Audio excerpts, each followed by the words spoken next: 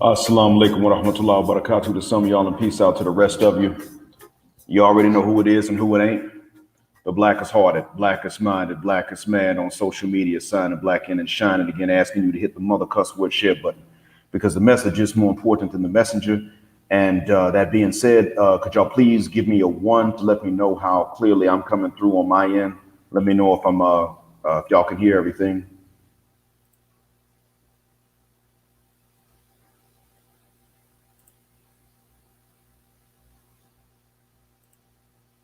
Give me a 1 if my voice is coming through clearly.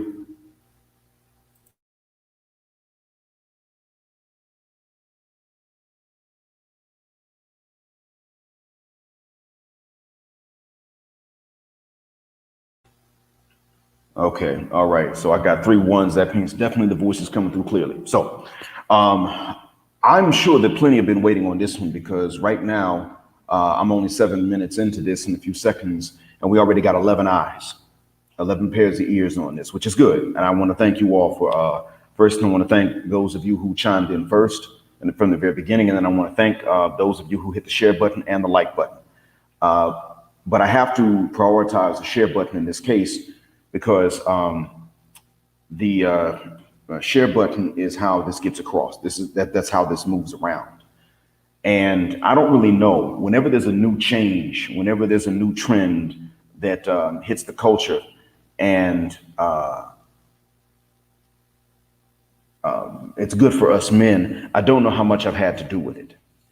But if I've made the effort, then I may have had something to do with it. And in order for me to have anything to do with any positive trends, it requires you to hit the share button. That's even more important than the likes in this regard, because the message is more important than the messenger. And so the content is more important than I am. This means that I have to be very careful. As I stated before, I got to be very morally careful about what it is I'm putting out there. With that being said, this is one of those times where I'm going to address, I'm not saying that you chime out, brothers, I'm not saying that, but this is going to be one of those rare times where I'm going to address sisters, and they get an opportunity, they get a chance. If they choose to, then they can call in and they can state the answer to their questions, their answers to the question that I pose in the title. Now, let me go ahead and address them directly, gentlemen, right quick. Let me address the ladies right quick. Ladies, I don't know how many of you are listening right now, but apparently some of you will be listening later on. If I have to restate this part, then I will do so. But right now, I don't know how many ladies are listening. I don't know if it's 0 or if 8 out of the 13 listening right now are ladies. I don't know. I just know that it's somewhere between 0 and 8. But ladies, the reason for this is that 3 decades ago, I began to tell my friends in high school that the reason we found women to be so complex was that they couldn't respect us, that we allowed them to be complex, that we simply made things too easy for them, that if we were to give half the same complexity that they show us, they would not, or we thought they would not respect us. They would instead leave, and all of us would be by ourselves, and none of the women would be bothered by being alone. So Ironically, these friends of mine, these peers, these bros insisted that they individually, all of them individually got respect from women or girls, and that I was deficient. However, I asked them one day, I asked a few of them if they ever got teased by a woman, and most of them said yes. And I asked if they had teased a woman ever, and they said no, they couldn't. And they even laughed at me for the idea. The thing that they did not know was that I had already successfully teased some ladies, teased and did not please. So I knew that we were trained to think that we just couldn't go without girls and later on women in life. We were trained to think we could not. Ironically, these ideas were proven wrong by my son's age group. My son and his crew don't make approaches. And his former friends who are dating complained to the others about how badly they were treated, to which my son tried to get them in touch with me or with others who could tell them how to deal with that right off the bat. Thing is, in today's time, we're now looking at the proof that I was correct. Women have made it a situation, ladies, these days in which simping is worse than tricking. And I have to say this as a Muslim who doesn't believe in fornication, let alone tricking, but simping is worse for a man's long-term ability to ever marry and have his own family, because you ladies actually, while you don't respect the trick, you disrespect the simp. See, you may look down on a man who tricks, but you hate and detest men who simp, and you simply use them, even if you don't admit this, feeling entitled to take all and give nothing, especially give nothing that he might actually want, above or below the belt. I don't say any of this with hatred towards you women, especially just for being women. I say this because what time has taught us and what the internet and social media have taught us over the last generation, which is 3 decades, literally, that it has been that you want things you will not admit.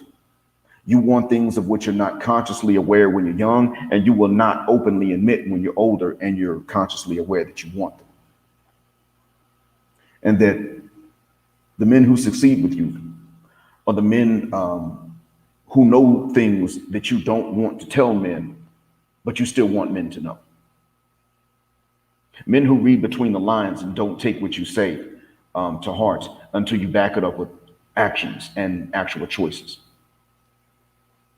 We now know that men can go without pursuing women and have to get used to living alone more than men have had to do in the past. And men in the past had to get used to this. We now know that testosterone levels are dropping, and we know why it makes life easy for men to have low T levels these days. I was going to assemble the 4 videos that I can recall seeing about how women are not being approached anymore. But then I searched for them again in order to assemble them, and guess what I found?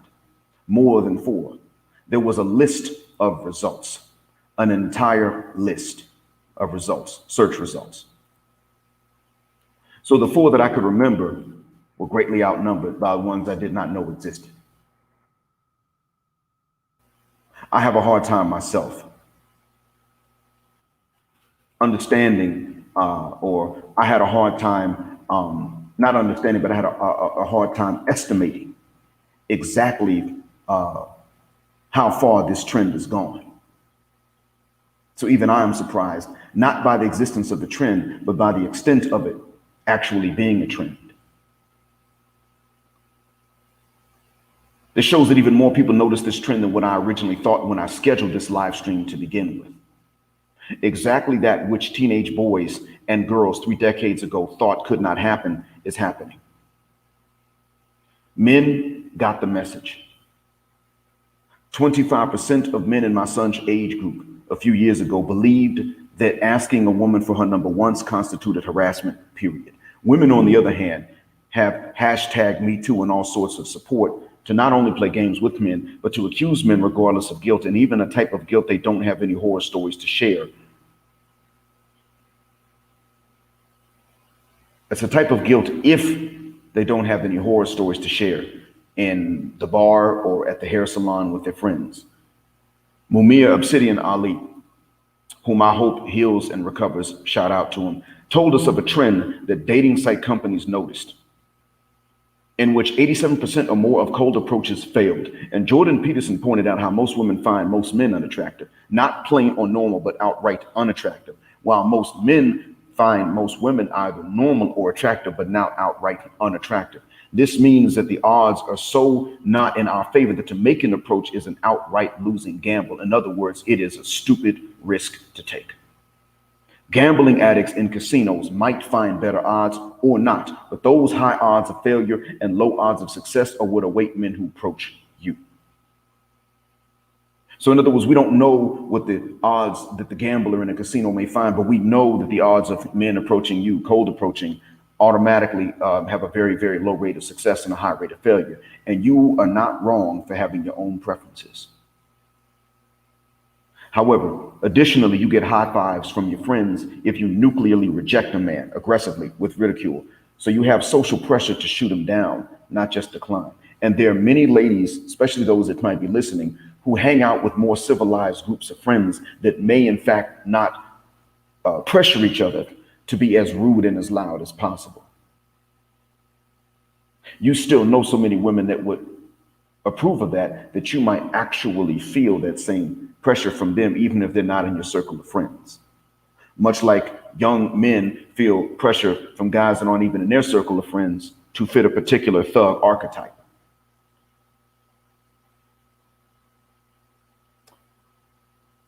So, yes, let me give greetings to some of you before I continue, gentlemen that are in here. All right. Assalamu alaikum, Omar. What's going on, Majin Blue? Free Will Defender, good morning. D. Scott, good morning. Assalamu alaikum, Bid Muhammad. Setahai. Charles Irvin, wa alaikum salam, sir. All right. A. LaRue, good to see you this morning. Jay Lyon, how's everything? I'm with you, man, certainly. And as a matter of fact, hold on. There's one person that I don't see in the chat yet. And I'm going to go ahead and send a message to him right quick. Let him know that that I already gotten started. Give me a moment. Hold on. You may hear a few seconds of silence. Sorry about that. Baleta Kirma, wa alaikum salam, sir.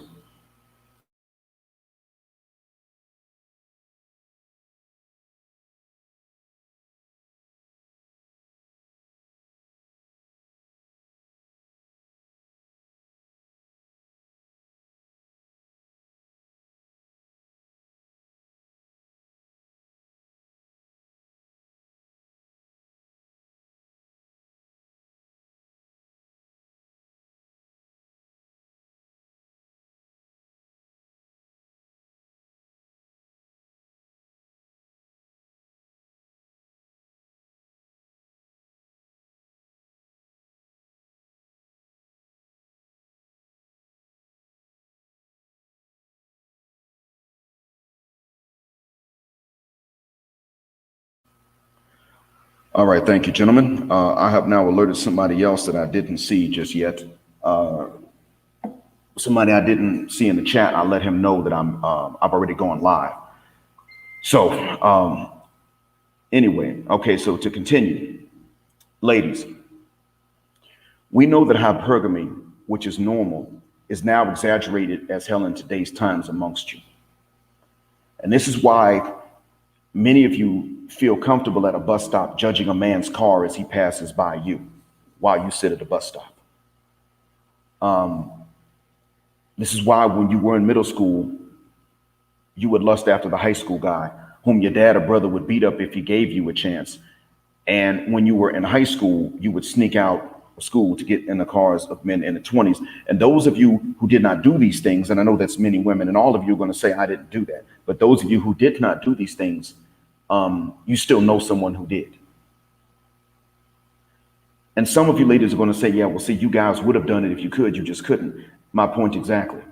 This is why it is that I put the blame, most of the blame on the women. You, when it comes down to these things, you have more options than men. Open relationships, the men get fewer side options than the women get.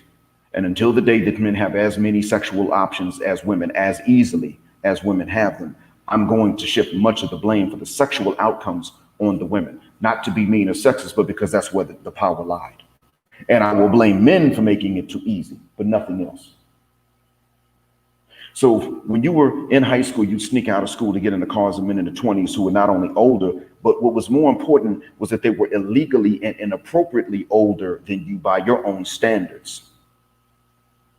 And this is why it is that a fat 6 will demand that a man be a fit 9. And when she works at McDonald's, she will insist on a CEO. We already know that we men must be Superman while you remain worse than Lois lame, when M as in Mary.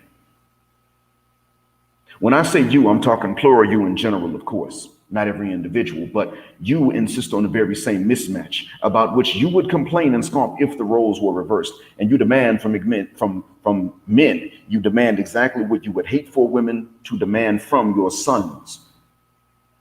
And in with the exact same mismatch and incompatibility you would hate for your son to accept in a woman, motivated by the exact same exaggerated hypergamy and Lois Lame Superman syndrome you'd hate for your son to be stuck having to satisfy just to find anyone.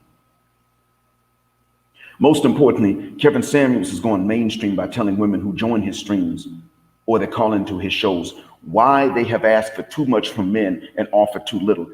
And we've known this. We men have understood this, but now finally women are just beginning to see this. And even then, the multiple or the majority reaction to Kevin Samuels by women has shown exactly my case. You see, Kevin Samuels does not advocate that men stop approaching women. He does not advocate that we get passports and leave.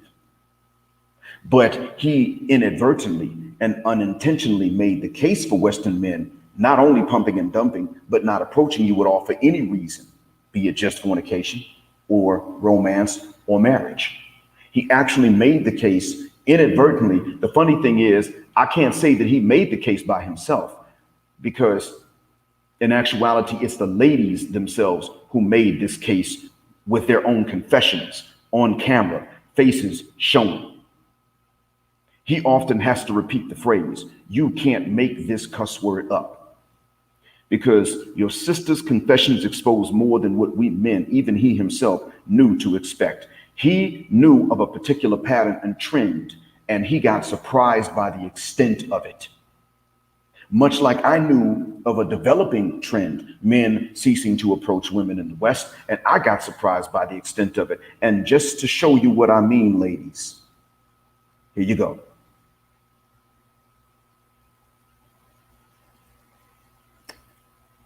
In a few seconds, ladies and gentlemen, you're going to see exactly what I was getting at.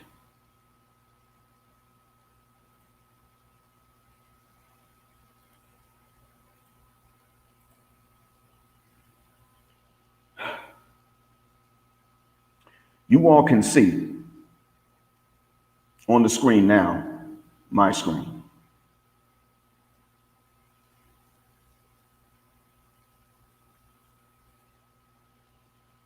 This is a page of search results. Look all the way on the right and you will see the indication as to how far down I am, that scroll bar. You'll see how far up it goes. The further up it goes, the more white space beneath that gray button you find, the further down the results go. Others have noticed.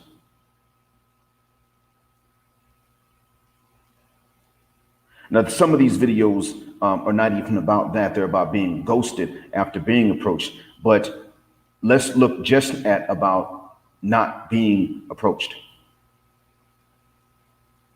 You can determine the extent to which men or women, you can determine the extent to which you want to include some of these results, how relevant you want to say that they are.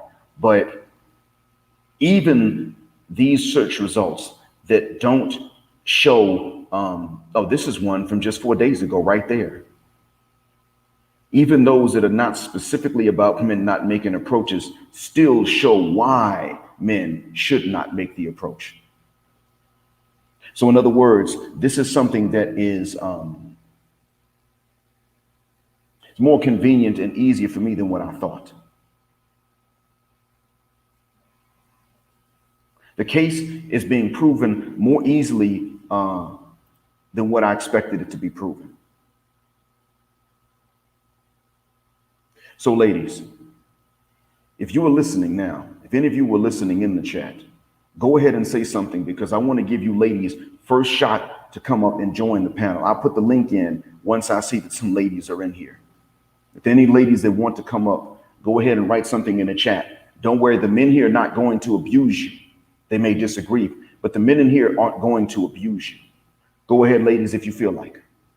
Let me know that you're here in the chat, and then I'll post the link in to give you first priority, first opportunity to come up and explain to me why it is that men in the West should still approach you if you are in fact a Western lady or living in the West or Westernized. While waiting on that, let me continue with what I was telling you earlier. We've learned only one thing from the bulk of you ladies in the West. And again, I say this with no hatred. The facts are facts. And I am generalizing here. So I'm not here to aim pistols at the innocent ones.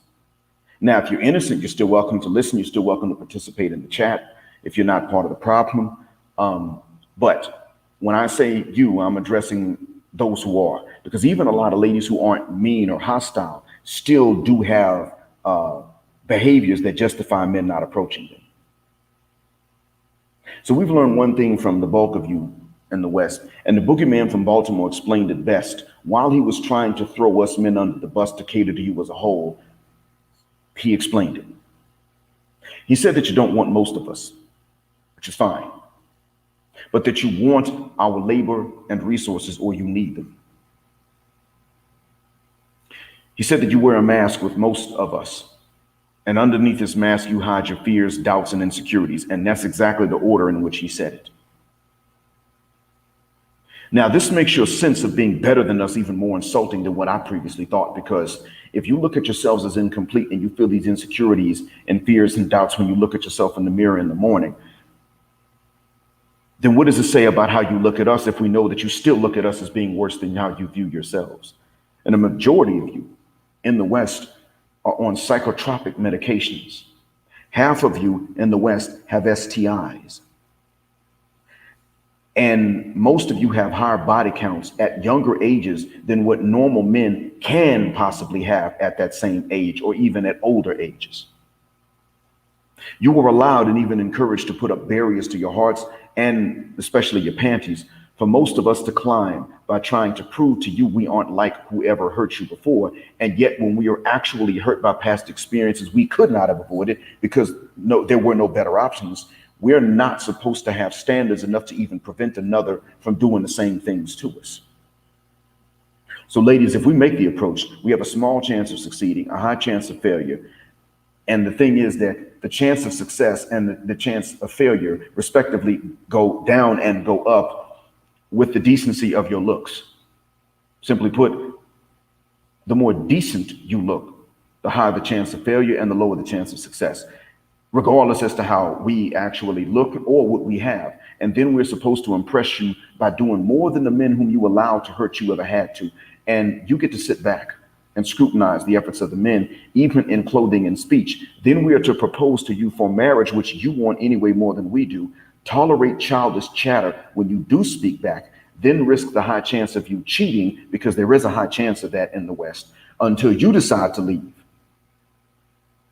And when you decide to leave and file for divorce, that is usually the first initiative that many women will take in that relationship. Just to take as much as the state law will allow you to take from us, and for us to lose custody of the kids if we have any. And then some cases having to move out of our marital home while still paying all bills and mortgages during the divorce, plus whatever expenses we incur, having to stay somewhere else because we're not allowed in a place for which we must pay the rent. I know in Georgia it's like that. And all the while going through this, we have to hope that you don't decide to allege domestic violence to make things easier on you in the court proceedings. Now think about that. The odds of every step that is advantageous to us are small, but when it comes to ending the marriages, the odds all of a sudden shoot up that you will take that initiative yourself. The only things we can count on you to do are to be difficult until you leave on your own, and then take as much non-sexually as the courts will award you. So why should we approach with odds like this? When you come on to explain why, ladies, I ask you to do one thing.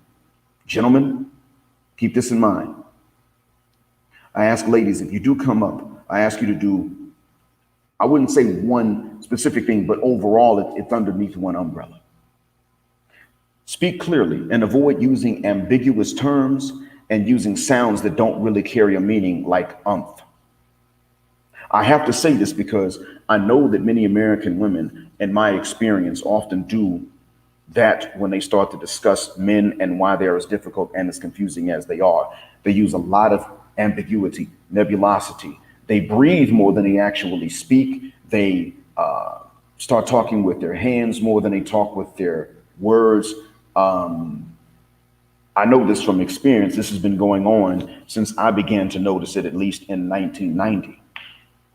So tell us clearly and logically, without ambiguity and probable deniability, why should men approach you in the West, or if you're from the West, or even if you are westernized?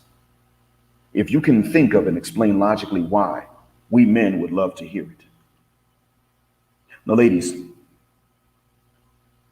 I've said as much as I want to say about this. Salute, Lion. Ladies, this is your chance. If you're listening, go ahead and say something in the chat, and I'll put the link in.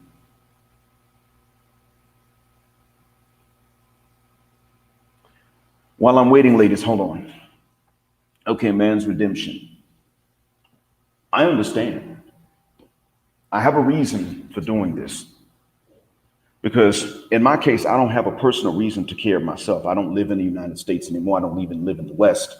My son has plans to leave as well. He's working construction so that he can learn more than one trade, hopefully, and use that as a branch and a segue into multiple trades. So I don't really have a dog in that fight.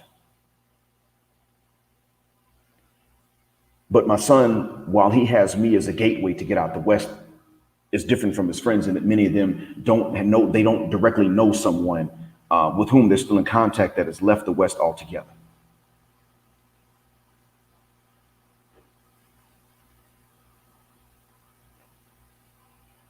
Now, you said the trust a government that lost Afghanistan in 5 days after 20 years than they do black men. Okay, that right there doesn't fully tell me everything because of the grammar, but I give you a chance to type it in again if you want. But okay, I see where you said that. I see where you said not you, but men in general. I got you. Okay.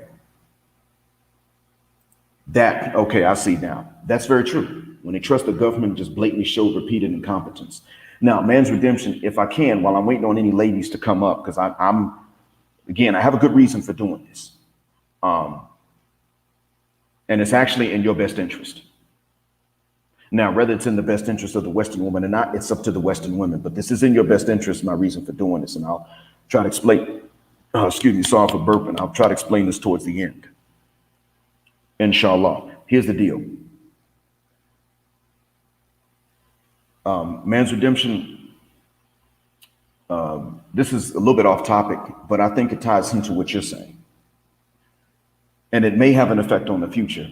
It may not, but this is what happened. Historically speaking, the USSR, the Soviet Union, tried to do the exact same thing that the United States tried to do. They tried to take Afghanistan. Afghanistan has been called the graveyard of empires for a long time because rarely does anybody take it. Matter of fact, I'm not really sure that anyone ever took it without a major resistance. I'm not so sure that ever happened.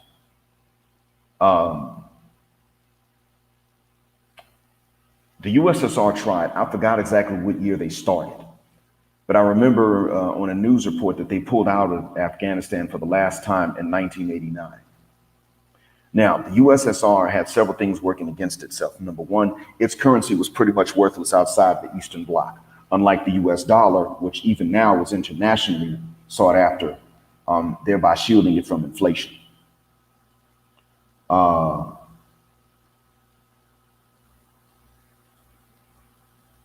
USSR made a tactical error. They sent their soldiers, of course, on tours of duty like any army would do, and in Afghanistan. Now, Afghanistan had a lot of foreign fighters. They were different from the Afghan fighters. Afghans were fighting to protect women and children to whom they hoped to go back and return and live in peace. But the foreign fighters from all over the Muslim world had kissed their families goodbye and did not expect to see their parents and wives and kids and brothers and sisters again until Judgment Day. So when there was trench warfare, I don't know about war firsthand. I'm not experienced in warfare, and I would not stand up to the trauma. I would crack. But those who have been experienced in it have said, not necessarily to me, but they said in front of me, that trench warfare is oftentimes some of the worst.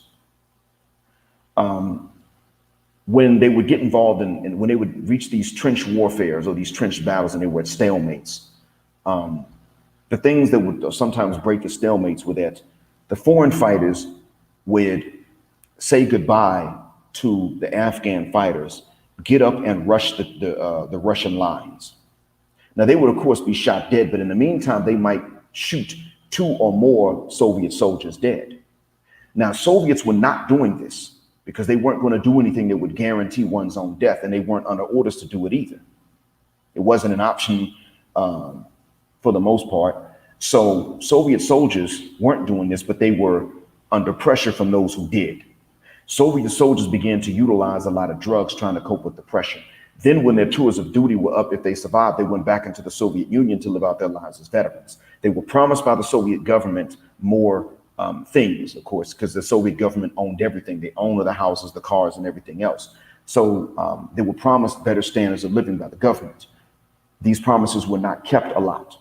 So now you had these drug addicted but very highly well-trained veterans living in the Soviet Union. And if they were just simply put back on other tours of duty and ordered back in, there was a higher chance that they would defect and go join the Afghans and the foreign fighters.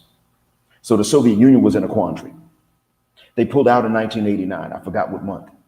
Now, you guys might remember that New Year's Day, some of you old enough to remember, New Year's Day on 1992, there was no more Soviet Union. It was gone. It wasn't the only thing that took the Soviet Union apart, but it was one of the major things. It tied them up, and it cost them a lot of money, and they got nothing out of it. The United States just turned around and did the same thing. Now, I don't know how much money the U.S. made back from whatever resources they may have taken in this war. I'm not sure. But it doesn't sound from the news that is available like they got anything out of it. At the same time, you've got major climate change in the U.S. from what your news stations are saying right now. The Northwest was under a heat wave. I don't know if it still is. You all tell me. The Southwest was under a drought a few weeks ago. About a little over a month ago, they were under a drought. You all tell me if that's still the case. But I'm pretty sure that if the drought has ended, that the rain has not yet brought Lake Mead up to the levels that it needs to for the major cities in the Southwest to continue to have the water and electricity, the electricity they need. It seems to me, and plus we know the country's more politically divided than it was, I'd say 5 years ago. So I'm saying this to say that it seems to me like the states are going down the same path that the Soviet Union went. And we know the Soviet Union is no more. I'm not hoping for the collapse of it for one reason. One reason I'm not hoping for the collapse of it is that most of you aren't ready. I mean, of course, the state governments would operate as best they could, I'm pretty sure, but I'm not sure how much they could take over the role of certain things that the federal government took care of. But in any case, that's just my speculation. So I would say, try to prepare for the worst. All right, Mr. Rodriguez, thanks for putting them on to me, sir. I really appreciate that, and I hope it helps. Most importantly, I hope it helps.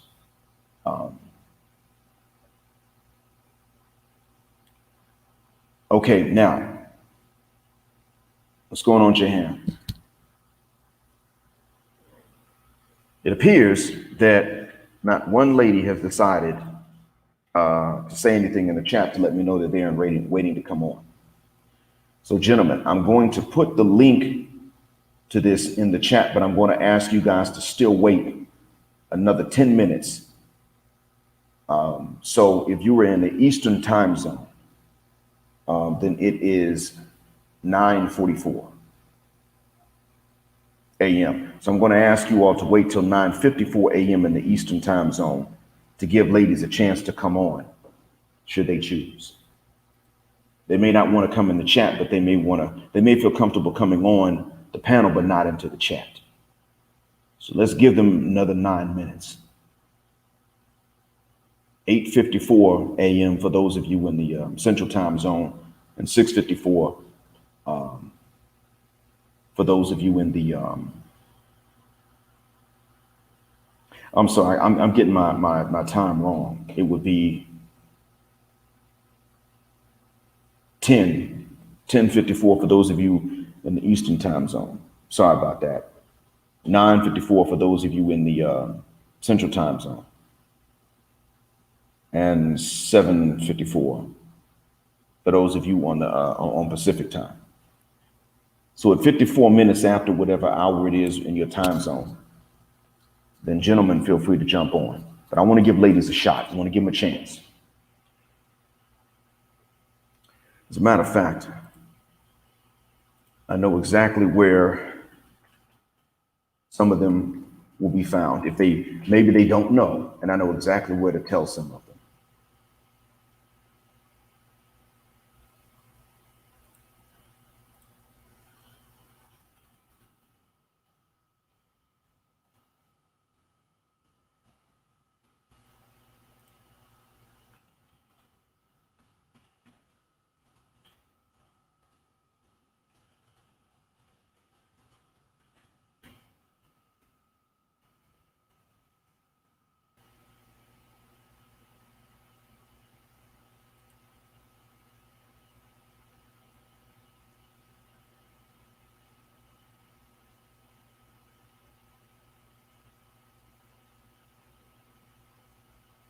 Okay.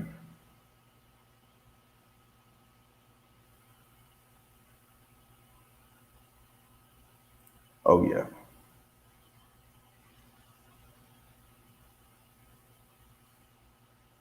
Okay.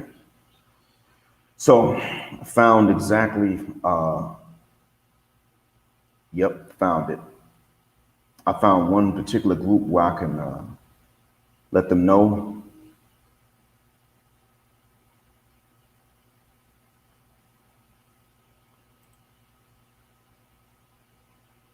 I'm trying to think, where do I go to put up a new post in this one?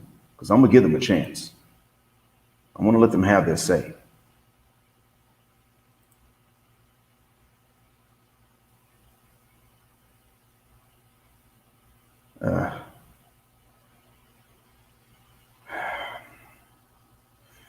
It's funny because sometimes you can go in and find the group, and then all of a sudden you can't really post in it. I don't know what that's about, but there we go. There we go.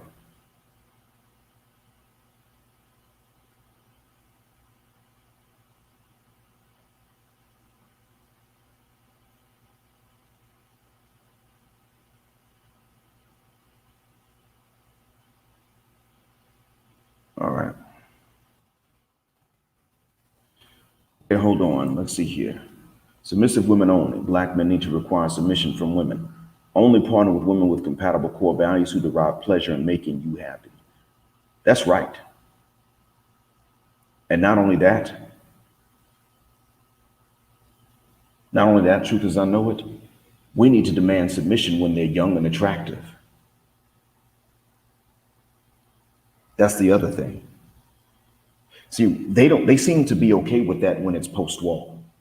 Once you know how when you have an accident, a car accident, you might be stunned for a little bit. So your car might roll a little bit further from the point where the actual impact happened, because the impact might stun you. But when you come to and you're not stunned anymore, the point of impact might actually be behind you. You ever see people when they get stunned from an impact like that? Truth as I know it. Well, here's the thing. That's what it's like when they hit the wall. When they hit the wall, they're stunned for a little bit. They don't realize they hit it. They roll past that point a little bit. By the time they wake up, they done already hit the wall and rolled past it somewhat. And then all of a sudden, like, well, I don't mind the submission. I'll submit. I'll listen. That's where the problem comes in. We need to require this when they're young and attractive. Now, the reason I say when they're young is because this is what many of you are looking for. It's not so much about me. I'm one of those that doesn't really care that much about youth, and I think it's genetic. Because when I look at it, there are many men in my family that are actually younger than whom they married. The thing that stopped me actually was that I looked younger than I actually am. Apparently, I still do. And of course, not to mention 1989, we already know which black men lost all options at that point, and I was in that group. I was in that demographic or sub-demographic. But we have to demand this. When they're 9s and 10s, we have to turn around and say, no, you're going to submit. And here's the other thing. That's not all. Truth as I know it. We don't only need to demand submission, but in the West, we need to demand initiative. They make the approach.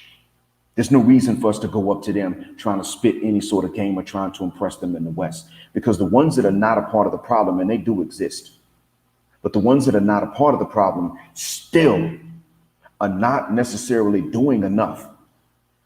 They ain't saying nothing. They can sit back and watch one of their classmates, schoolmates, or colleagues that they know is going to do you wrong come to you, show you interest, all that other stuff. They can sit back and watch them, knowing what's about to happen to you, and they won't say a mother cuss word thing, even if that lady is her enemy. They don't care. And they wouldn't do it to you. They don't hate you, but they still don't care enough to pull your coattail and say, you know what? They don't care enough to compete for you against that bad broad that's going to do you all kinds of wrong. That's where the problem comes in. That's why it is that I'm saying we shouldn't even be making approaches. None of you should, not in the West. If she's westernized, in the West or out. If she's living in the West and has been for a long time, she's going to be westernized. And if she's from the West, why should you make any approach? Why should you make the effort? Because what she's going to do, it's funny because a lot of ladies that otherwise would have been good, they turn bad because they can. And they can because they're not only getting approached, they're getting approached too much. Too many men are coming after them. And as I've said in previous uploads, the one thing for which we men should feel guilty and feel bad is that we have made this too easy. We've made ourselves above the belt and below the belt. We've made ourselves too easy for them. Sexually, financially, and emotionally, we have made ourselves too easy. That's true, J-Ham. They might be scared of the backlash, but so what? You're right that there's no excuse, and that's what we got to say to them. So what? You demand that men be men, at the least you can be is be grown. We don't have to demand they be men. If we simply demand they be mature and grown, all of a sudden we're going to turn around and eliminate just about every last one of them.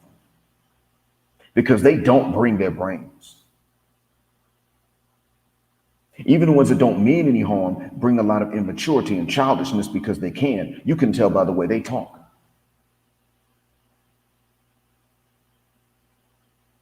Daydreaming when things are important. You're just that silly childishness that even the good ones bring that will tell you something because they can bring it. Because we tolerate even that. We got to stop that mess.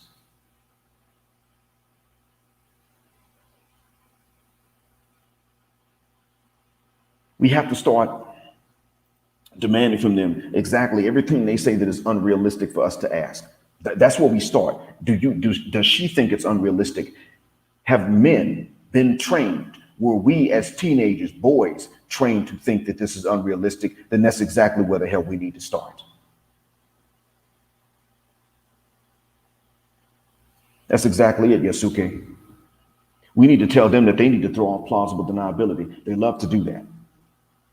Even their choosing signals still come underneath the threshold of plausible deniability, and we need to say, no, no. You're equal.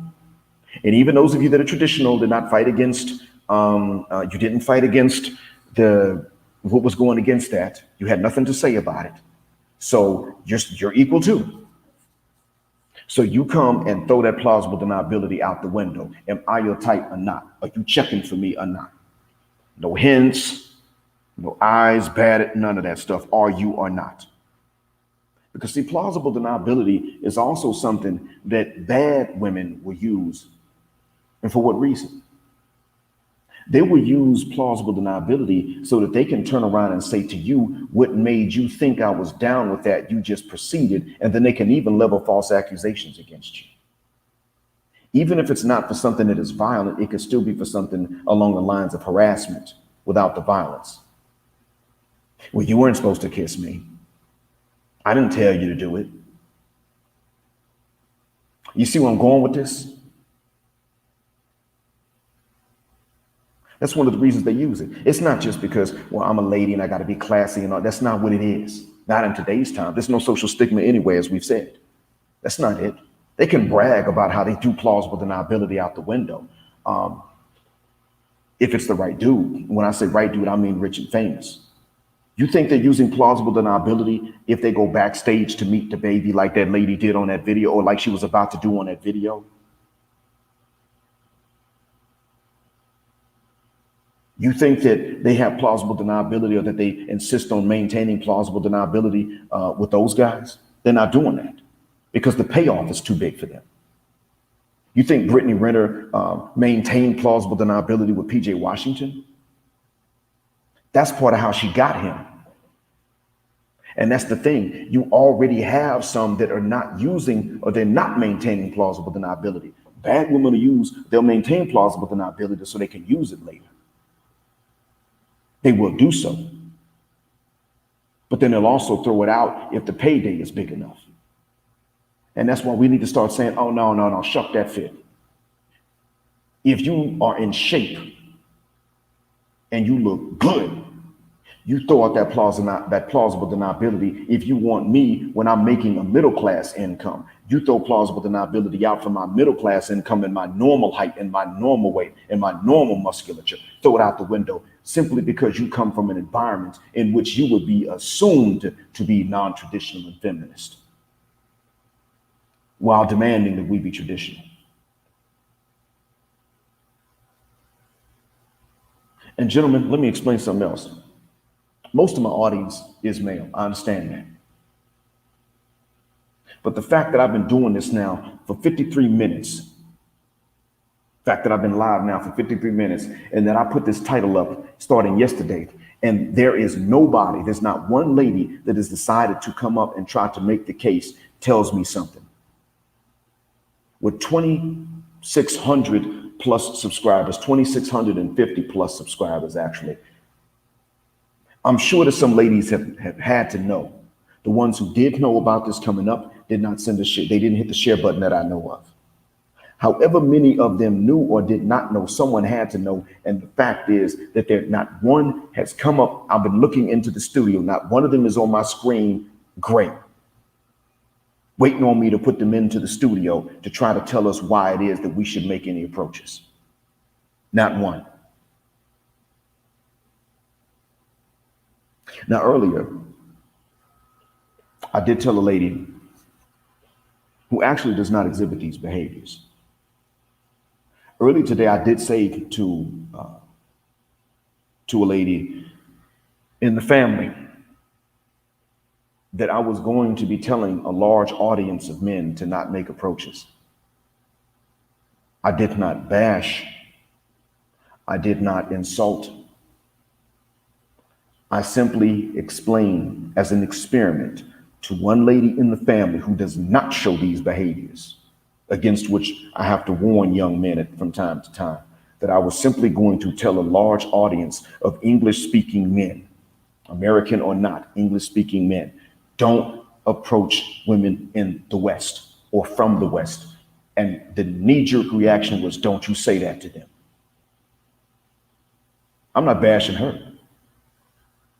She's just as important to me now as she was before she said that. But I want you to understand the level of training. They can't stand the idea of not being approached, but they also can't come on here and tell you or me why it is that they should continue to have the options that we've been giving them. I'm still waiting. And you've seen they've not come up to say it. 55 minutes now, and not even an attempt.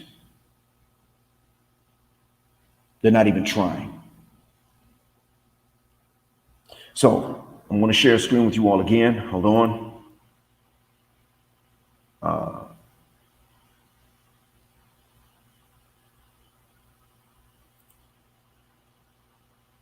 trying to get this thing up and running. Hold on. Give me a moment. Sorry about this, guys, but I'm not quite an expert at it.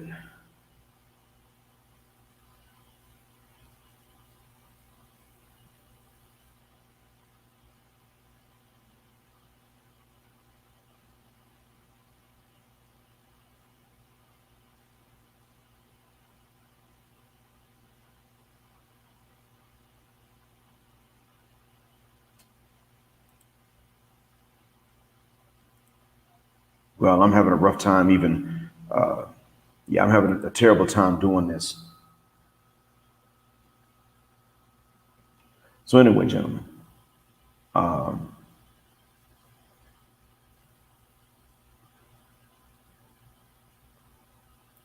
J. Lion Menelik says they're afraid to come.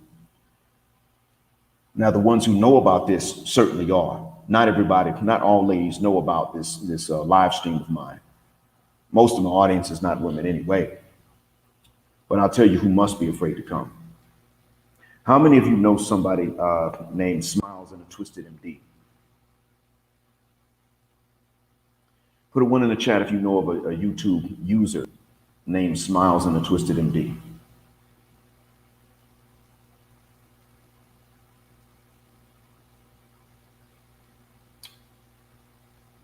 Okay. Mr. Fantastic definitely knows who she is, but he may not remember.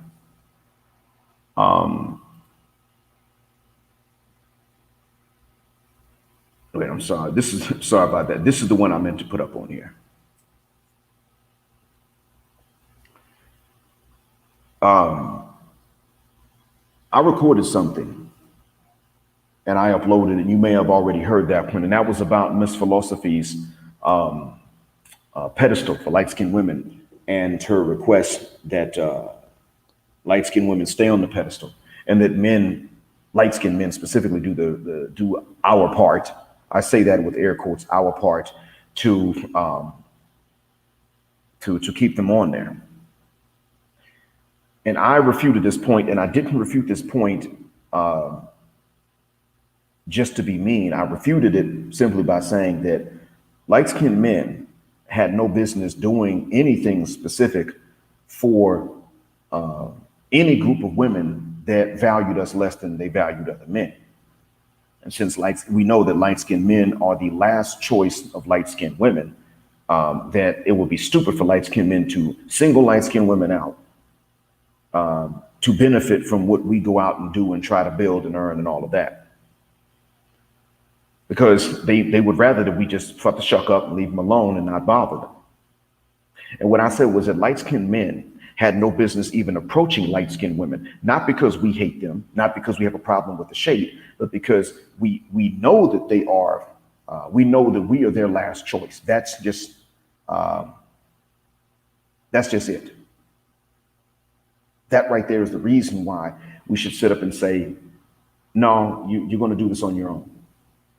You're going to decide on your own, that you're going to build on your own. You're going to protect yourself, or the men that you actually want, usually with higher melanin counts than us. Our brethren that are darker, you can get them to do this stuff for you because that's the one you actually want. It would be stupid for us to approach you, let alone go out there and build for you and try to offer you protection you don't even want. I mean, it would irritate you, really. You get bothered by that. Like if a woman you don't like keeps on cooking for you, just keeps on doing it after you done said that you're her friend, you don't have anything against her, but she ain't your type, and she just keeps on cooking for you. Either she's okay with that, or you're gonna say to her, cut that mess out. That's the issue right there. And Smiles on the Twisted MD came on and left a comment. So when she left the comment, I already had the notice for this live stream up. And so therefore she had to have seen that. Now she came on and said stuff about me being a racist, colorist. But what I was simply saying was Western men in general had no business approaching Western women, and that light-skinned men and light-skinned women were no exception, largely because light-skinned women wanted us to stay the F away, except as friends. Now, I mean, if you really want maximum experience being friend zoned, be a light-skinned man and just strike up conversations with light-skinned women. Not like you're trying to get with them, just strike up conversations with them. Don't worry, they'll friend zone you. They will treat you like a play. They'll tell you, you my play brother, you my play cousin. They'll tell you this because they don't hate you altogether automatically upon looking at you, as long as nobody thinks y'all are together. So it's fine. They're entitled to that. They can have that. But what they can't do is sit up and then say, well, you know, these girls out here cutting up my face and cutting off my hair, and I need you to come and protect me. What you mean you need me to come and protect you? They're doing this because of the men from whom you're getting attention, which is the other men, and to whom you're giving that attention back. They're not cutting your face up and cutting your hair off because you paid me attention and then I paid you attention back. That's not why they're doing that.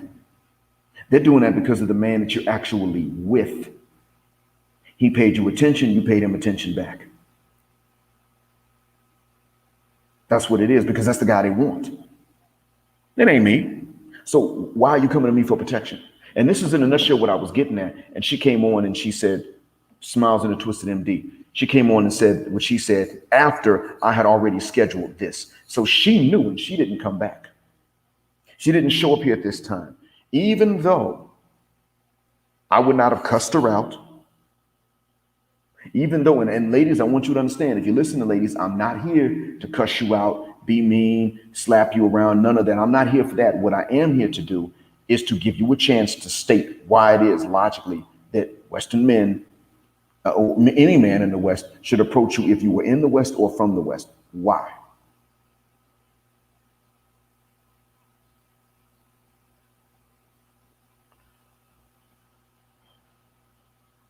I just wanted to point that out. You know what? Truth is, I know it. You posted a particular point. You posted it in a chat, and I can see it on the YouTube page, but I cannot see it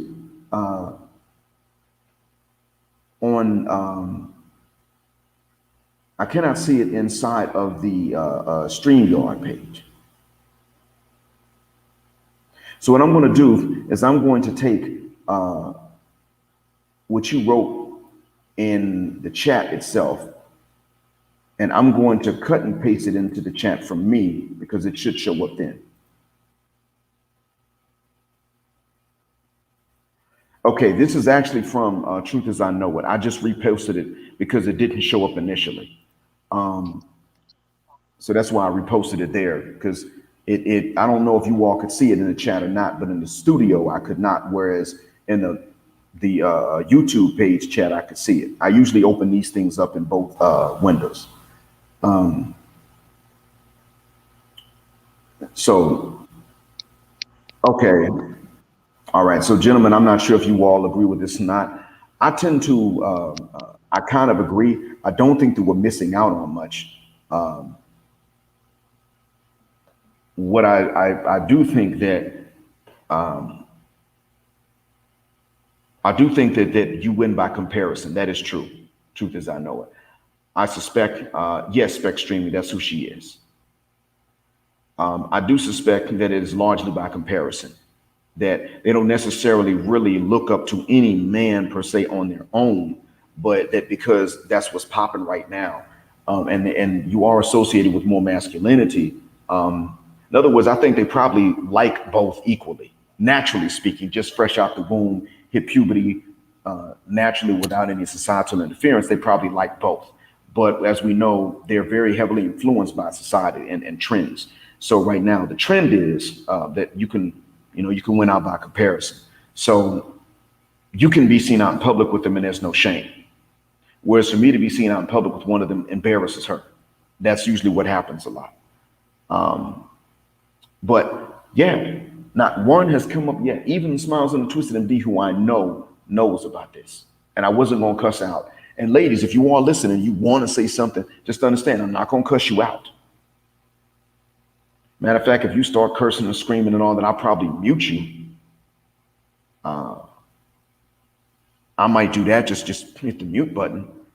But I'm not just going to cuss you out just because you come on and you have something to say. You want to tell me why. Now, if you come along, ladies, and you start saying, well, it's like you're not really saying much, and you use a lot of these filler words, then I'm going to tell you, spit it out. If you stutter, I'm going to tell you spit it out. Definitely. So, all right, J Lion Menelik is here in the studio. So. Jay Lion, what you got to say on this, man? I'm listening. We're all ears. Yes, I was on. Okay, I'm sorry. You're going to have to say that over again because you're bored and then your voice went completely mute.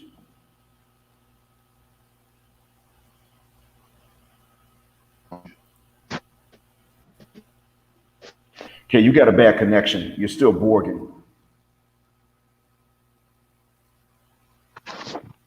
Okay, I just put it on mute. Okay, your voice came on now. So one more time.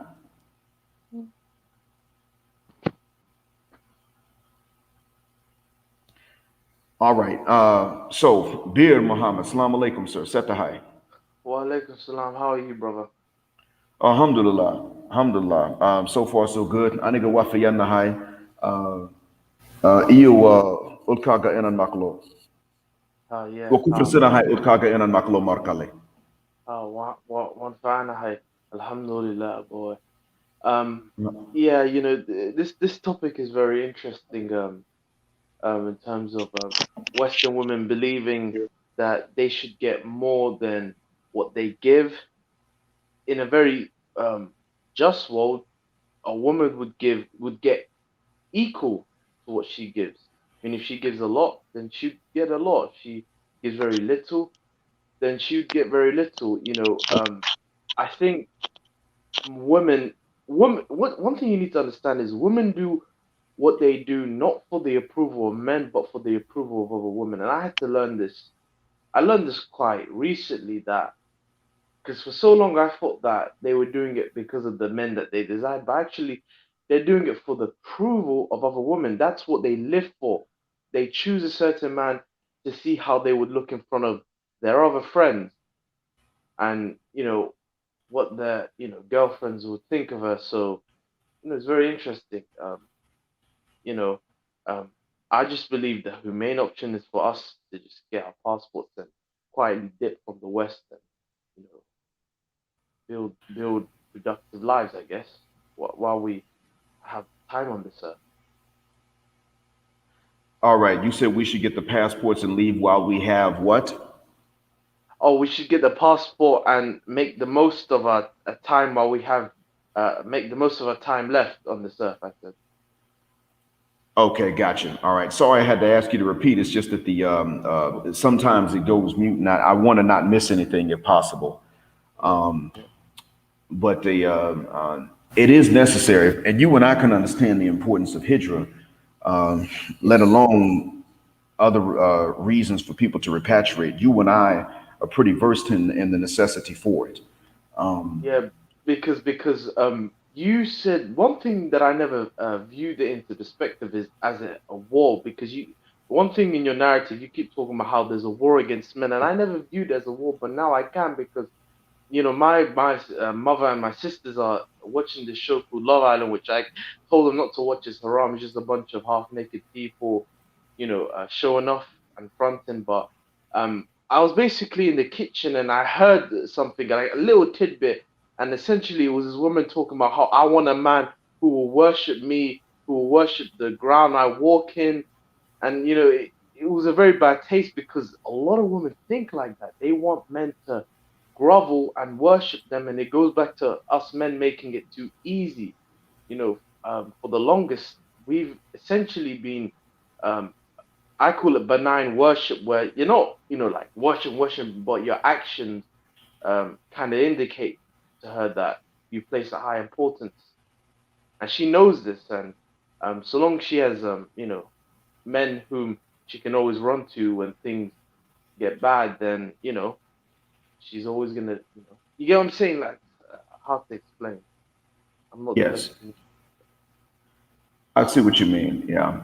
Um, so I just now had to block someone for making an accusation against Isa alayhi salam. It's not hatred, but I think he meant to insult Mary Magdalene, which is up for debate. But I want to let people in the audience know, if you say something that is insulting to a prophet, I'm supposed to block you, and that's it. There's not, so if any of you in the chat, or if any of you come onto the panel and you say something insulting to one of the prophets, I'm not supposed to entertain conversation after that point. I'm supposed to block, because it's not something I'm allowed to allow. And not only would I personally not choose to allow it and let it slide, but where I live, I don't want somebody to roll up on me and short flash a badge and ask me why I let it slide either. So I got, even if I was inclined to let that slide, which would be a character deficiency on my part, keep in mind, gentlemen, I got a legal reason to not let it slide. If y'all can insult others, that's fine. You can even insult me. But please do leave everybody's parents out of it. No playing of dozens. And do not insult God or insult prophets. And as for, take someone that I don't believe is a prophet, like Buddha, as an example, I'm not even going to insult Buddha, just to be fair. But you all better not have nothing to say about any of the prophets mentioned in any of the scriptures either. I mean, nothing, no fly stuff to say. All right, I'm sorry. Continue on, Bitter. Oh no, no, I was just, I agree with you 100%. Yeah, so prophets. But yeah, I was just trying to say, as to this part of my life, I got a new job, and right now I'm just focusing on building up my finances so I could essentially go back to the quote unquote motherland, and get a wife and just start building a life, because it's like it's almost become to the point where the West is inhabitable, especially if you're a heterosexual man who, is a Muslim who wants to, build an Islamic life. It's becoming increasingly difficult and hostile to you. So, It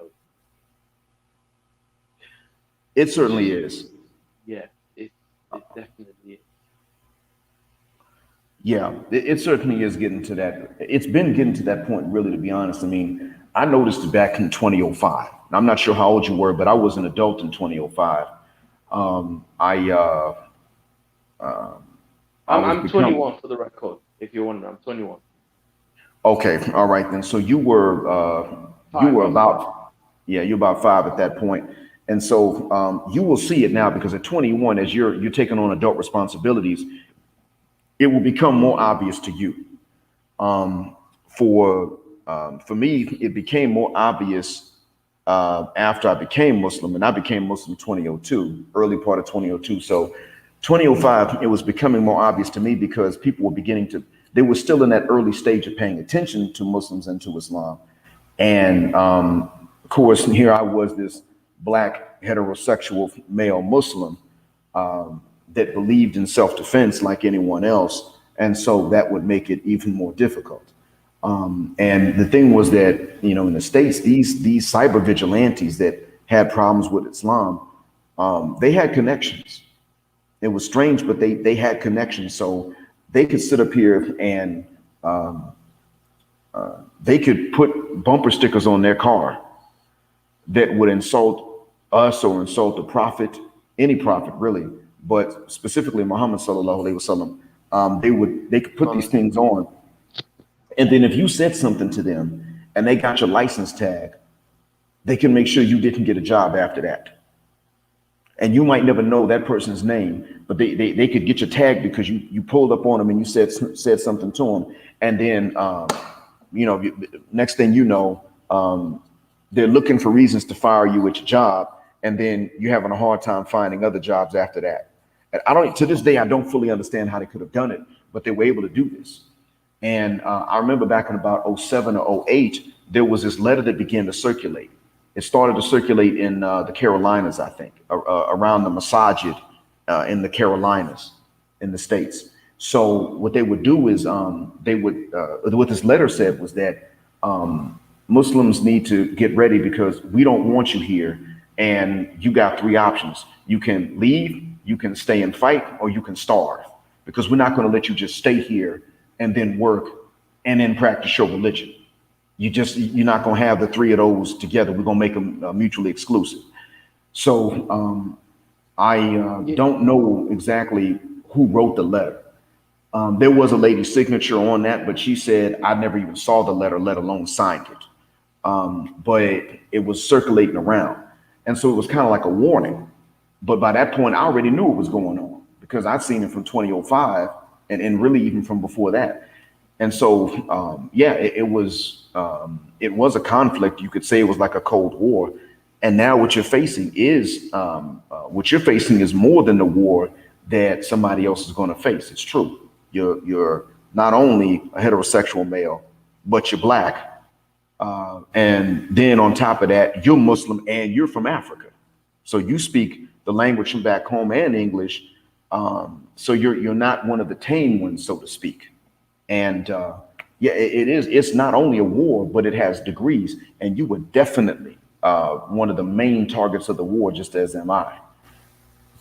And so when you do go back, understand this: when you go back home, I do recommend you do, but don't tell them that you had citizenship in the UK. I mean, Yeah. just keep that hidden. Because I know you can have dual citizenship, and you probably do, but just don't tell them that you have dual citizenship. Don't tell them that you have a passport from the UK. Just make up some reason why you can't go back to the UK for more than 2 weeks at a time or something like that. Because what's going to happen is that when you go back and you put yourself on the market to marry, they're going to be flocking to you sometimes, just thinking that you're going to go back to the UK and they want to go with you. You see what I mean? Yeah, exactly. I mean, what it is this, right? Um, the West kind of reminds me of pre-Islamic Mecca, especially when you started to have, some early converts. What they did, they would persecute them. They would refuse to sell them anything, especially food. They made life so uninhabitable that the only option for the Muslims was to migrate. And people say, "Oh, you're running away. You're a coward. You're not standing 10 toes deep. You're not defending your religion." But they're not understanding is that Prophet Muhammad, he had to migrate. Not that he was running away, but he was coming back bigger and better. And you made a video talking about strategic retreat, and this is what I believe men in the especially men in the West, are gonna have to do. They're gonna have to do a strategic retreat where they get out of the West so that women, especially in the West, can see how valuable men are. Because the problem is um, Western men have become slaves to their sexual desires. They don't know how to control their sexual desires, and because of that, that's just what's in their minds is just sex, sex, sex, sex, sex. And this society hypes sex up more than what it is. It's I mean, for me, right, I've never had sex, and I don't want to fornicate and do none of that. But I'm just saying the problem is that once men start to see beyond sex, then can we start, actually putting in the places to fix society, like especially like SYSBM.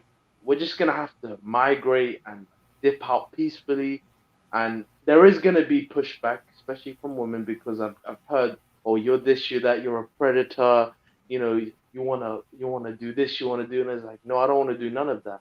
And most men who SYSBM don't want to do none of that. But this is the war again. You're gonna need to, spread all of this propaganda to stop us from actually, you know, it's almost like male happiness is a sin, in my opinion. It's like whatever gives you happiness as a man, this society is gonna attack it. Trying to convince you there's something wrong with you for pursuing that, and it doesn't harm someone else. You get what I'm saying? Yes, that they do treat it like it's a sin, and that's the reason why it is that I say that it's like a war. Yeah. Whatever it is that you find relief in, or that's comfortable to you, they treat like it's some sort of mortal sin. And so, as you said, they don't do a lot of what they do necessarily for the men; they do it for each other. And what they get points for, what they get social approval from each other for, is largely whatever it is that's not nice to us, that's not favorable to us. And so that's part of why, I mean, that was really the definition as to why I said that it was, in fact, a war. Everything that's nice to do for us, they say you don't do that unless you're going to get a hell of a lot more in exchange. And everything that's mean to do, they can brag about doing it. Even to men that didn't do anything to deserve it. As a matter of fact, especially to those men. So that's a very warlike attitude to have. A woman can sit up in a hair salon and talk about how badly she did you or did me when we didn't do anything to her and get points. Now, if she talks about how badly she did a man that was sleeping around with a bunch of others, and these other women are the ones with whom that man was sleeping, she can't necessarily get the same points, social points, for doing that man wrong. She can't sit up and say, well, he cheated, so I went out and I cheated. I mean, she could do it, but for whatever reason, they would sympathize with her more if she said that she was cheating on a man that couldn't cheat, he didn't have it in him. So, in a nutshell, yeah, it is in fact war. If you see that type of attitude, when people start treating you like you're not just even your satisfaction, but when they treat you like your contempt, your contentment, or just your lack of suffering is a problem, then you know that it's war. And so at that point, unfortunately, you just have to go ahead and start fighting that war back in order to win. And so I'm not saying I'm not telling you to not love who you marry. What I am saying is that you still have to consider the possibility. You still have to be able to think like a fox in the event that you find out she don't love you back. You have to think like a fox in ways to even see if she does, in fact, love you. And maybe not right at the beginning of the marriage, but after living with you for a while, you'll be able to tell. You have to start thinking about ways to see. And not only does she love you, but does she love and respect you equally, especially the respect. And the way you see that is you take a very, very close look at what they want you to do for them. And then you see, will they do something similar to that for you? And if they want you to sit in traffic to run errands for them, then you one day you see if they will go through traffic to get something for you. And if they won't, you tell them, I will never again I will never during rush hour go run an errand for you. Don't ever ask me that again during rush hour. And when they balk at that, then you tell them, well, I'm just treating you like you would treat me. Once you say I'm treating you like you would treat me, and then she takes an issue with that, that's when you know she thinks you're inferior, and you kick them to the curb. And I'm saying this as a man who did this, but I didn't kick the lady to the curb because I was a new Muslim at the time, and I didn't know that that was necessary. I made preparations, but they weren't sufficient. What I should have done was, instead of making preparations, I should have said, well, you know what, we've only been together for a few months. Nobody's losing anything. Bye. And as a matter of fact, let your friend know that when your 90 days is up, I'm finna holler at her. You know, now I know that's what I should have done. At the time, I didn't know that I needed to go that far. But I can sit up here now and tell you that that's exactly what has to happen, because I know that it's a war. I didn't know it at that time, but I know that it is in fact a war. And the younger broads that are fighting it are not always consciously aware that they're fighting a war, but they're still fighting a war.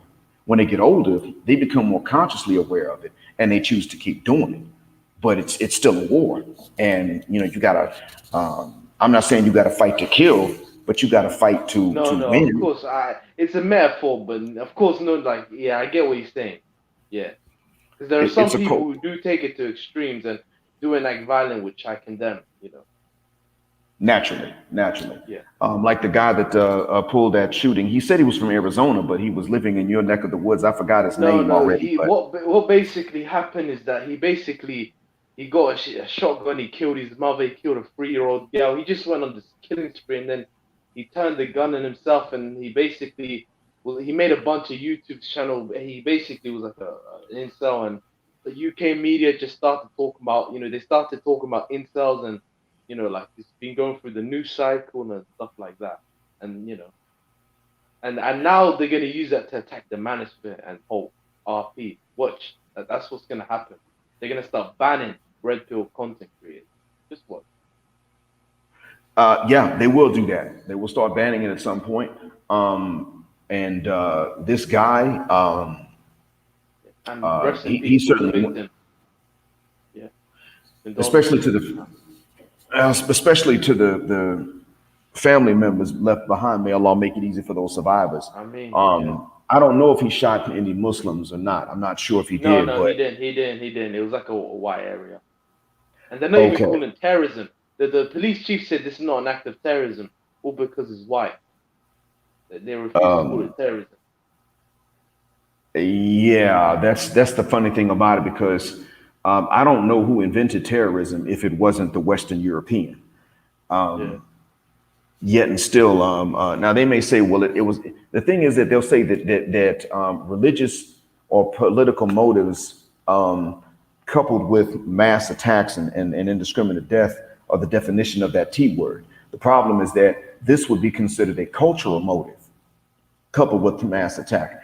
I don't really see what the difference is. This was certainly, it was just cultural sexual mores were in fact the reason for this guy committing mass acts of violence against indiscriminate targets.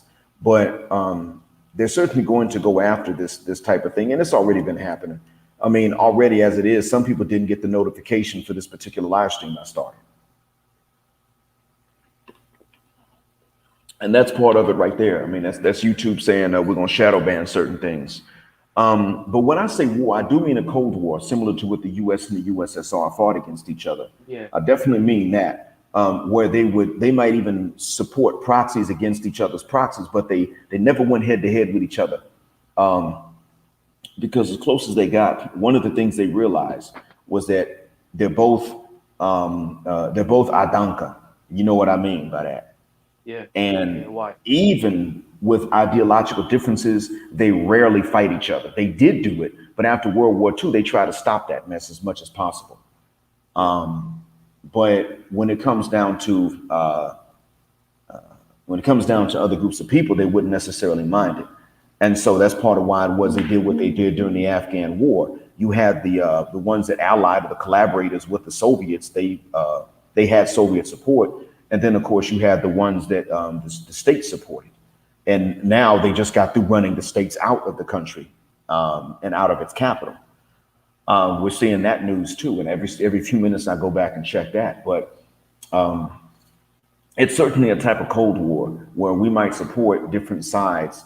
But I get that it's not usually violent. But then again, every so often there is violence in it, like this guy here, what he did. And also when women turn around and take it upon themselves to hit or strike men, especially women that have never hit a woman and fist fought with a woman before. A woman that's never fist fought with another woman and turns around and hits a man is enacting violence in the war. She's taking a Cold War into physical violence and showing that it is in fact a physical war. And that's what Solange did. I mean, she had a reason, I'm sure. She was taking up for her sister. But Beyonce's sister, when she attacked Jay-Z in that elevator, notice this. She never attacked another woman that could hit her back. That's still gender-based violence. Because I'm sure women make her mad. We know women don't like each other. But she never enacted violence against another woman. Not because they don't make her mad, but because a woman can hit her back and whoop her behind and shame her. If Jay-Z hits her back, he's a punk. If he doesn't hit back, he's a punk. And she knows this. socially speaking. A woman wins as soon as she hits a man. Right off the bat, she's the winner and she's the hero. And they know this. And so that's the rare occasion. I shouldn't say rare, but those are the times when they take it and remind you that this Cold War is still in fact a war. And sadly enough, that's actually more common than these black pill guys going out and shooting and launching these. Those incidences are more common. It's just that the kill ratio is different. That's what it is. Absolutely. I think most women, this is my opinion, I say this, they get a kick out of inflicting pain physically or emotionally towards men. They get some sort of kick, a rush out of it. That's why I say most of them say this, and I might write something about this in a piece. But ultimately, I think that when it comes to women, the problem was what's happened so far is that they've been duped. I call it the forbidden fruit syndrome. See, the problem with women settling too young or getting married too young is that in the back of their minds, they'll always have this what if this, I call it the forbidden fruit syndrome. What if I did this? What if I did that? So what they want to do is they want to basically run their options to see what it's like had they not settled. And then once they've, like open on the unturned every stone, they want to come back to the quote unquote beta and settle within it. And it's just like, men are not going for that anymore, and that's a good thing to see, because most of these women, they don't have a problem settling. They just want to turn every stone so that they don't have that thought in the back of their head, what if, and ultimately that comes from believing that this is the only life. The problem is that we have this YOLO generation that believes that this is the life that you live, and whatever happens, it's done. Once you're in the grave, there is no more chances and there is no life beyond that. Whereas we Muslims, right, we know that there's a life beyond this. So no matter what happens in this life, what if, no matter whether we're rich or poor, we know that in the end, all that matters are deeds. And when we get to paradise, we can have whatever we want. But, most Western people live with the mentality that this is the only life. So they want to unturn every stone to see that they're not missing out before settling. Do you understand what I'm saying? Yes. Yeah, that's what most women want to do. They basically, like you said, they come back to you once they're overweight with single mothers. What they want to do is they want to, run through, they want to like experience everything so that they know that they're not missing out or that they won't have regret. But the problem is, you come back to us washed up with 6 children by 20 different men, and it's like, oftentimes they talk about their standards. I want this, I want that. And I'm like, what do the men want? It's almost as if they have no free will, they have no desires. They're just supposed to sit back and take you as if they're some sort of slaves. And that's what they want. They want rich slaves. Well, we have to remember that they're not choosing what they offer us in spite of what they want, or in spite of what we want, and in spite of what we don't want. They're offering us based on what we don't want, and they're withholding based on what we want. That they're doing this intentionally. If we, if all of the men right now were sterile, and therefore didn't mind being stepdads because we were down to the last generation, right? And only a few were, in fact, fertile. And the rest of us said, well, just as we'll spend time with some kids before we die and help with and get that dad experience before humanity goes extinct. They would turn around and keep kids away from us. Mm-hmm. I kid you not. They're choosing this because it's what we don't want. Yeah. When a lot of men were okay with being stepdads, and they started to treat stepdads poorly, because a lot of I'm talking at least in the States. I'm not sure about the UK, but in the States, when they had us sort of numb to that and used to it and acclimatized to it, when we would then bond with the stepkids, they take the stepkids away because we were fine with the stepkids. So they just continue whatever it is that we don't want. They start to do and practice even more of, unless they're deriving pleasure from doing something that is an insult to us, and we just don't realize that we're not taking it as an insult. Now that might be an exception, but for the most part, they're choosing this based on what we don't want. Lizzo's not twerking even though she's 300 pounds and men don't want that. She's twerking because she's 300 pounds and men don't want that. That's what it's about. And now she may not be conscious of it. It doesn't matter. That's still why she's doing it. The minute that men start actually genuinely preferring anything in particular, that's going to be what the ladies try to keep out of our hands and try to restrict to the 20% of guys that they actually do want. That's just how they roll. I don't know where it started. I don't fully Yeah, understand the satisfaction they get out of it, but that's what they're doing. yeah, and it goes back to having dignity. Most Western men don't have dignity. They don't have they don't have a line they draw on the sand that says once you step over here, I'm done. You understand what I'm saying? It's almost like they'll just accept anything because in their minds this is as good as it's gonna get, and that mentality is dangerous because you're essentially saying that I have so much little self worth or so little dignity about myself that I'll just accept anything, and it's like no, like to me, I'm to the point where because my standards are very reasonable. I'm not asking for a supermodel, superwoman. All I'm asking for is a woman who's respectful, a woman who's, passionate, who who I can, like somebody who's willing to build a unit with me. That's all I want. I'm not looking for the best attractive looking woman. You understand what I'm saying? I'm Yes. just looking for a woman who I can work with and build something, a unit, if that makes sense. But if Well, I meet a woman who's the antithesis of that, then I'm to the point where I'm fine just dying by myself. Like I'm just like, listen, the Huralain, the woman of paradise, I'll just wait for my time for that. And that's my mentality because I have dignity where there's a base that I'm willing to accept. And beyond the base, then no, I'm walking away. And any negotiation, if you're not willing to walk away from the table, then the negotiation is pointless. Well, that's exactly what has to happen. Yeah, And I'm saying that the men in general have to come to that point. Now, we yeah, Muslim men have the secret of fasting. I mean, we know from experience every year exactly. what Yeah, that does. For some guys, it may take a week or so to take effect, but generally speaking, fasting lowers the libido. So we have that weapon. We also have the Hurul Ain, the women of yeah, paradise. And exactly. so I would say exactly what you're saying. And when some people come and say, well, why do y'all, when they want to ridicule this idea of 72 virgins and women of paradise, well, the thing is that that's exactly what we earn. If we go through this life and we practice chastity and we're good to our wives, that's exactly what the hell we will have earned. Because you and I know we can't expect the same maturity from them that they demand from us. I mean, if we expect the Yeah, same maturity, just the same maturity for their own age that they demand from us for our age, we eliminate all of them. If we just demand the same logic, we eliminate all of them.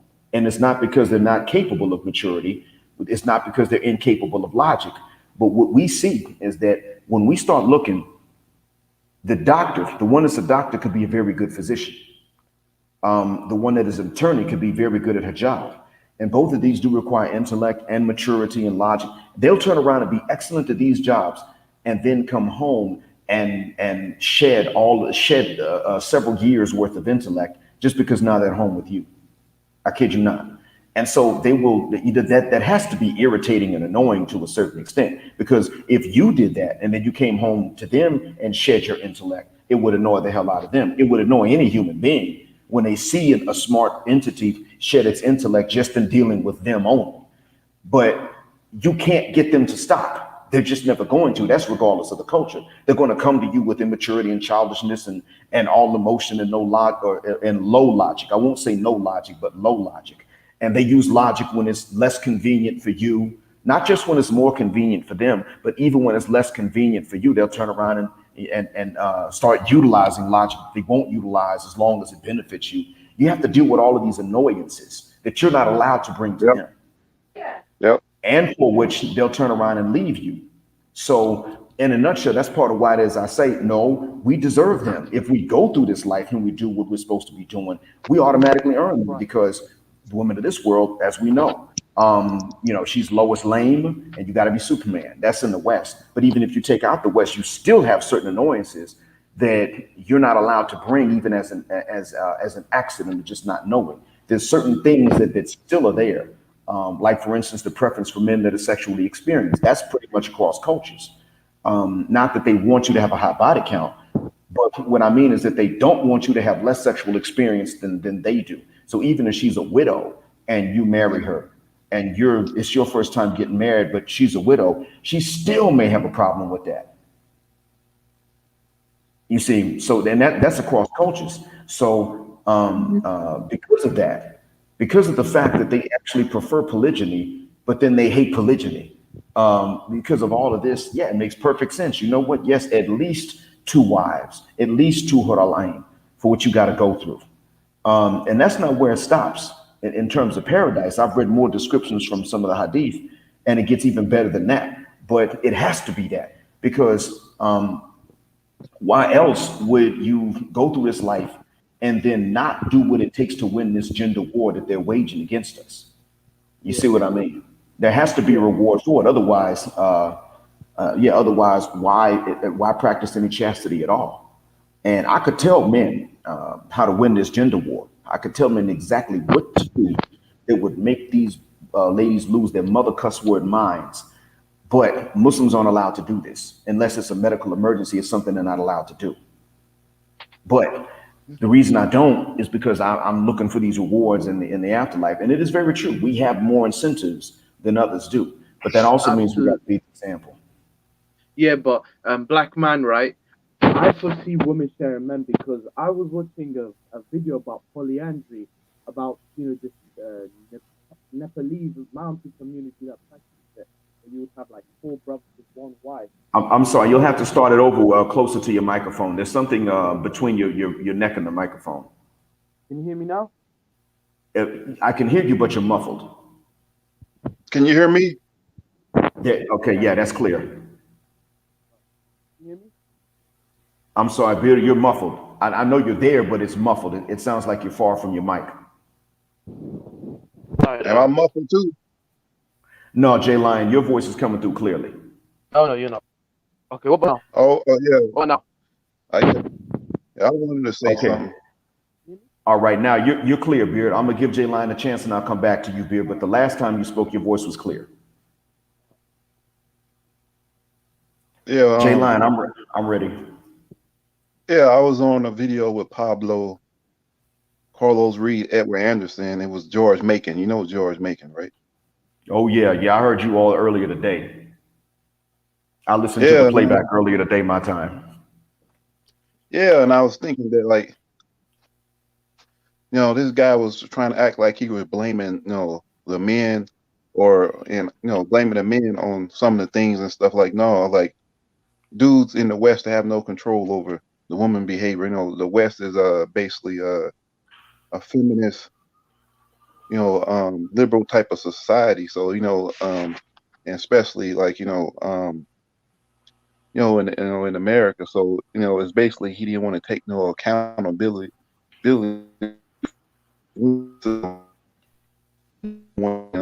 So you're Borgin again.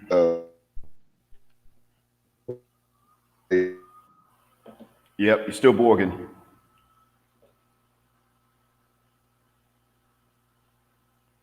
Okay, Jayline, while I'm waiting on your voice to come back, go ahead and say again, Beard, the last thing you said. Yeah, I said that I foresee women sharing men in the future because I was watching this YouTube video about this Nepalese tradition in mountain community in which the women they're like 4 brothers to 1 wife, and I was reading the comments, and I just saw a bunch of women saying, "Oh, polyandry is fine. Polyandry, we need polyandry. There's nothing wrong. They look happy. They look happy," and it just goes to show you that most of them believe this and they're actually practicing it, but they're not aware of it, which is the funny thing. Second thing I want to say is the Islamic option is always the right option, even though, at the time it may feel like a loss, then, because I'll give you an example, right? I never went to university, even though I could have went to university. The reason why I didn't want to go is because, number one, I'm from a poor family, and so I'd have to take out a loan to go to university.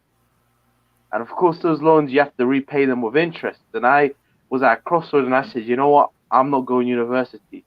I decided, I'm just not going to go. I'm not willing to,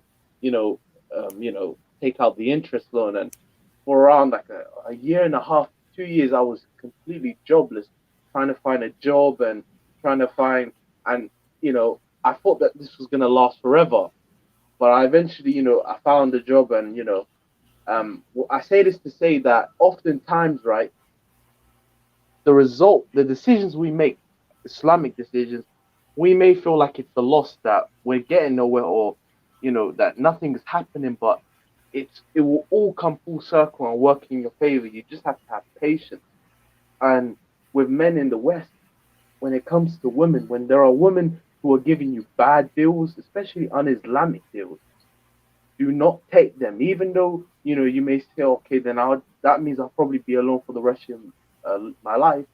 It will all come full circle and work in your favor. So always take the Islamic option. Don't compromise. Yeah, I rarely find. I don't remember too many times I've compromised and then look back and said, "Oh man, I'm glad I compromised." I can't recall a point like that, except for one time when there was a ruling that a lot of people didn't know about. So I would appear to have compromised in that case, but it was only because I knew of a particular ruling that is just not really discussed in today's time. Outside of that, I don't recall myself compromising and then looking back and saying, "Oh, glad I did that." I usually look back and regret it. So I have to support your advice on that. But the other thing too is that the good news is that in the UK, you all have IT apprenticeships. Now, in the States, there is IT, of course, but I don't know of any IT apprenticeship that's actually paid. I looked for some for my son years ago, and I found them all in the UK. And so I didn't find them in the States. And so I had to tell my son the bad news that I don't find them in the States, only in the UK. And I don't know if a non-citizen would qualify for them.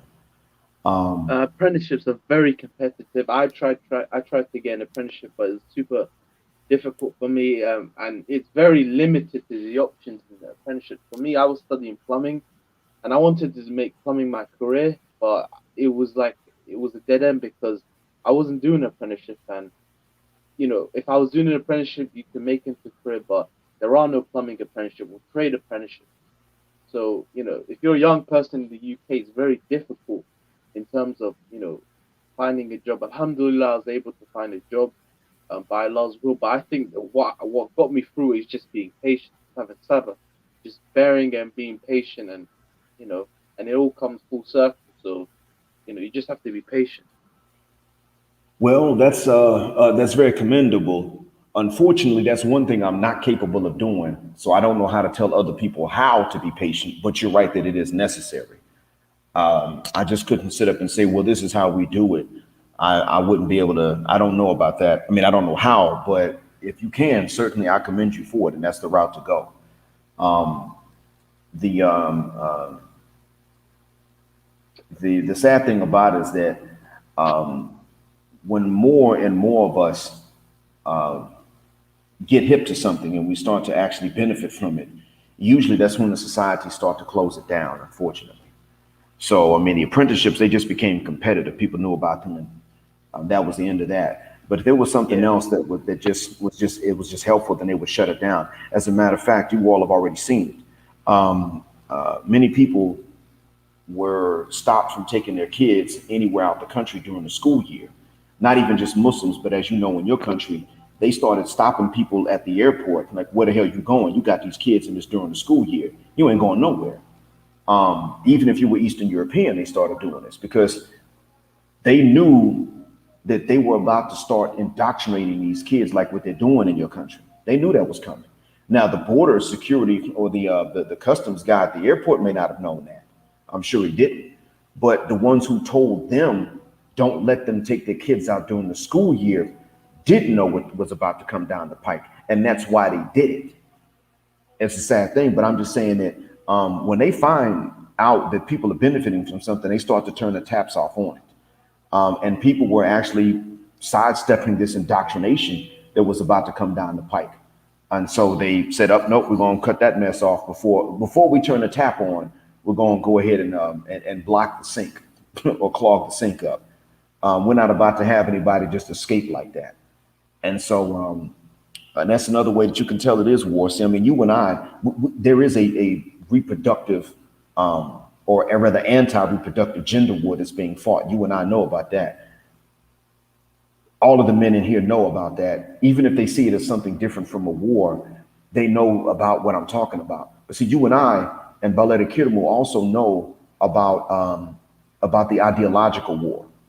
And to a certain extent, even though J-Line Menelik is not Muslim, he knows about the ideological war that has already been enacted. Yeah, and black man, feminism in my country, Somalia, is invaded because there's this new movement in Somalia, especially in the amongst the diaspora, called Nagnol, which means long live women, and it's basically this feminist movement. And yeah, it's invaded really hard, and so I don't give Somalia long, to be honest.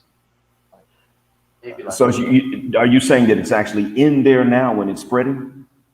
no, it's not in the country like Nagnol. I don't think it's prevalent in the country. Definitely amongst the diaspora, the westernized Somali women.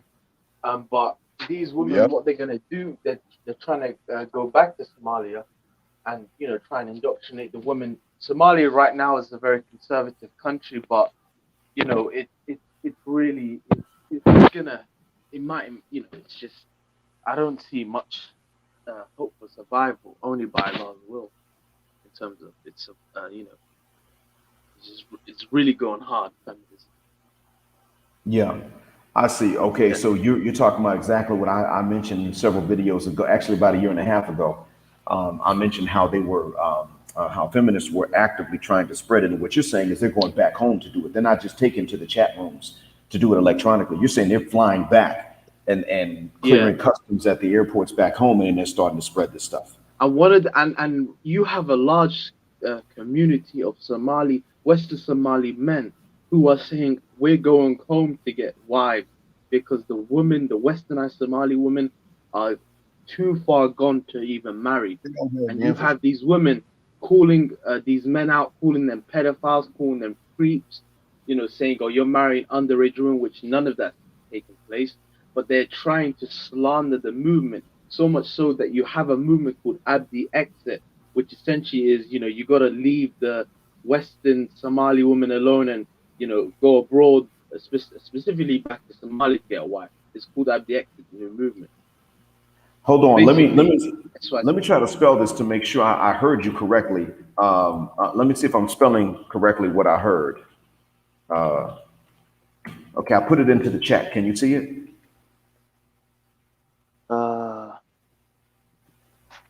see. One moment. The private chat or the normal comments? In the normal comments, not what's on the but yeah, just the normal comments. Take the C away. Just add the exit. Yeah, that's the name of the movement. Okay, all right. Basically, have a bunch of Western Somali men saying we need to go abroad and marry, a woman abroad because the Somali women in the West are just unmarriageable. They're no different than Western women because they've been indoctrinated. Okay. What's funny is that growing up, right, the Western Somali women were religious. They were very Islamic, but then most of them took the hijab off and drank the feminist Kool-Aid, once they became adults. Pretty much all of them. Okay. All right, then I have an idea to counter that. Remind me to tell you. I'm sorry. Hear me? Okay, yeah, your voice came through clear. Beard, I have an idea to counter that, and then after Jay Lion finishes, remind me to tell you the idea to counter that. All right, Jay Lion, I'm ready for you, sir. We're listening. Oh yeah, about those westernized Somalian women like Carlos Red. Carlos Red could tell you some of those westernized Somali women are probably one of the most feminine Nazis I've seen, as far as African women in the West. You know what I'm saying? So I don't know what is about them, about the Somali feminine Nazis, but yeah, they take it to a whole nother. I mean, I was surprised though, but like, they some of the worstest, huh? And I would say all Nigerian women too, sometimes, huh? With the westernized Nigerian women.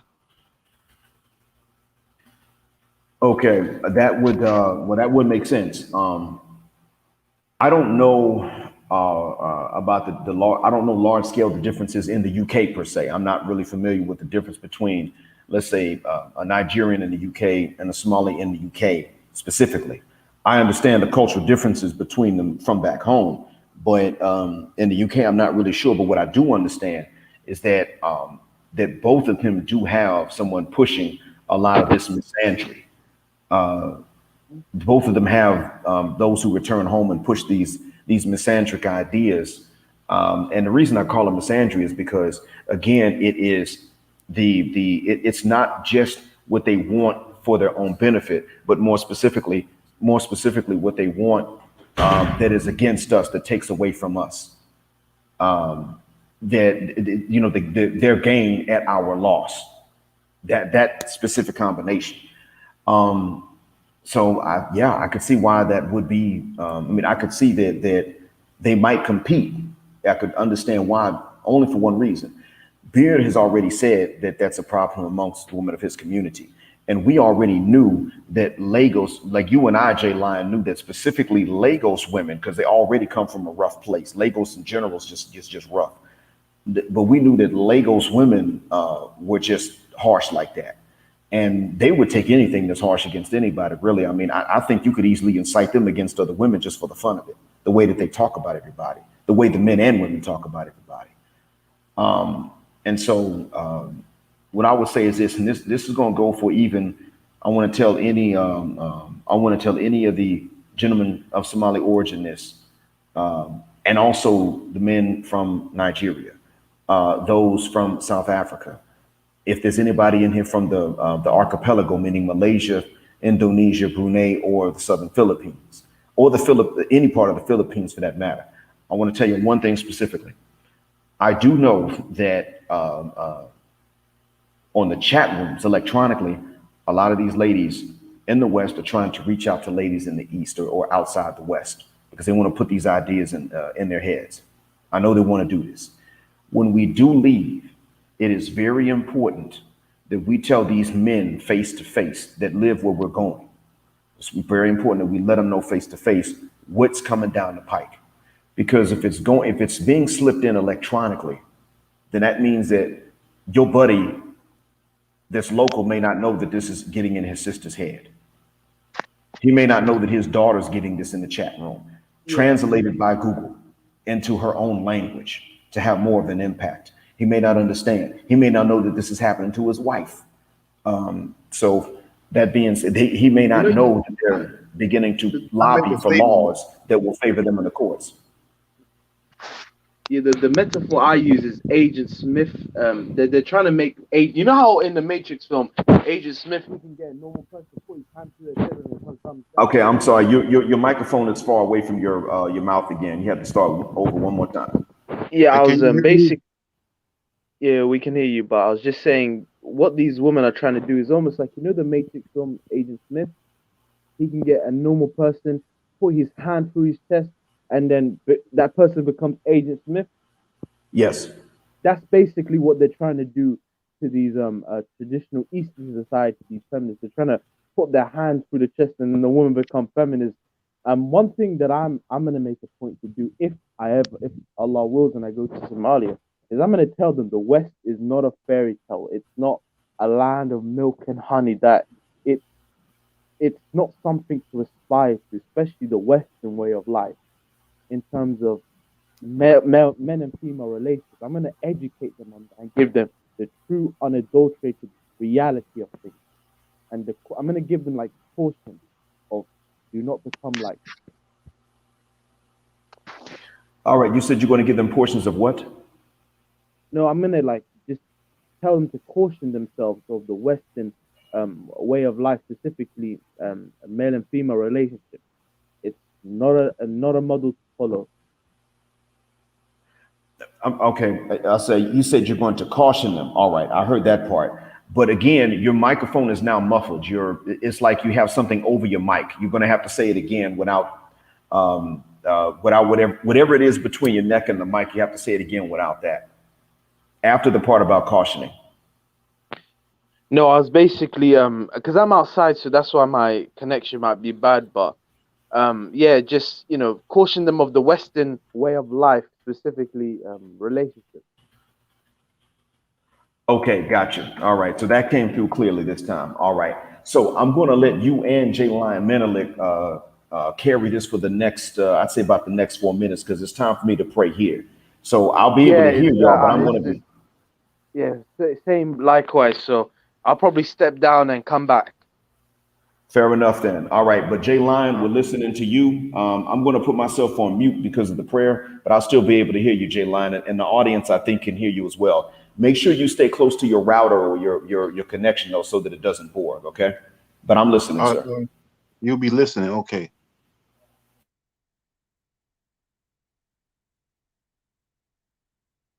Um, I can just wait for your prayer, huh?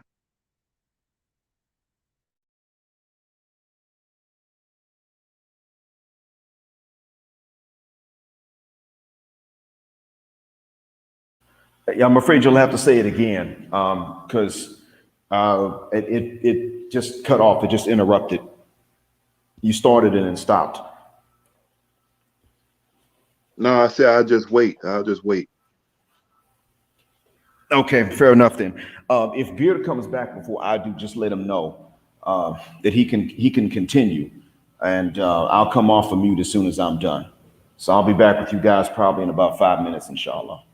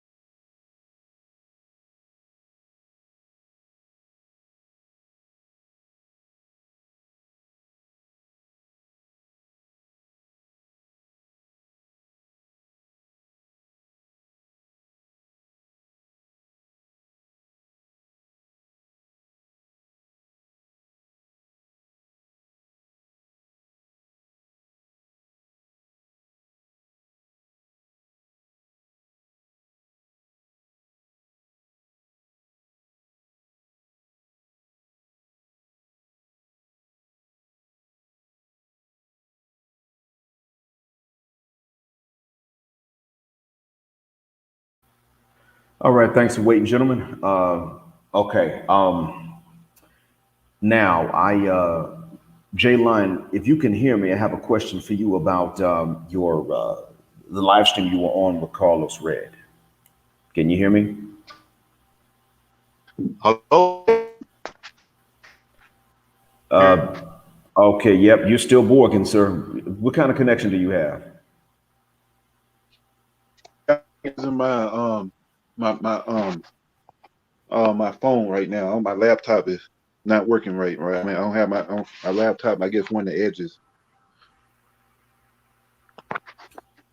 Okay, all right. So your voice came through a little better this time. Um, what did because I haven't finished listening to the live stream. I have to listen to more, but I haven't finished yet. And of course, I tend to get interrupted a lot too when I'm trying to listen to anything. What exactly did George Macon say about the couple formation in the black community? I mean, I know what he says about mentoring and all of that, but does is he a proponent of men approaching? Is he a proponent of men not approaching, or did he not really say one way or another regarding this particular topic? Yeah, yeah. He didn't really say anything about that, no. Okay, fair enough then. All right, I do know that he recommends that. I do understand that he recommends that men go back and mentor other men's kids that these ladies had with a completely different type of man, and that he doesn't advocate men saying no to single mothers. I get that. That's one thing I do know. I do know that he said that it's men themselves. Yeah, full on sports. Walaikum salam, man. I do know that he has said that that men themselves, or that boys in the community, are part of the problem, and that they don't respect intellect, and that they discourage intellectual pursuits amongst each other. Maybe that's true. I could say that that's the case when you're little, when you're a kid. I know that comes from both corners. But what I've observed in growing up black in America was that as we reached a certain age, i.e., when we finished high school, the men stopped with this stuff. They don't discourage intellectual and academic pursuits in each other anymore after that point. But what I saw was that the ladies in college, they still wanted dudes that white guys were scared of. Let's put it like that. Or they wanted guys that white guys and even other black men were afraid of. What did you see coming up? Because you just recently, and congratulations, you just recently got an advanced degree. When you were studying, what did you see in terms of sisters' attitudes towards black, what kind of black men they wanted and the archetype they were looking for?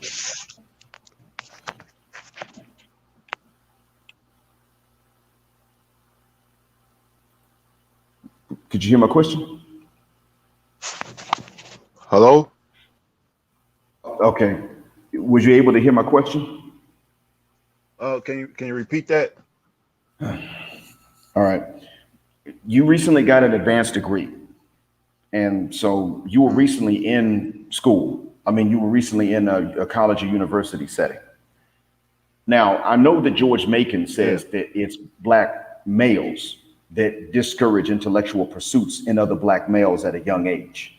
I heard him say that independent of what black women say about black men that study and read at a great appropriate levels, that black boys will discourage each other. And I agree with him regarding childhood, that is the case. And I do agree in my childhood, black boys and black girls, but also white boys and white girls discouraged intellectual pursuits and academic rigor in boys. I noticed that coming up. Kids in general tended to discourage that, with us being a little bit more exaggerated. But what I wanted to ask you was, when you were recently in college or university, what did you see sisters in the same setting as you go for in men? Like, did you see the college and university sisters going for the player, the thug, or the good guy student? Which type did you see them prefer?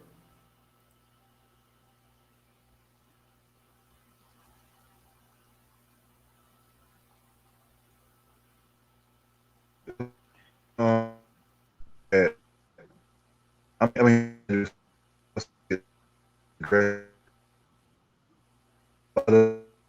You're working bad. I'm sorry.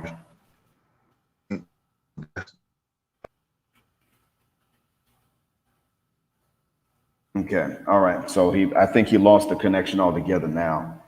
All right. Now, Full of Sports. Did you see the link?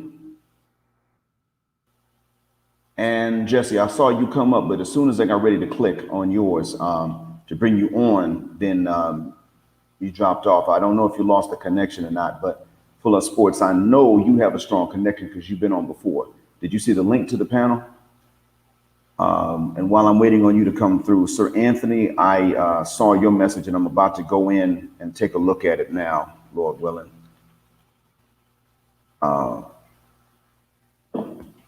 As a matter of fact, I'm gonna try to log in and see it.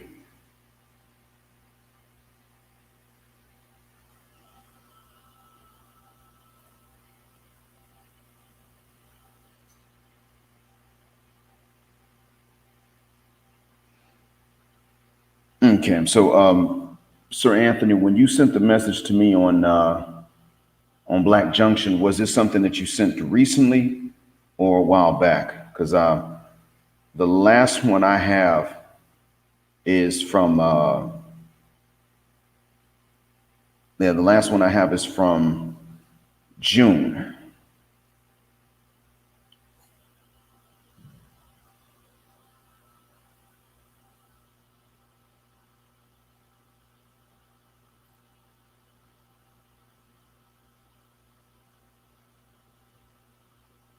Okay, I see your. I saw your answer for the sports. Okay, all right. I see it.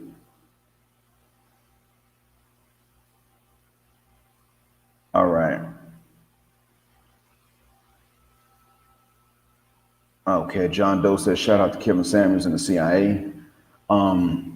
While I'm waiting, I wanted to address one thing about Kevin, and I'm gonna give you guys a chance to set me straight on that about Mr. Samuels.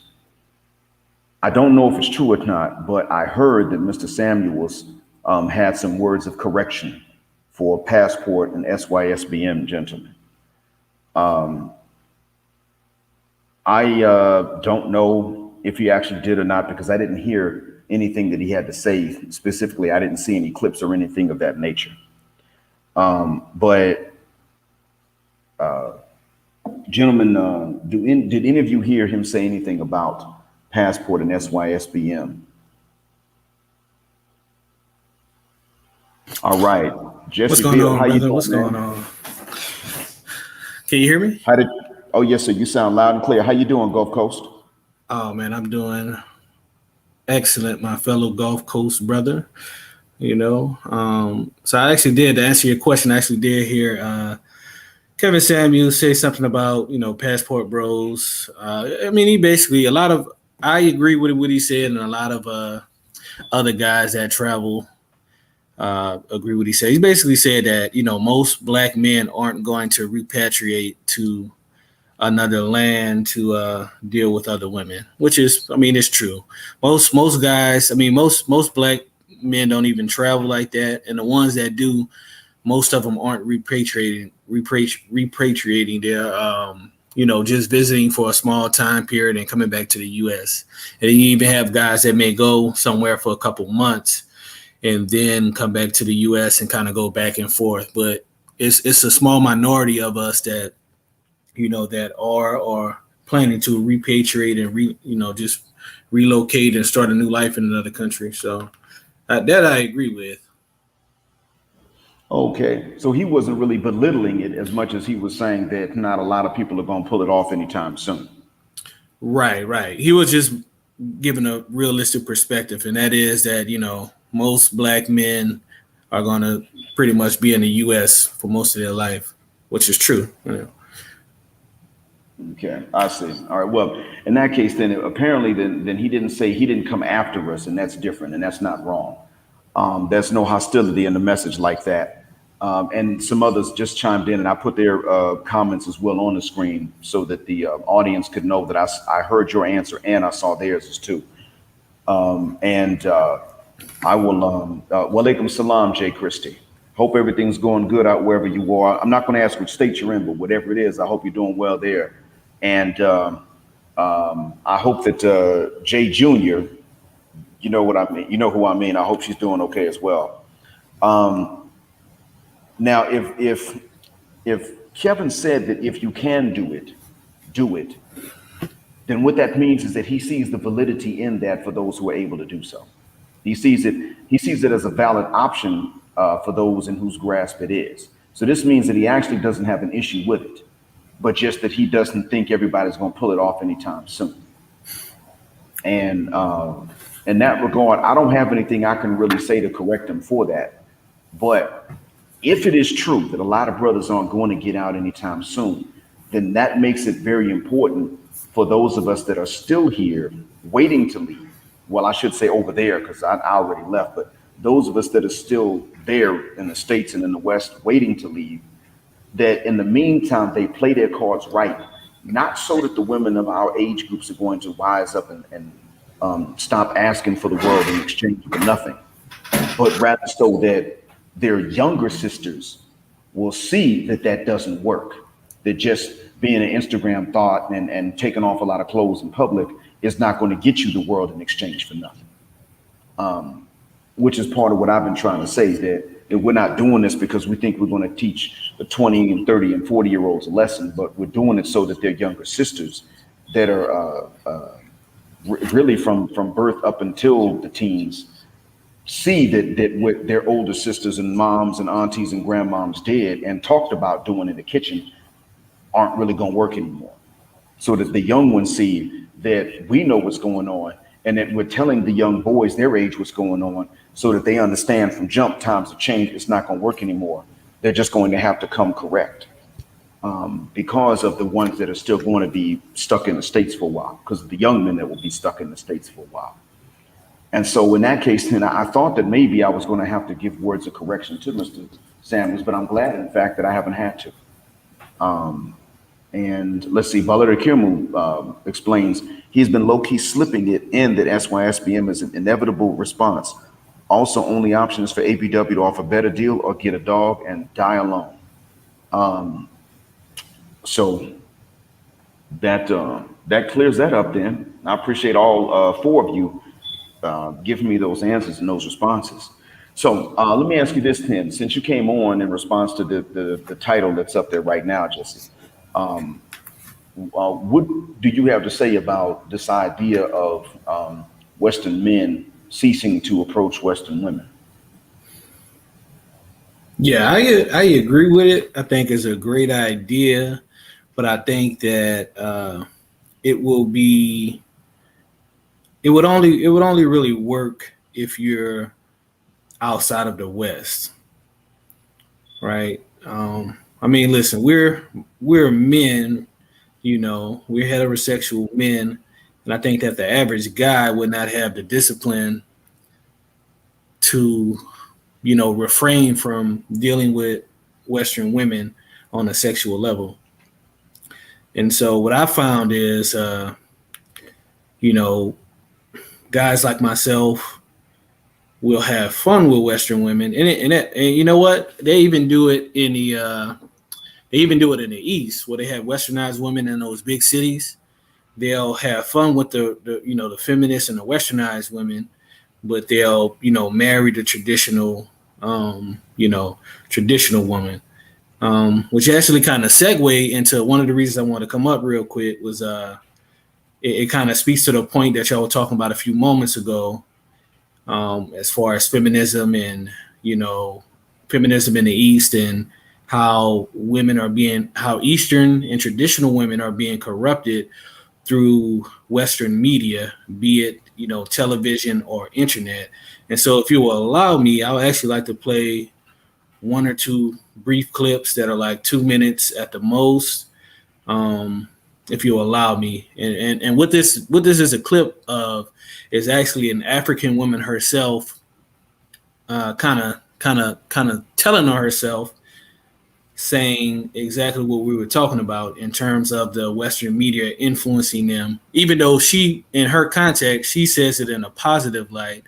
in her mind, but it's, you know, in our mindset, it's definitely a negative light. Got you. Okay. Well, yeah, yeah. You're going to be playing the audio. Yeah, I'll just play the audio, and I want to say fair use, fair use. This is from this is actually a snippet from brother O'Shea's channel. So I'll just play those clips of the African sister kind of admitting to what we've been saying. Which at times I'll make little snippets of stuff like that as like evidence to what we talk about constantly, right? Yeah, sure. Certainly. Go ahead and play it. I'm listening, sir.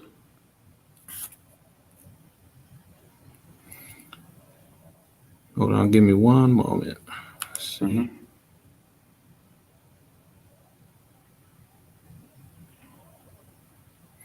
And so just a little filler while I get this clip pulled up. So it's for me, man, there's certain things that we know intuitively that we may not have no proof for, but it's kind of like, if you ever watch Kevin Samuel's show, when it's like, you can't make this shit up. When you actually get it from the horse's mouth, it's just a lot more sweeter. It's like, I knew this was going on all this time, but to actually hear it admitted right here out of the horse's mouth is just a beautiful thing to have that confirmation, Yes, sir. And so with this clip right here, it's going to be from a Ugandan sister, kind of talking about that whole thing. So just give me one moment. And in Uganda, I mean, there are women that are in business and things like that, women that dress, pretty free. Trump policy seems pretty free. Do you think that the men that are your age still want these same traditional, have these same traditional expectations of women that the older generation, I know, like, in general, that they still want like 90% of what the older people want, or are they more willing to compromise? I think I'm going to put everyone, let's say the youth, and let the youth stop at 29 or 35. I don't know. Don't come for me. So basically, I'll say 80% of them still expect to be treated how, the generation before was treated. Like, kneel down for me, serve me this, do this for me, but. Okay, so that's the first part of the clip. And so basically, I'll say 80% of them still expect to be treated how, the generation before was treated. Like, kneel down for me, serve me this, do this for me, bow your head down. You can't talk if you're with my friends, just look down and be a picture, like just look cute to my friends. I think a lot, however much, social media has exposed all of us to so much, but not everyone is on that level of, we need to change our ways. That's why they'll play around with these independent girls, and mess around with them, play around with them, but at the end of the day, they'll go for a village girl. Because a village girl can be tamed, because a village girl has not been exposed to anything, because a village girl is at the mercy of this man financially, you get. So I'm going to say yes, 80% of the men in Uganda, okay, maybe let's give them a 70%. Now, you heard what this woman said. She said that 80% of the men in her country, in Africa, Uganda, expect to be treated the same way that their mothers that their fathers and grandfathers were treated, in terms of the women being submissive, the women bowing down and bowing their heads to them, which, in certain parts of Africa, women still do that. Just as a side note, they actually had an article that came out recently with the new president of Tanzania, which is in East Africa. It's a first female president in Tanzania once the old president passed away from COVID, allegedly.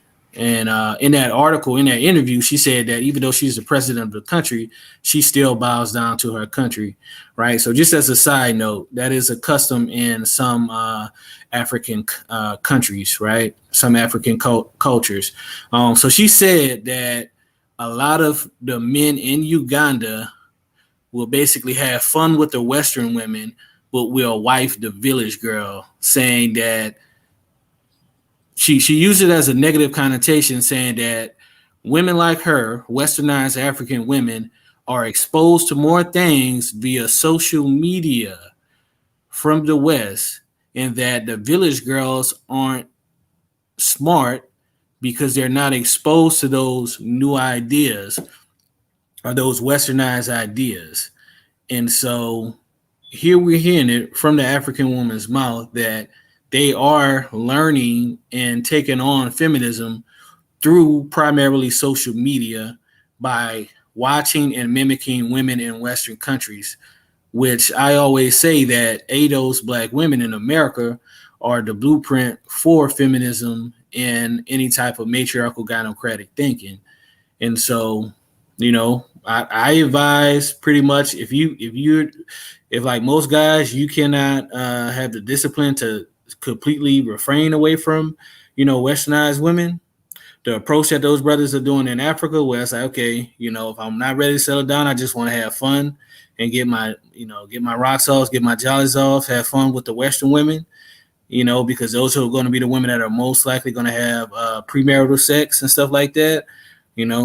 Hey, do what you do, man, but following these brothers' footsteps and marrying the village girls or the Eastern women that have not been compromised and infiltrated by Western philosophy.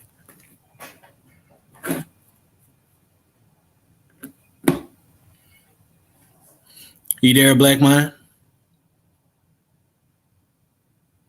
Yeah, I'm sorry. I sneezed, so I went on mute. Sorry about that.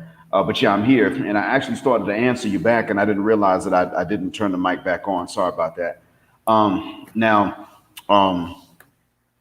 in that case, then, what she's saying in a nutshell is that these men back home ain't gonna tolerate the BS, and this also brings to mind something.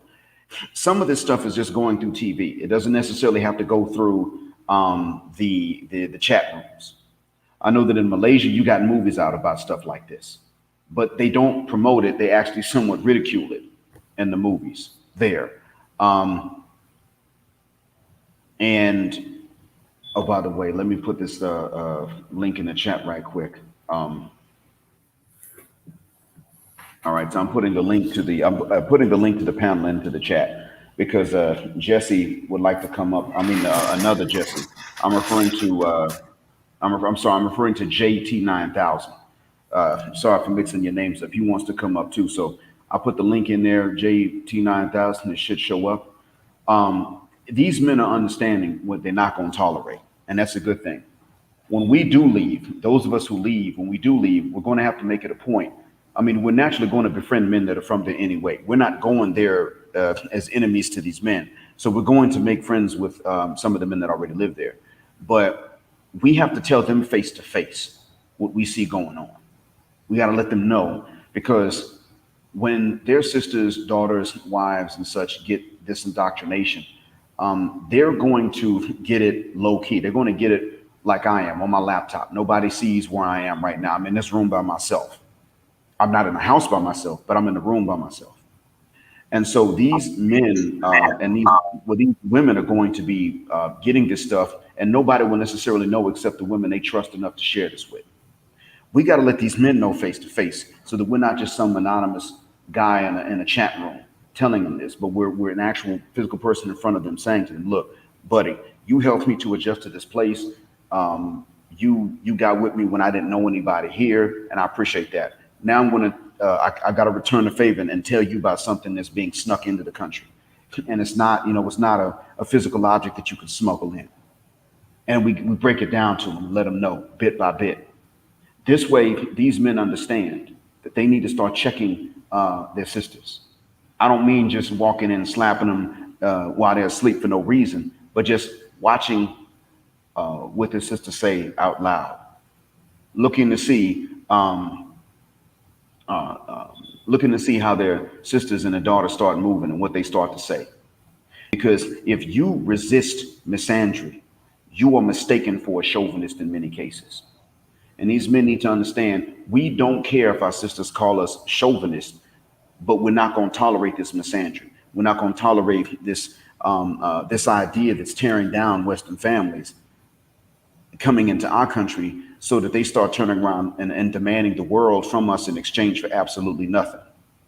So we would have to inoculate these men. When those of us that do leave, we got to let them know, look, buddy, this is what you need to know. This thing is being smuggled in. It's worse than heroin because you know heroin's a drug and it's addictive. It's worse than any other narcotic that might get smuggled in. This actually is more dangerous because it's more convincing.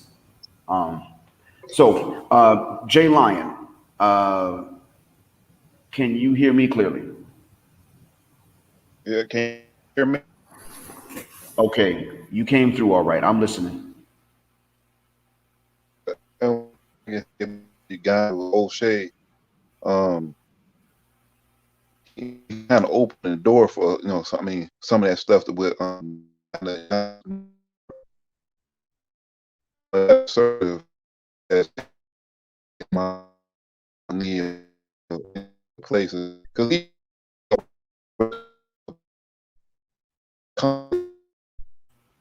get so there's a lot of friction between this part.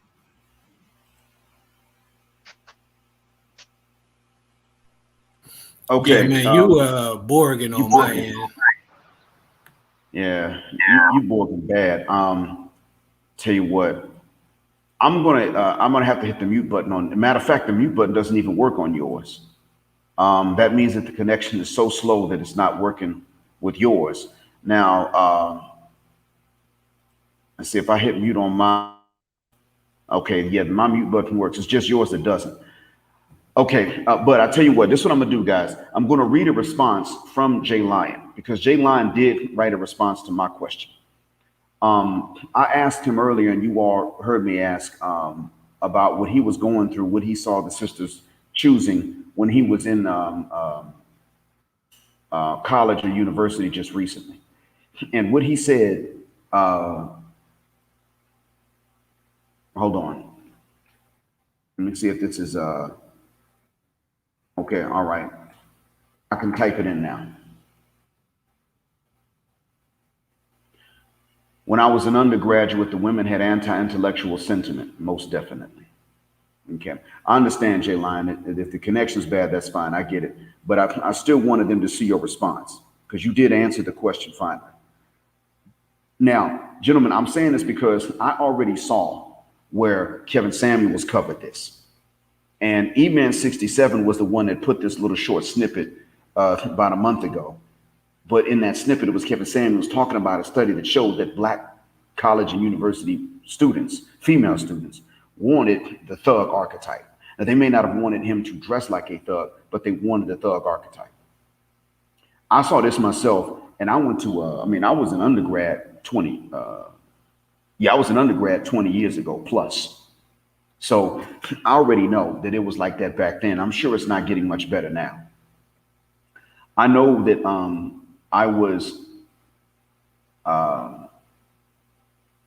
I know that I was somewhat late, but when I was in graduate school, which was over a decade ago, I saw the same thing.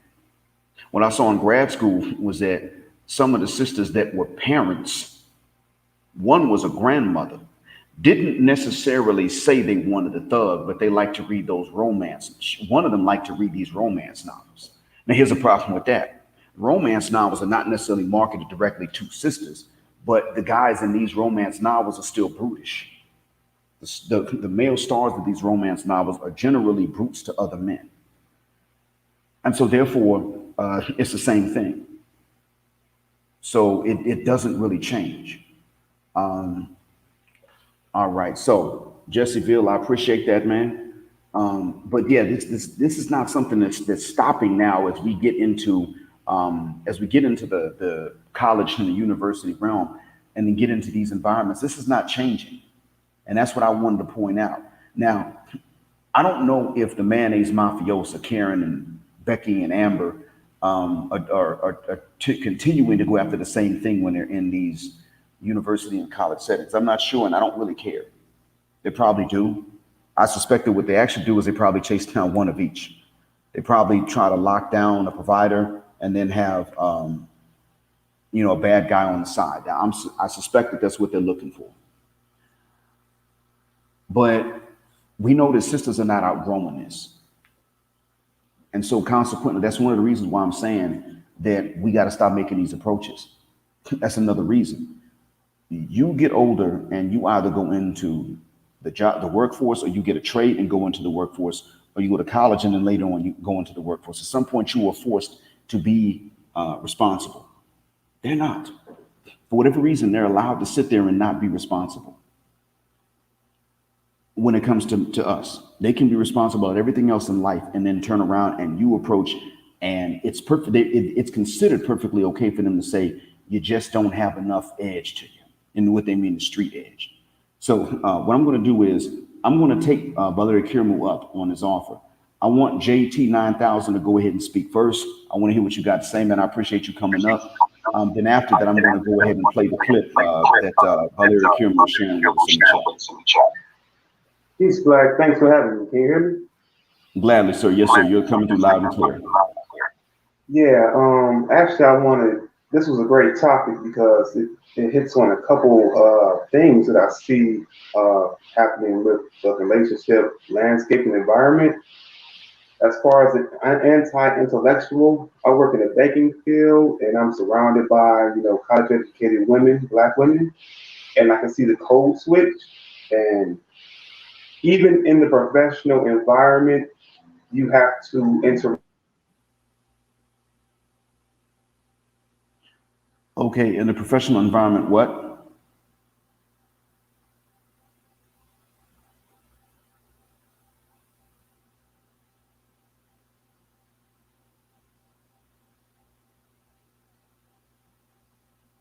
Okay, JT 9000. Yeah. You have to start over. You said in the professional environment, and then that was the last thing we could hear clearly. Oh yeah. You can't challenge them in any way, intellectually or professionally. Even if you have a valid point or idea or project, you are not allowed as a Black male to approach or challenge them. You can challenge any other demographic, and that carries on to outside the office as well. So, as you were saying about approaching a female, it's almost a criminal act in America to approach a female that has not obviously said, "Come here and speak to me," because you are really chancing, and you are chancing your freedom. Because, like you said, she can just say, "What made you think that I would like to wanted you to approach me?" And I can consider that harassment. And that's a valid threat. So that landscape is very hot. So I would advise youngsters to be very careful with approaching any Western female. And as far as the sisterhood / women, you said something about they won't give the game or their true intentions and the violent aspect of it. A lot of these women are afraid of each other coming to a physical altercation. They are that. Some less than others, though. The typical pretty ones, they don't want to fight. But the 5 and unders, 4 and unders, they will fight a woman that looks pretty to stop her from giving the game out to the men. Like you say, why won't these women tell me that she has bad intentions for me? Because if you do that, that will cut out the unattractive woman's chance to get a sucker or a simp or somebody that she can take advantage of. So sometimes these pretty girls want to tell you, like, yeah, she ain't got no good intentions for you, but they can't because that girl will get jumped on by them other women. So there's a group effort that they can't tell. It's almost like a guy that knows some guys are selling drugs, has been in the game. Once you get out the game, you can't tell. You can't say any affiliations. You can't say what you've seen or been in. If you do, there's going to be repercussions. Mm-hmm. And so that's kind of how they're carrying it. It's like sometimes they might want to help you, Black, but they say, if I help you, man, I'm quote unquote a snitch in the sisterhood. Well, what we would need to do then, because see, you were nice in telling these men to be careful about making these approaches. That was very nice of you. And I'm going to tell these men, I'm saying to these men, don't do it. I'm saying to these men, just stop making the approaches. But in addition to that, after what you told me, you know what, that's very true. They don't want to get into fights with each other because they're not, no woman's automatically the hero for fighting another woman. She has to win. She has to actually win that fight to keep her social standing. And I would say that what we would have to do is that we would have to then withhold provision and protection and them draws from any of them that do not snitch on the sisterhood, because we know it's war. And so we would have to say, just like the cops do not cut deals with you if you don't give somebody else up. They just don't do it, especially the feds. We would have to do the same thing and say, look, we don't mind providing protection. We don't mind providing and protecting. But in addition to approaching us, you're going to have to just go ahead and snitch on the sisterhood. We just can't afford to sit back while you take the easy way out. And here's why I say that. We have to be brave, and any fear of ours is going to disqualify us from being with them. And that's how they view it. I guess that's fine. They don't want a man to be a coward. But by the same token, we have to say to them, listen, you're going to have to be an adult. You're going to have to be mature. You're going to have to be brave. Rat them out, or I have no reason to trust you. I mean, I don't mean that in every individual conversation we'd have to say that, but this is something that we would have to be collectively in agreement on.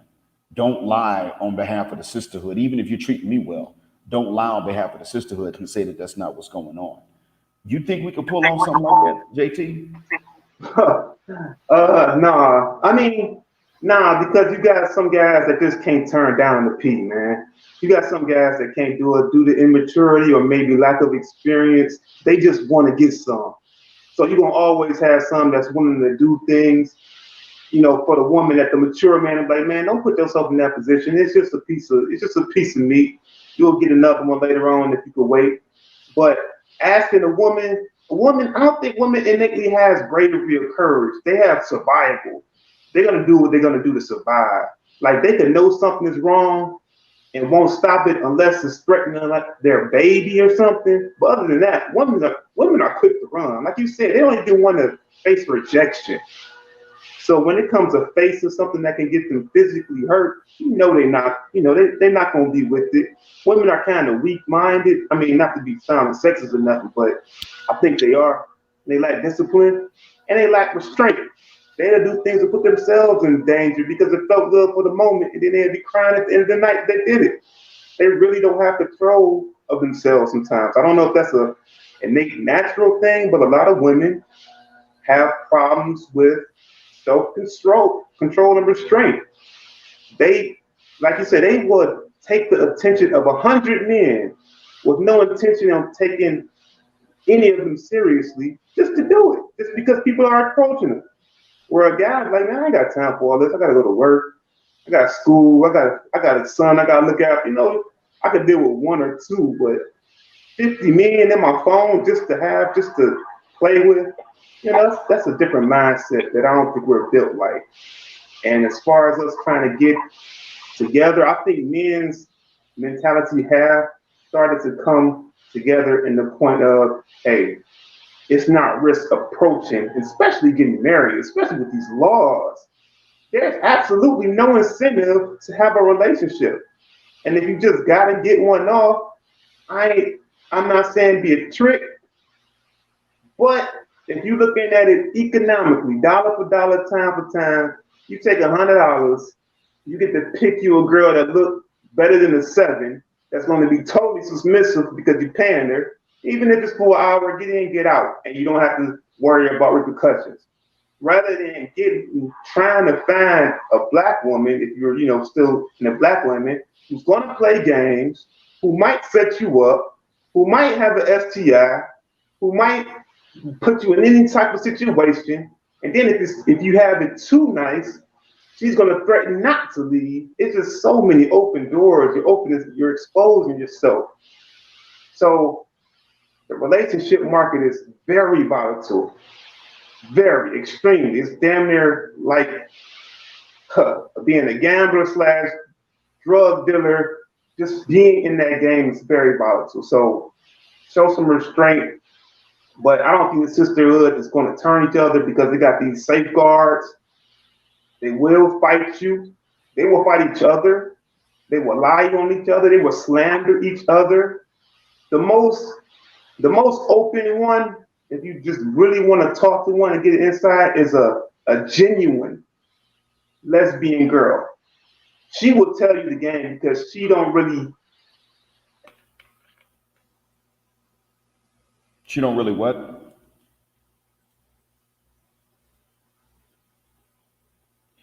Okay, well, JT, you said she'll tell you the game because she don't really, and then that was the last thing that came through. Okay, his device dropped off. His device lost connection. Okay, all right, now, JT, you said she'll tell you the game because she don't really, and that was the last thing that we heard. Could you repeat it? Oh, she don't have any stake in the male market no more.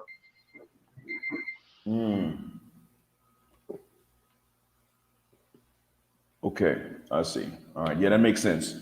Yep. Okay, then maybe they would be the best ones to tell you the game.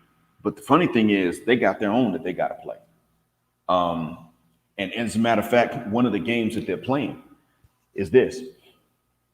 And that's part of why I would say that we men, in fact, can do exactly everything I've said. I know that we think we can't do it, but one of the reasons I say that we men can do exactly everything I've mentioned is this. Number one, even if you look at the lesbian, she has no incentive to lie to you about the game, except one other game. She has an incentive to not tell you the depth of contempt some ladies have and hatred other ladies have, and I'll tell you why. When she becomes that,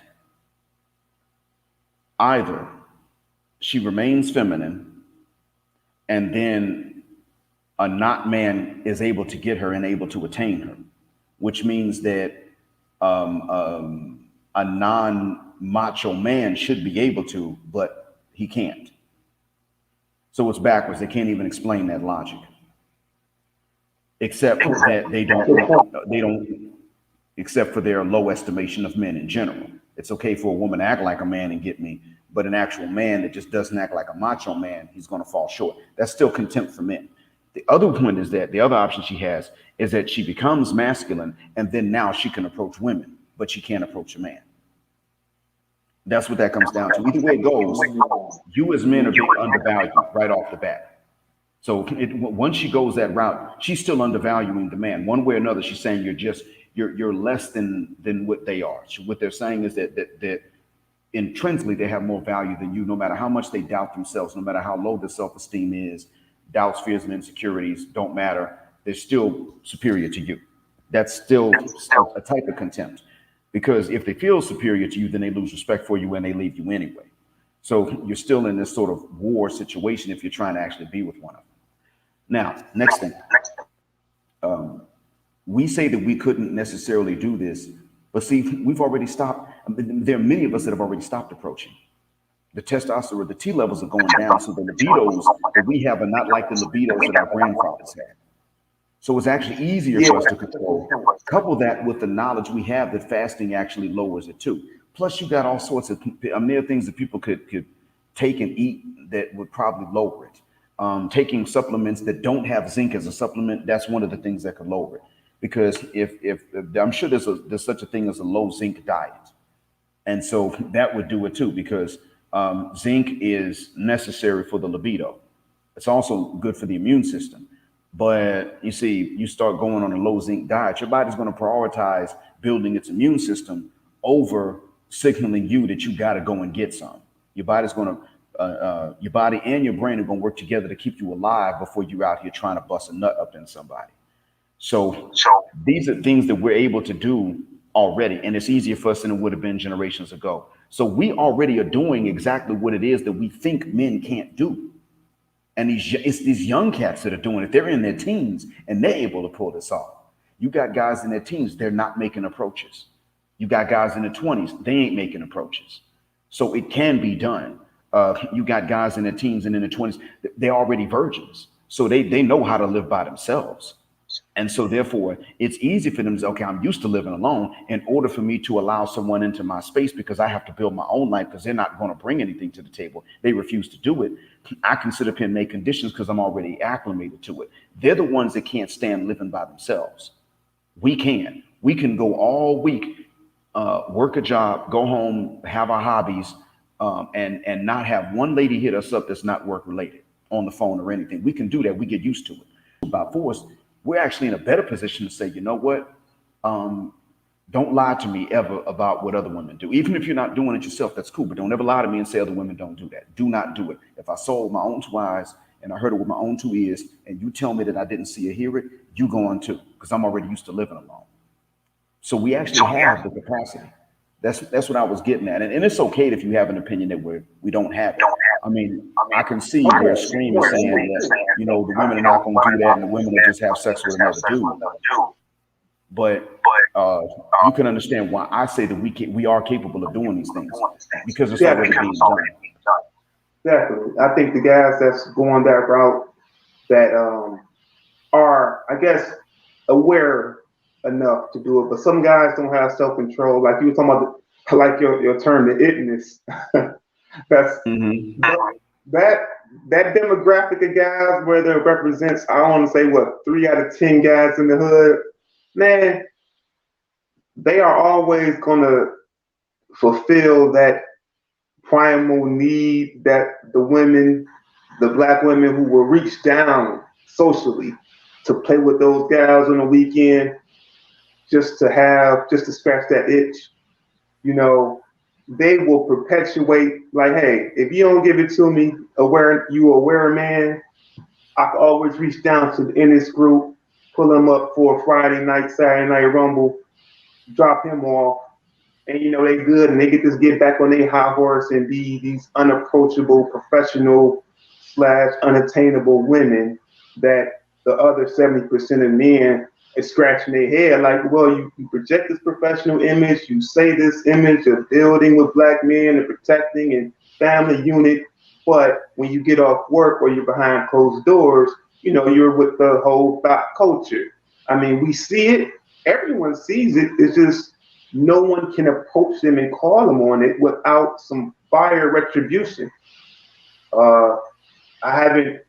I can't recall last time a man, I saw a preacher named Gino, he calls them out, but you know, it's not taken to heart in the mainstream.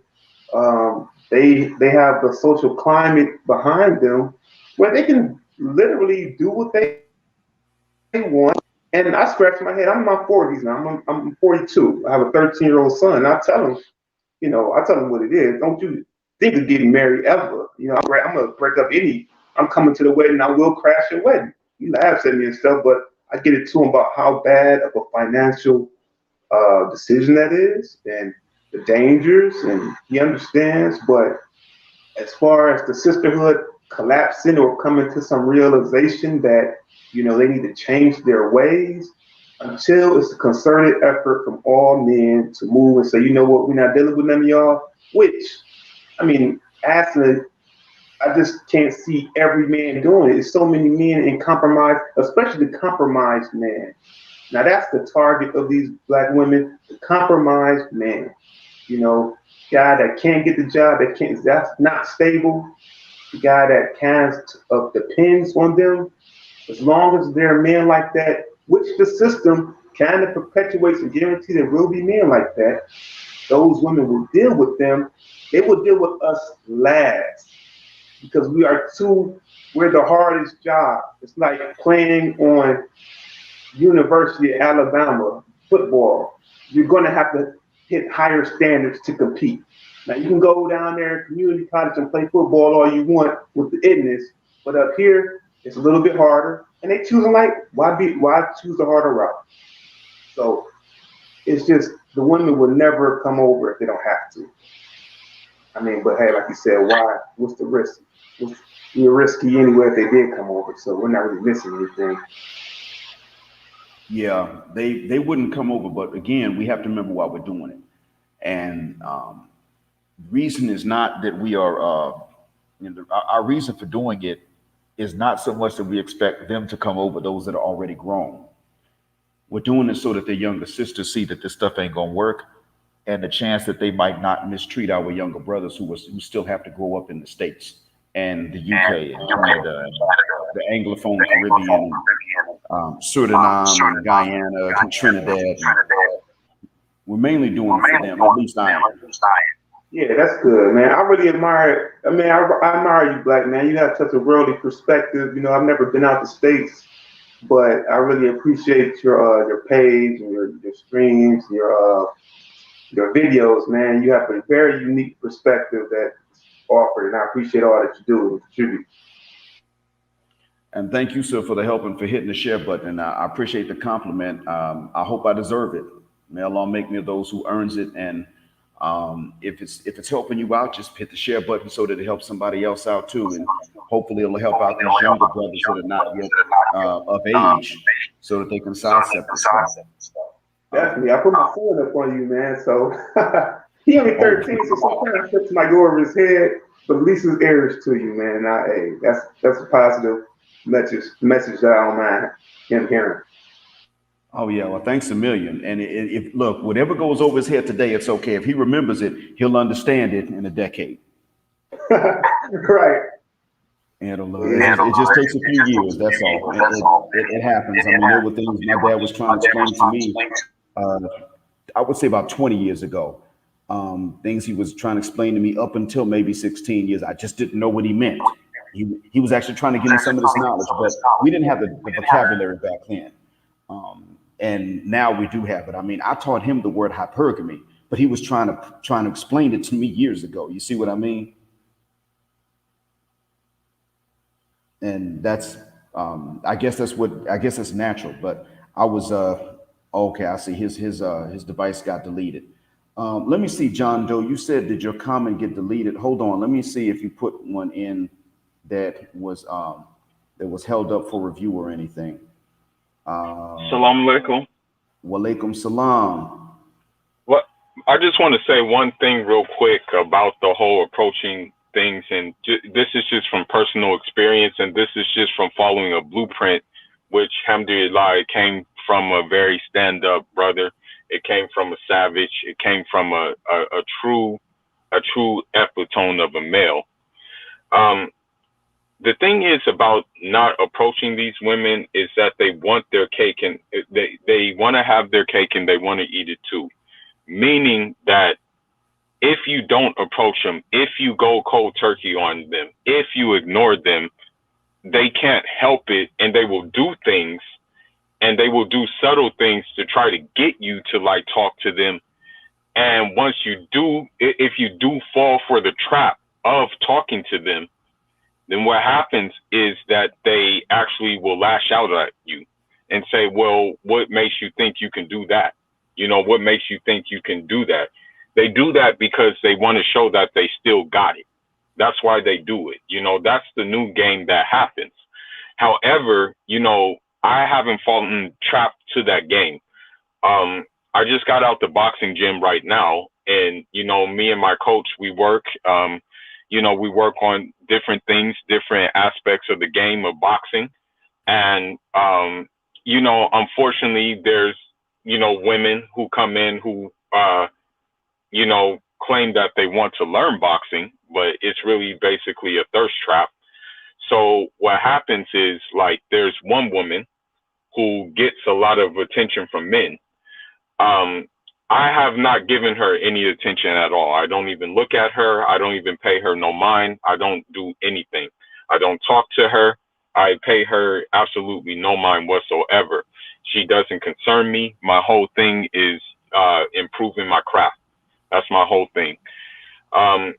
It turns out today when I was like sitting down, getting geared up and stuff like that, getting ready to spar, she sits next to me. So what I do is I just move my seat. You know, I scoot down a little bit further. You know, I don't say anything about me scooting down, but I just scoot down a little bit further. Then, you know, she scoots to me again. And so I just get up. At this point, I just get up and I just strap up in the ring, you know, and I don't look at her. I don't pay her any mind whatsoever. I don't do that. And the reason why I have fuel to my fire is because of and people are gonna say I sound crazy, but Khabib Nurmagomedov, I've watched numerous interviews with him and just how he interacts with the opposite sex. He doesn't even look at the opposite sex when he's talking to them. He looks away at them. They can't stand that, to a point where they will brush up on him and he'll scoot away. He'll like scoot away, and you can tell in his face that he's annoyed. Like, he's like, man, these women are annoying. You can tell that he has a sense of annoyance, but he's winning at the end, because when it's all said and done, his money has never went to any lawsuits for these Me Too women, and his money is only circulating and growing more because he did give them the cold shoulder, and he gave them the really cold shoulder, unlike his counterparts who have numerous lawsuits because they entertain what they thought were the advances of these women. And so I just follow the same blueprint in regards to my daily activities. You know, I noticed that it's happened many times where a woman will just say random things to try to get your attention. The other day, one woman said, "I like your mask." And I'm like, "Thank you." And I just kept it moving. You know what I mean? I've learned that these women, when you don't approach them, it drives them crazy because they're so entitled to people approaching them. They're so entitled to rejecting guys. So when you just decide, I'm not going to be that guy and I'm going to change the game and I'm going to starve you of attention, they can't help it. They really can't help it. It blows their mind. You know what I mean? Yeah. Regardless of age, even regardless if they're 20, regardless if they're 30, whatever their age may be, it blows their mind. But I'm going to keep doing this, and I'm not going to, like, they don't have to worry about getting attention from me because they're not even, like, I'm not even thinking of them. And the thing is about Khabib is that I believe that he had an arranged marriage and he keeps his wife out of the limelight. That's even smarter. Okay. He even said, you know, and he said something that really actually upset a lot of these feminists, and it's absolutely right, because you have to understand that, like, what he said was spot on. One woman asked about, like, oh, if you want to do MMA, what would you recommend do? And Khabib said, you know, just wrestle with your husband, finish your husband off, you know what I mean, in the house.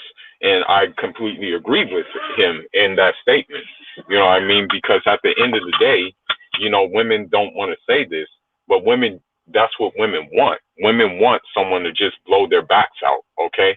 They're not going to say that they do want that, but at the end of the day, a woman wants a dude to blow their backs out to a point where they are like, they can't stop thinking about it.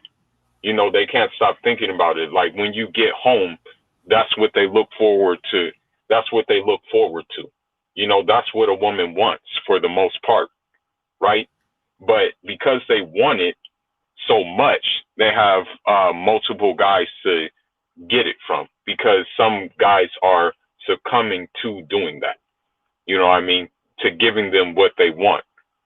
You know what I mean? And so that's how I look at this thing, that cold turk is the best recipe for these women. I know it's difficult at times, but it's the best way to realign your energy with different pursuits. You know what I mean? If you take the energy that you would take approaching women and put that into a different pursuit, like maybe getting like a real estate license, or even a scuba diving license, which I actually just obtained, you know. So that's what I look. That's what I learned to do. I learned to convert the energy into different forms of, like, focus, you know. So now with the scuba diving license, I can go to Eritrea, I can scuba dive in the Red Sea, I can say that's off the bucket list. You know what I mean? And I did it on my terms, you know. So that's how I look at the situation. Khabib is a perfect example because they were trying to trap him. Don't get it twisted. They were trying to trap him. They were really trying to get that man, but that man was very, very sharp, and he recognized it. He saw it subtly, and he's like, "Okay, I know what time it is. Let me just do what I need to do and not even look at these women." You know, they had their cleavage out and stuff like that, and you know what I mean. And some, unfortunately, some MMA fighters and even some boxers have fell for the bait. You know, but Khabib, you know, he's disliked in the sport a lot, but for me, he's the best, and he's the best for many reasons, and that's one of the reasons is starving these jacked up schedules. You know, the irony is that Habib is doing exactly what many men, many Western men, and even many men in the chat think that men cannot do. He's treating them the way they treat normal men, moving away from them, not making it easy, not leaving the doors open to get them. He's treating them the way an Instagram model thought would treat one of her fans that's thirsty. And now, granted, he's a boxer and he's married, so some might say, well, you know, it was easy for him. But in actuality, it can be done. I mean, we actually can do stuff like this. Now, you fast, so you know how that can be done. You've been able to translate that that inclination into other things, and to somehow most people get distracted by that, but you've actually been able to turn this into a source of extra focus on other things. Correct. And that's a good thing. Correct. So this is a necessity for many men to understand that, frankly, Muslim men have been sitting on this. And when we see the thirsty ethnic Muslim in, let's say, the UK, but he's just an ethnic Muslim, he's a cultural Muslim, and he's thirsty, and he's chasing these ladies because he's never been with one. You don't blame him because he likes women. But the fact is that a lot of people think, okay, well, he's chasing them because he's never been with anybody. The truth is, he's chasing them because he's not fasting. And he's also not valuing himself the way that he sees the ladies value themselves. He's looking at himself the way that the West teaches him to look at himself, like he has a negative value. So, see, the thing is that the weakness that we look at and we think we've got towards women, and that we actually do have, we think it's more than what it is. And most of that is because we don't know that really they carry the same weakness. What stops them is not that they don't have the same weakness, is that they do have a conceit. As low as the self-esteem is and as insecure as that many of them are, they have a serious conceit and arrogance with relationship to us. In other words, we're not all unattractive to them. They're just arrogant enough to look at most of us as being unattractive. And we haven't learned to do that yet. It's very easy to get turned off, gentlemen. I want y'all to understand this. I understand, Fuller, you had to jump off because I saw you jumped off. It wasn't a disconnection. What gentlemen have to understand is that you can do so because it's actually very easy to get turned off. And if you simply look at them through the lens they look at you, first you understand how they see you. You look at them through that same lens, and then you realize that in actuality, you are, I wouldn't necessarily say you're like Superman in terms of invulnerability, but let's say you're like Batman in terms of the training you have to go through, the self-development that you have. It doesn't come to you because you're just close to a yellow sun like Superman. You have to build yourself the way Batman did because you're human, and then you're looking at them and they don't do a damn thing. And you realize how mismatched most of them are with you. And the mismatch is not because they're too good for you, like what you might think. The mismatch is because you have been forced to be too good for them. They have demanded that you be too good for them. The job market demands that you be too good for them. Forget them, just the job market to earn your own money demands that you be too good for them. And if you're in high school still or in college, The academic rigor demands that you be too good for them. So by default, you have to be all these things, and yet they're sitting up here saying that you got to be more, and you actually wind up being turned off by the majority of them. If you add fasting to that, it really does become easy. You could do this indefinitely. You could go indefinitely staying by yourself, not approaching them. Now, you may get hungry, you may lose a lot of weight, you may have days where you're just so tired, you're dizzy. That might happen. But believe you me, that's much better than being locked up away from ladies and with dudes in close quarters because one of them decided to level or to launch an accusation, be it true or false. Because understand, you could simply just be talking to one, trying to feel her out, trying to figure out how best to approach her because you were interested. And she picks up on that, but then she says it's harassment when it wasn't. It can even be that. And understand this too. A lot of these ladies, like Scream said, you could die. It's possible. Because see, a lot of these ladies themselves don't know what the definition of harassment is. Just them figuring out that you're hetero and she's good looking could get them, they could launch an accusation and actually believe it. So, by the way, John Doe, I did see, yeah, Fuller Sports was talking about discipline. That's what I'm trying to talk about. And I saw your video too. So I'm going to play this one that you all see here. Let me hit play. If you cannot hear anything, put a 0 in the chat, gentlemen. And then I'll try to open up in another browser.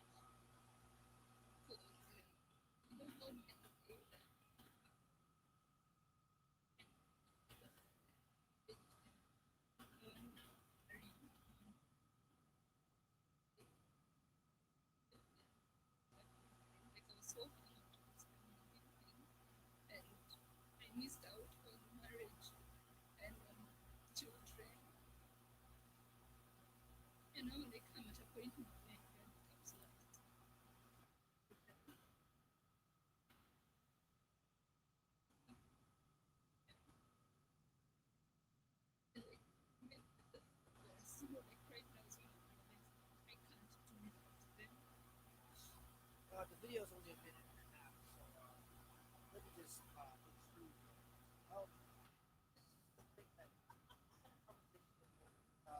Not too long ago, maybe. Okay, I'm sorry, gentlemen. Sound didn't come through, so I'm going to try it in another browser. Give me a moment. I want to put it here. I want to put it in the same browser that I'm using for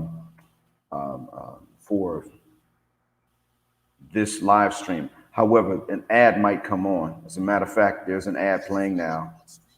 Sick of these ads. All right, let me share the screen.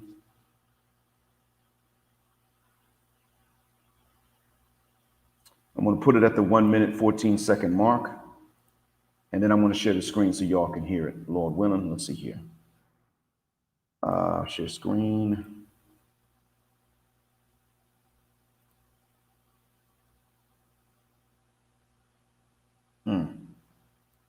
Okay, maybe this will do. All right, let's see here. Okay, let's try it now.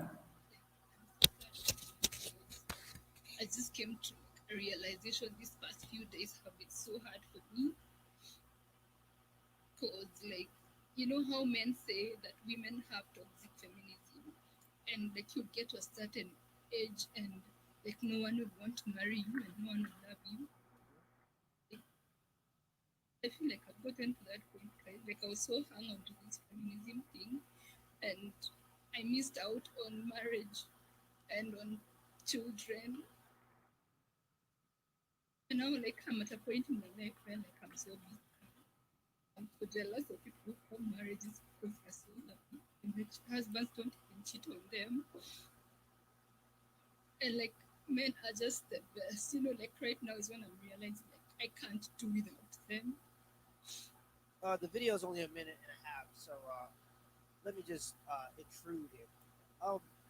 this is the thing that I had a conversation with a woman not too long ago, maybe 3 or 4 months ago, where we talked about catcalling, and she basically was saying it's annoying, it's harassment, this and that, and I was just saying it's natural. You should be flattered by that feedback. You should, I mean, you put on the outfit because you want to go out and get the attention. Why be upset about the attention? I get that it can be annoying, and Right there. Right there. All right, full of the name of that video. I just now saw what you guys said about the sound. I'm sorry about that. The name of the video is PMP colon quotation mark. I want a husband now, close quote. Woman who was approaching the wall realizes that feminism was a lie. I want to go ahead and cut and paste that into the chat for you, Fuller. So give me a moment. All right. So that's the name of the video.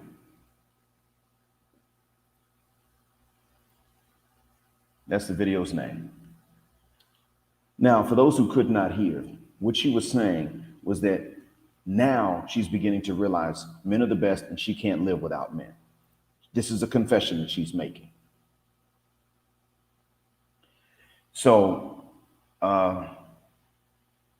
she's jealous of those that are married. Now, she says something about husbands cheating, but I couldn't make that part out. But I couldn't make out the whole sentence. But that's what she's pretty much saying, that she's jealous of those that tie the knot. And she's realizing that this stuff is a lie. Feminism's a lie. And that men are the best, that now she needs men and she can't go through the rest of her life alone. The only thing that I'm saying differently from her is the order in which she's saying it. What I'm saying to you are the same sentences that she said, for those that didn't hear it clearly. And Valeta Kiramu, shout out to him, put the link already in the chat so you all can see it for yourselves. That's the same video. Gentlemen, what I'm saying for you to do is to completely flip the game on them and put all the difficulty of finding somebody on them. In the West, put the difficulty on them, because even though many of you might think that what I'm saying is unrealistic, just like my homeboys did 3 decades ago, thought I was talking unrealistic, going against nature and biology and asking for the impossible and living in a dream world and being stupid. The same way that they thought so, now these guys are pretty much saying, man, best thing I learned to do, work on me and don't approach him. And that's what they're saying. Some of you have heard me mention a friend of mine named Black Johnson. Black Johnson's mom is the one that sat up in the kitchen and said in front of Black himself, in front of my son and in front of me, that she wished her husband would go and get a girlfriend and do something manly for a change, because she thought that'd be so sexy. That's Black Johnson's mom. A few weeks ago when I was back in my hometown, my son and I went by his house again, say hello to him. And Black Johnson turned to my son, because see, they both know about this channel. And Black Johnson said to my son, hey, yo, Black Junior, your pops was on this 3 decades ago. I'm not saying this to big myself up, guys. That's not why. I'm saying this simply to say that what we think we can't do is exactly what we can do. But just like this lady's waiting until the wall is approaching and her options are drying up to wise the fuck, I don't want you gentlemen to wait until till certain things in your life ain't never gonna be at their full potential to wise the fuck and say, man, I could have had it better if I just didn't approach. Because if enough of us cut this mess out, and it's already starting, but if enough of us cut this mess out now, don't even open that door for them in the West, then we collectively are in a position to bargain. And it's not necessarily, as I've said, going to work on the ones that are in our age groups between today's 40s and today's 20s. Well, in the 40s, that's post-wall, so they might actually listen. But that's too late. You ain't looking for that, right? And I don't blame you. But 20s and even 30s in today's time, that age group right now, that modern day crop of ladies in the age group ain't gonna listen. But what can happen is that their younger sisters, to whom they gonna tell the same lies they were told when they were that age, when they were playing with dolls on the kitchen floor while all the big grown-up ladies were sitting up talking about how to do X, Y, and Z to men and get men to do X, Y, and Z. Those, you see, today's young girls that are still playing with dolls and watching cartoons can understand that this ain't gonna work. They can understand, okay, you know what, Big Sis was wrong. Because they're not talking about how to manipulate. They're talking about why they're not even being approached. They're talking about why men won't go up to them and talk to them. And when I go up and ask my older brother why guys won't walk up and talk to them, he tells me because they know these games that these ladies playing and they're done with that. They through with it. It's better to be by yourself. Because keep in mind, gentlemen, we done already gave, for millennia, we've been the ones making the approaches and giving them a chance. The other reason I'm saying that we do this, gentlemen, is because, see, like I said, we already know, Bir Muhammad done already told us that you got some of them that are on that misandry in the UK, and they're going back home to their grandparents and parents' homeland to spread that same stuff, right? We can stop the spread of that because we already have the ammunition to do it. What is the ammunition? I'm gonna share it with you, the screen of that ammunition, because I already mentioned this before, so I'm gonna share it with you right now.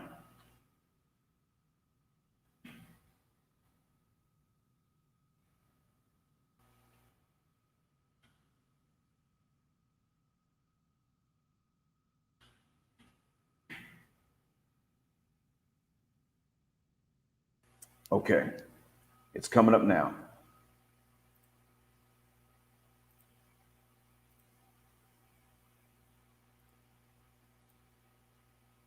That's it right there. These search results, I done already shown you. This is the ammunition. Look at this one here, 1 month ago. She's triggered by why men won't approach you women anymore. This one here, she's triggered. Y'all remember this lady here? I know y'all remember her.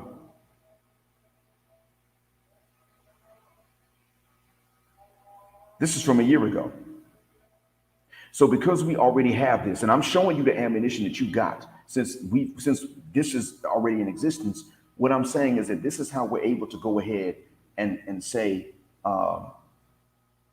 listen, you in the West, lady, I'm sorry, outside the West, lady, you outside the West, you in the Philippines, you in Indonesia, you in Malaysia, you in Chad, you in Guinea-Conakry, you in Guinea-Bissau, you in Cameroon, you in Equatorial Guinea, you in Gabon, you in Colombia, you in Brazil, you in Guyana, you in Suriname, you in the DR, you in Honduras, you in Belize.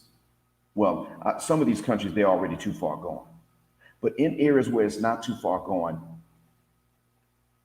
you can sit up and say to them, if you listen to that dumb broad that got off that plane and is telling you to get militant with us and demand the world in exchange for nothing, let me tell you what you're going to be winding up saying later on, and you show them this. That's why I'm saying don't approach them. You think you can't do it because of biology. That is not true. Fasting lowers your libido. It does not lower her libido, gentlemen. It raises hers. That's one of the reasons that practicing Muslim couples generally don't have that particular issue where, he's always trying to get it and she's always trying to run. There are issues that they may even have, but that's not generally one of them. I know from experience.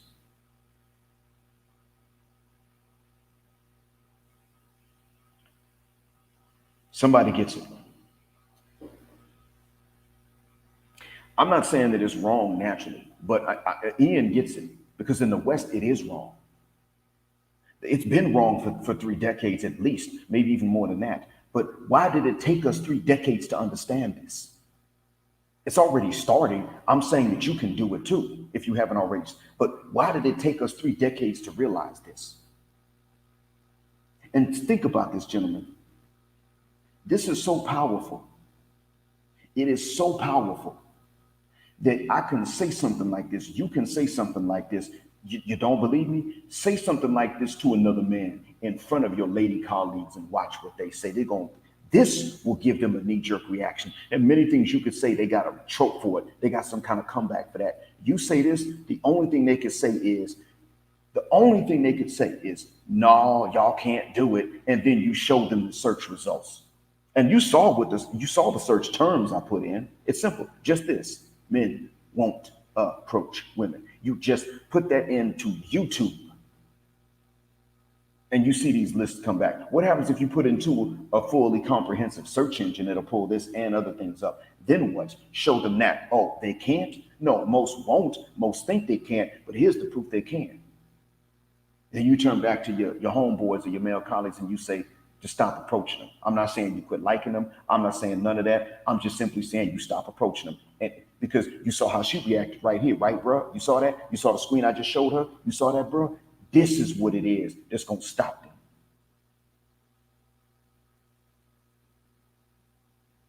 It's not necessarily, like I said, the Western system, even though this will prove her wrong, she's stubborn. Don't expect her to change. But to whom she's trying to reach out and to whom she's trying to proselytize this misandry will look at this and say, I don't want to end up like that. No, I don't want that. Not only that, you show the videos of that wife changing her own brakes because she ain't got no one to do it for her. And she don't want to pay someone else to do it. So she's got to jack her own car up, take that hubcap off, take the wheel off, get under there and take the old brake shoe off and replace it with another one and get her hands all greasy. You show them that video.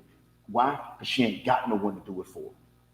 If she won't come out of pocket, she better do it herself because ain't nobody she can call on. But the other thing, but keep in mind too, you stop approaching, you're in a position to start negotiating. Because really, why is it that they can negotiate the world in exchange for nothing at all? Why is it that they can negotiate you being bulletproof and being able to fly with a cape on your back in exchange for them being absolutely nothing? Not even grown mentally and psychologically. Because they would never go to you. That's why. Because you know that they would never walk up to you and say 2 words. Now, the last men to catch on to this are going to be the ones that slow down the progress of the results of this. That's why I'm telling you guys. You see, I want for us, for once, I want us brothers to be in a position to negotiate for more than any other man can. And one of the ways to do that is to be the last to make an approach. Maybe the first one to spoil the ones who prove themselves. Yeah, sure, fine. But that's not the Western one. But the last ones to walk up and make an approach.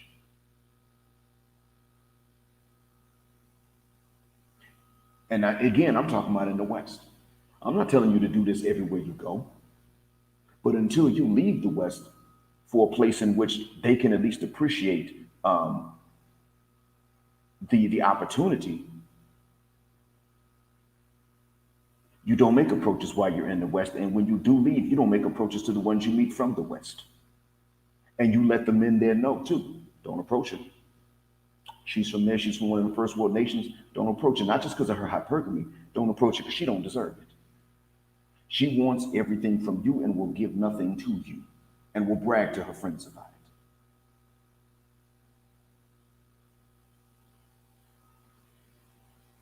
That right there. I'm sorry. If the other browser didn't hold on, that might be it too. So, oh no, that's not what's doing it.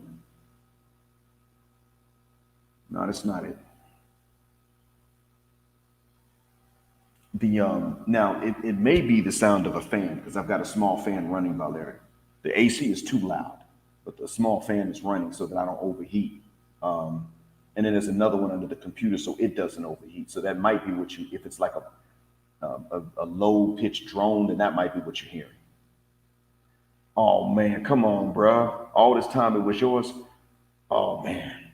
So yeah, Ian says he can do it. Now, Ian, I'm not going to ask, are you 6'9" and well muscled? Is that the reason? Because we do know that there's a very, very small number they will go after and pursue right now. It's a very small percentage of men they'll do that for. I'm not going to say that per se, but I'm not going to assume that's the case per se. But what I am going to say is that even if they don't chase you, see, for the other men, for the rest of us, we may not be pursued right now, only because there's still enough other dudes that haven't caught on. But let's say this gets to be a hashtag, and Joseph Milliken puts the hashtag up and then it spreads. And as a matter of fact, you know what, Joseph, I want to ask you, do I have your permission to add this hashtag to the description of this video's playback? Is that okay with you?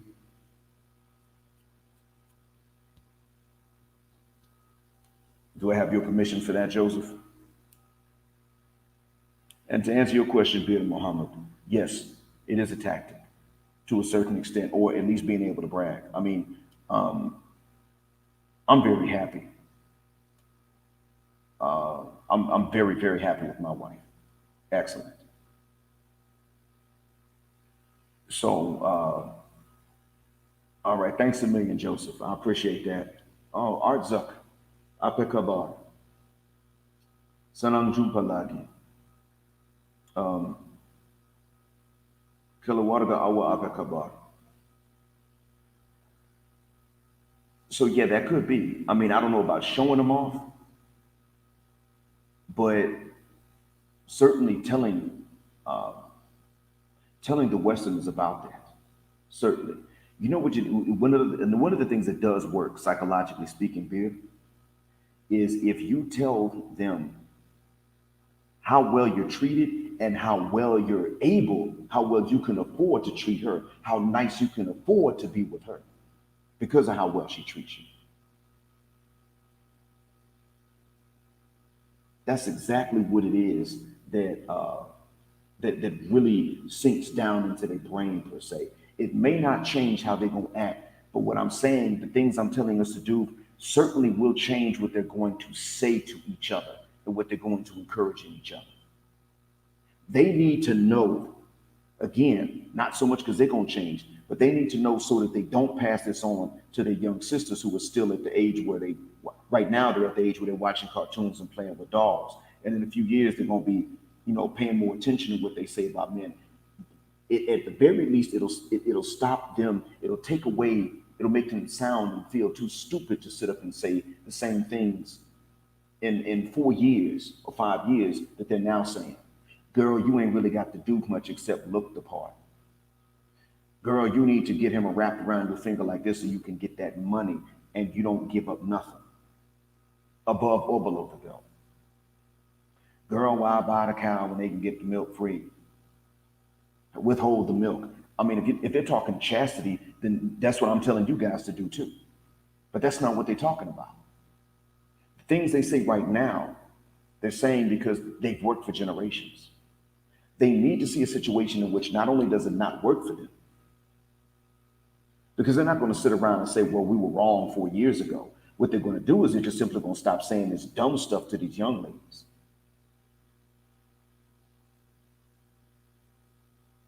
And the other thing they need to see is that we are elsewhere. We are somewhere else, living somewhere else, with ladies that actually show an appreciation for us and what we try to do for them. Seeing us with ladies to whom we can afford to be nice. Spec Streamer, you're right. It's going to be hard to get a lot of them on program. But that has more to do with how they were taught at a young age than with what they're actually capable of. They think they can't, but in actuality, as I've been saying, no, they can't. Men can get on this program. They just think they can't.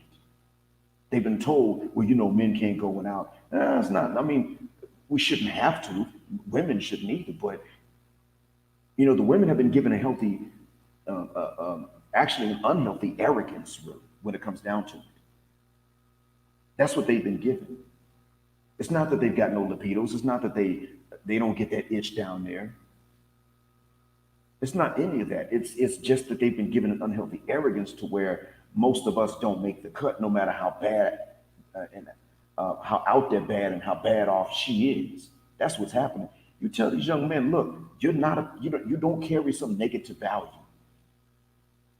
Just because your junk hangs out and it's external doesn't mean it is for everybody. Because see, you think about it, naturally, young boys and young girls are shy. Naturally. That's how it works naturally for both. Both of us are naturally modest. It's in the way that we were created. We like each other, but we're naturally modest. God created us that way. He didn't tell men to lower the gaze, but then not give us the ability to. That's the problem. Allah didn't say, okay, well, look, men lower your gaze, women lower your gaze. And he gave women the ability to not even notice us and give men the inability to ignore. Well, he didn't do that. He set it up to where both of us can lower the gaze. But at some point, we would try to find someone and be with them, and that's normal. But as Phantom Clutch is saying, the ladies weed out most men because they're taught that, I mean, that's what they're taught to do from a young age. They got the TV telling them. They got mom, auntie, grandma, and older sister telling them that. They got the preacher telling them that. You're a pearl, you're a diamond. You know, they have someone telling them all of this. And yet, and still, as Phantom said, they do weed out most men, yet the few that they don't, the small percentage they don't weed out are still so many that they wind up with these triple digit body counts in their mid-20s. That's not, who's telling us that? When we were coming up as guys, who set up and said to us, look, you're not just, you're not to just hand it out willy-nilly, all puns intended. Who set up and said that you actually carry a value equivalent to theirs? Who actually said that your labor is what they would need and benefit from in addition to you performing below the belt? And as a matter of fact, who actually set up and told us if they demand that you perform stellarly between the sheets, then they should excuse you from intensive labor? Since those two can be mutually exclusive, at least within the same 48-hour period. No one set up and told you that. No one told you that you had any value. If they decide that they want to move from one apartment to another, you're supposed to give up your weekend and pull your back out to help them move that heavy furniture if you were a real friend. You keep on having to prove your value, keep on having to prove your value. And then at some point, they're throwing a baby shower for the baby of a man that never had to prove his value because he already had it in their eyes, just because he was taller or because they smelled enough other women on him. That's the issue. We've been told that we can't pass them up. No, we can. We actually can. Think we can't? It's already starting. Take a look at that hashtag, don't approach it. LOM's got the hashtags GTN, give them nothing, lockout, BYFY, better yourself for yourself. Shout out to Lion. Ian Miles is right. Even though Phantom Clutch is right, they weed out most. We know they're not weeding out the worst. They do weed out. They do it extensively in terms of percentages, but they're still not weeding out the quality that need to be weeded out.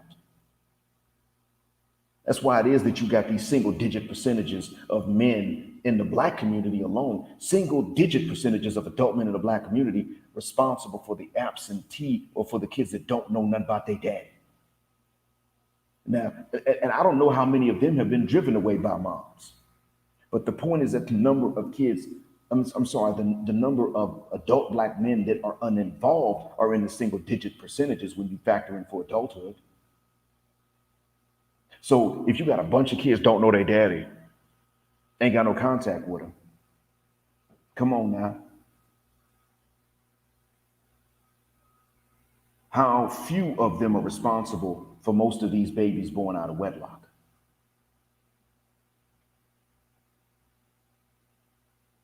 We see that happening. And what's the reason for all of this? Because we thought that we could not turn any of them down. We made it too easy. And what I'm saying is the only reason we didn't set up and made it too easy is because we were taught that we can't do no better.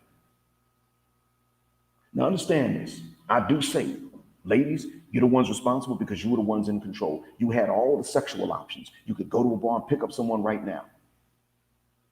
And until the day that men have as many sexual options as you do and as easily and as quickly, I'm not going to blame men for the sexual outcomes. I have said this. But what I am saying to you, gentlemen, is that we are responsible for how easy we make it. And that's why they've got that's why they got everything they got. It's not just because of them pushing for certain laws. It's also because centuries ago, they convinced their dads who were legislators to pass these laws. A lot of these laws are really old.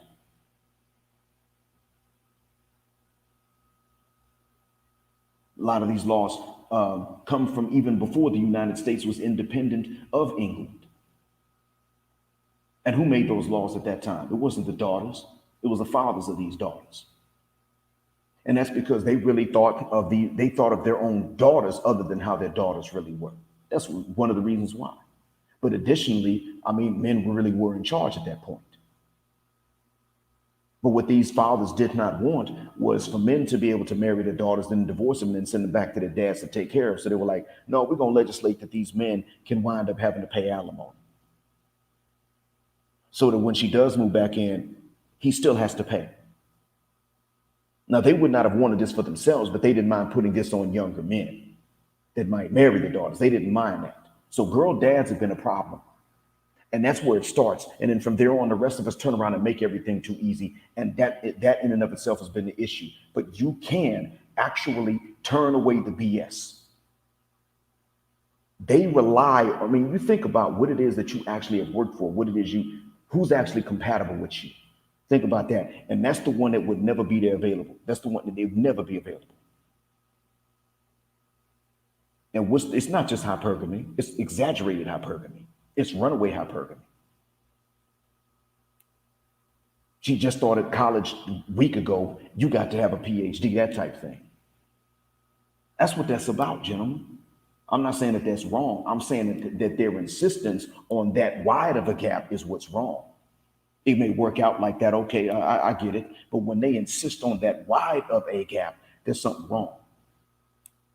And the reason that they can do that, knowing that they ain't going to bring nothing else to the table to compensate, is because they've had experience with not being told no.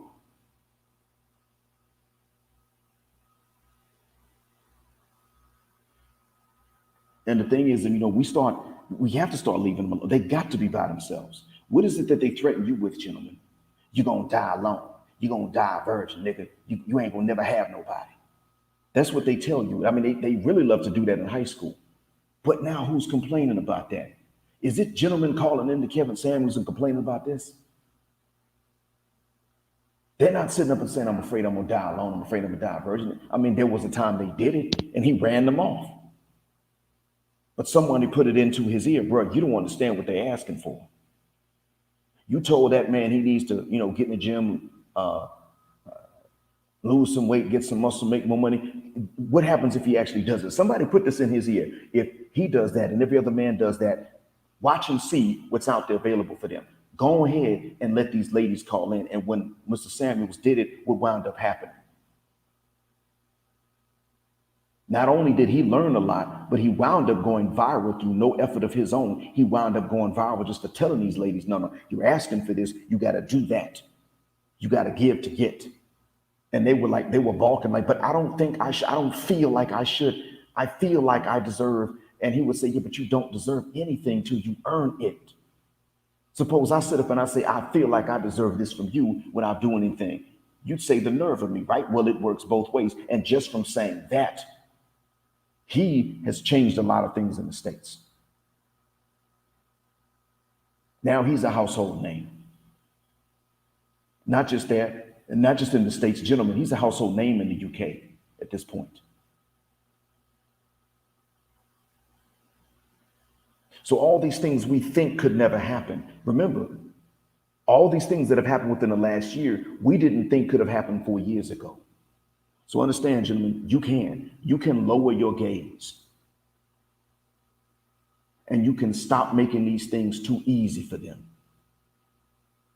Because as Joseph Millikan said, the stuff they say to you is a projection anyway. If that is the case, you can lower your gauge. You can stop making it easy for them. You can sit back and just focus on your work. And for entertainment, watch them scramble trying to figure it out and amuse yourself. But you will see that everything they said winds up being their own problem. Well, you are racist and a colorist. Who are they selecting now? You think about it.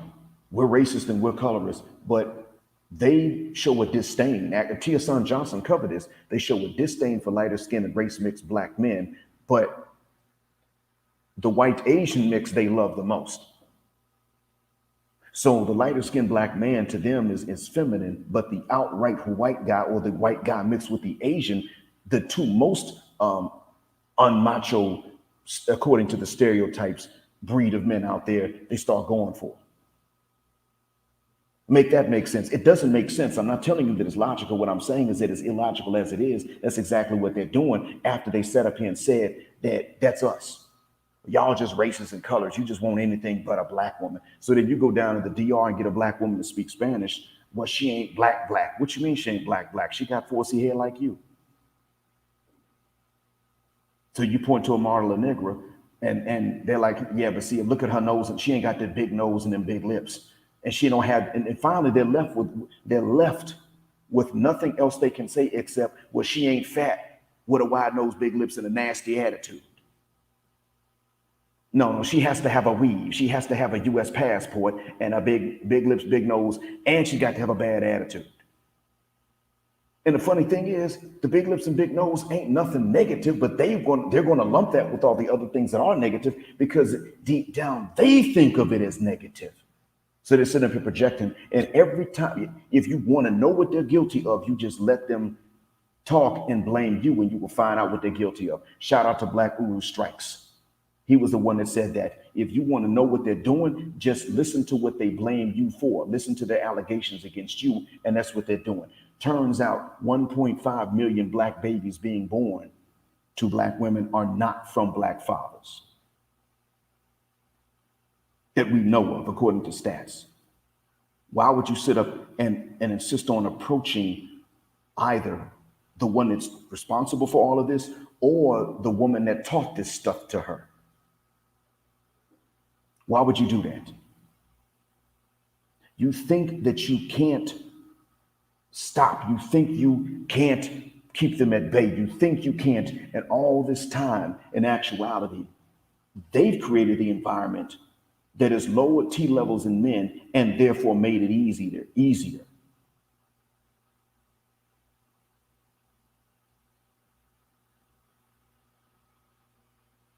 They set this up themselves. Just give them the consequence they insisted on. Because keep in mind, gentlemen, they're not counting on you to continue approaching just so that they can find a means of support. They're also counting on you to do that because, number one, they don't have the game. They don't have the substance to impress you and to stand out from each other, to show you how they're compatible with you more so than somebody else's. They don't have the ability to do that. They don't have the creativity, the substance, the game, the skill, the social skill, so to speak, to do this stuff. Everything they say about your game and how bad it is, that's how bad theirs is. That's the first thing you're going to see. They goofy as all get out. When they start having to approach you, you're going to see how goofy they are. It's one of the first things. But it's also so that they'll have someone to take care of them later on. And you're going to see that ain't the case either. They ain't going to find that. They done already said we demand equal rights. Then they want special treatment. They want these equal rights without these equal lefts. You're in a situation in which making the approach is the problem, gentlemen, or it's what enables and perpetuates the problem. It's not your fault how it began, but every time one of you makes an approach, and you need to share this with your boys, every time one of you makes the approach, you enable this problem to continue. Everything that we've talked about in the manosphere can be stopped when you simply follow that hashtag. Don't, thank you, Joseph Milligan. Don't approach her. And of course, LOM's hashtags too, lockout game, give them nothing, better yourself for yourself. All these things we've been dealing with, the runaway hypergamy or the exaggerated hypergamy, the dual mating strategy, the paternity fraud, the endless blame, the hypocrisy, the negative stereotyping of all of us. All of that stops when when they don't get approached, no matter what they go outside looking like. The day that they can walk outside completely butt naked and looking good, and you know to keep a distance because it's a trap, is the day that we started to change this. That's the day that you can say, I'm doing what I'm where I need to be. I'm doing what I need to be doing. That's how we got to get to that level. Now, we shouldn't have to get to that level, but they force that. Then turn around, go to another country and be willing to make approaches. For the Muslims, be willing to go to the masajid and talk to the imams and say, hey man, look, who's looking to marry? That would mess their minds up. Of course, it would be too late. It wouldn't really do you or her much good, but it might do good for those younger brothers of ours. They're still playing with toys right now today. They're still watching cartoons. They're still talking about Thundercats when they get to school in the morning. They still carrying little lunch boxes to school. But it ain't gonna be long before they come of age. And if we do this thing right today, when they come of age, they're not gonna be in a situation in which all of a sudden they have to meet some sort of impossible set of standards just for a hope of being able to have their own legacy. Because Kevin Samuels was right about one thing. We do need to get them passports. But by the same token, we're not all going to be making a quick mass exodus overnight. That would be nice. I would appreciate it if we did that. But since we cannot, what is the next best thing? You stop approaching while you're there where you guys are. Don't make approaches. And even when you leave and you come over here, I'm not going to tell you walk up and make cold approaches on the street. But I would say that for the Muslims, if you come where I live, you go to the masajid, you talk to the imams. They know somebody. They hook you up. I would say that. That's necessary. And by doing that, when they sit and see that they in the States and in Canada and in the UK could be in the bar darn near butt booty naked, and they can't make no money on OnlyFans either, and they can't get no approaches, and they're just going to have to figure out how to have enough game to walk up to men and sing and make themselves stand out until that day that this is what it's like for them in the West. And then they see that these so-called third world women for whom they were feeling sorry are actually getting approached and having options. Is the day that maybe your younger brothers will have it better when they come of age. I appreciate you all listening to my long sermon. Again, go ahead and hit that share button, especially. I got 69 likes, and believe you me, I appreciate that. But also make sure y'all hit that share button.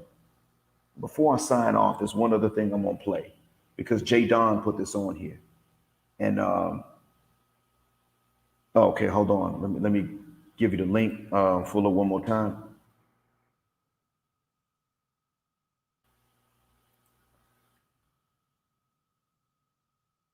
All right, coming up. And in the meantime, there's one other thing I'm going to play, and that's going to be about the U.S. Embassy in Jamaica flying this flag. I'll put the sound up this time for you guys. Then we're going to hear from Fuller, inshallah.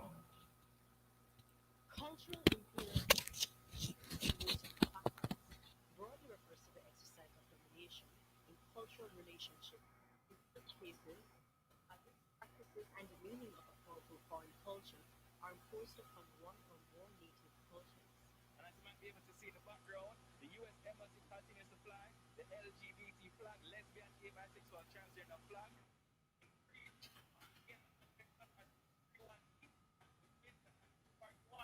Right? They are being hostile towards our laws, our culture, and our own democratic system. And then they decided to fly that flag, and that's an insult to our country. Philippa Davies, advocacy officer for the Jamaica Coalition for a Healthy Society, says the flag represents life practices. Okay, since the sound is not good, I'm going to go ahead, gentlemen, and put it in the same browser in which I've got this going. So give me a moment. Started in the new browser. I started in the same browser I'm using for StreamYard. Hold on.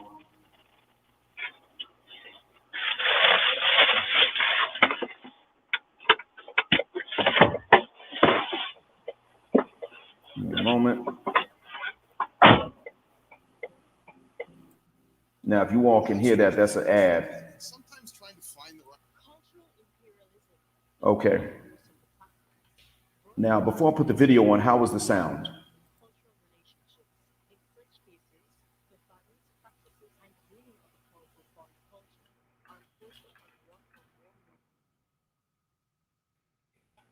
The U.S. Embassy continues to fly the LGBT flag, lesbian, gay, bisexual, transgender flag in breach of the Vienna Convention, Articles 31E, Article 20, and Article 41.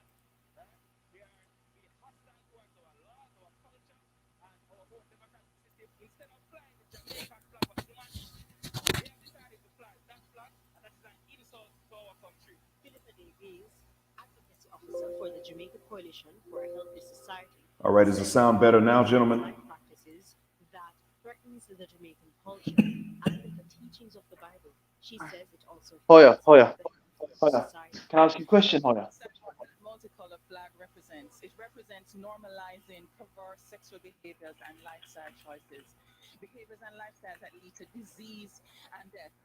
Our Christian beauty is to speak the truth in love. Protesters say they've been peacefully protesting that the flag be taken down. And the man is 100. Yeah, the man is higher. Up to Independence Week. Efforts to contact the U.S. consulate and a member of the LGBTQ group. Okay, thank you. However, the protesters say That continue to stand against the flying of the rainbow-colored flag, having it as a Black man. on Jamaican soil. Article 20 specifically says the only flag that should fly is their national flag. The LGBT flag is not their national flag. Their own people have not agreed to that at all. Okay? And so they're in breach of it. They need to be held accountable. And I challenge anybody from the U.S. Embassy to debate me this on a national stage. Paige Dixon, Stephen Live. All right. So I didn't put the video on, but I put the link in. And you guys could see, you gentlemen were able to see what was going on here. The U.S. Embassy in Jamaica was flying that rainbow flag, LGBT flag. And if you think about it, one of the major differences between Jamaica and Black America is that in Jamaica, the ladies don't support that stuff. In Black America, we already know the sisterhood supports that. It supports them and it supports that way of life.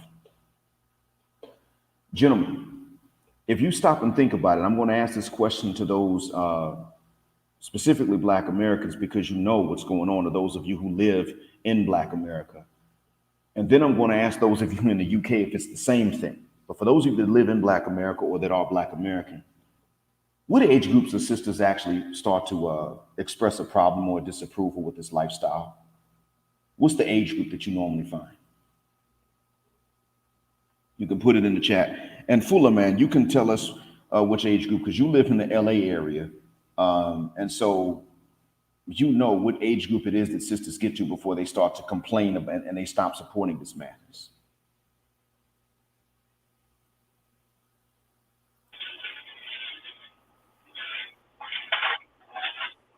You're on, Fuller. I can hear you, sir. Assalamu alaikum. Walaikum Assalamu salam. alaikum. Yeah, so what was the question? What age group do you start to hear Black American women stop supporting that LGBTQ lifestyle? Shoot, man, they put it this way: it's the age group that's too late. That's basically it, you know, because they fell victim of it, basically. But it's the age group that is too late, you know, the old-fashioned age group. And some of the age group, honestly, some of them are already built on old school rules, so they don't support it. But when you see the age group that supports it, you know, it's the 20-year-olds, it's the millennials, early 30s, late 30s, and things like that. Because the main reason why they support it too is for the simple fact that gay guys like to be around women, you know what I mean, and they like to be around beautiful women, and you know, although those women don't feel beautiful, those gay guys will stroke their egos, you know, and so that's why they like the gay guys, because the more gay guys stroke their egos, the more delusional they can be. You know, the more they'll feel like they're something that they're really not.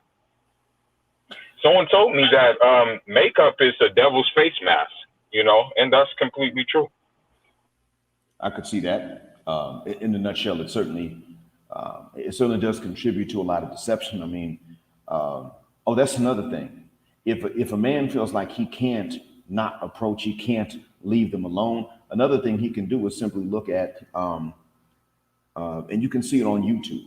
There's nothing illegal or haram about it, but you can see it on YouTube. Porn stars without makeup. I kid you not. I saw it. Saw it less than 4 years ago, just on YouTube. There's nothing raunchy about what you'll see. You'll just see their faces as the makeup is being applied, and you'll see them from before, or actresses even without makeup. Watch, and then at that point, I kid you not, when gentlemen realize a lot of the deception that goes on the street, they say, you know what, never mind, because you approach them, you go through all of this, and not only do you have to convince them every step of the way up until marriage, and then all of a sudden, when they qualify for alimony, I don't have to convince them to file for divorce. Not only is it all of this, but in the meantime, when you finally do see them in the morning without makeup, it ain't nothing like what you saw when you first saw them in the supermarket or wherever they were first approached. So that's another thing that can actually help make it easy. But you see, you mentioned it is when it's too late. Which kind of man do you notice them complain about being GAY?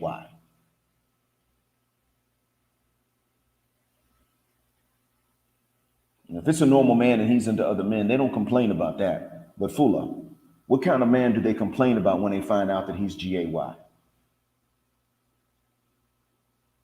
Okay, he dropped off. I think he had to run. So they complain high value men that are gay, or the men they want. That's when they have a problem. Okay, all right. So the high income, tall, muscle bound man, that's the one they complain about. Exactly. Being GAY. Yeah. In fact, a couple months ago, there was a scandal. I don't know if you remember. I don't think it was a couple months ago, but a woman in this show was basically there was this a football player, NFL player, and he was basically announced that he was gay, and all the women on the panel were basically making fun of him, and like one of them made fun of him, and yeah, and it became a scandal. And I think she had to backtrack and apologize, but she would have never said that if he was just a run of the mill ordinary guy. Okay. And so, but you'll see how it is that they complain when he has what it is that they want, but he ain't interested. And then when it's a normal man, they feel like they want to congratulate him if he comes out the closet because he's normal and it's not what they were looking for anyway. Yeah, they do it to front, to show off.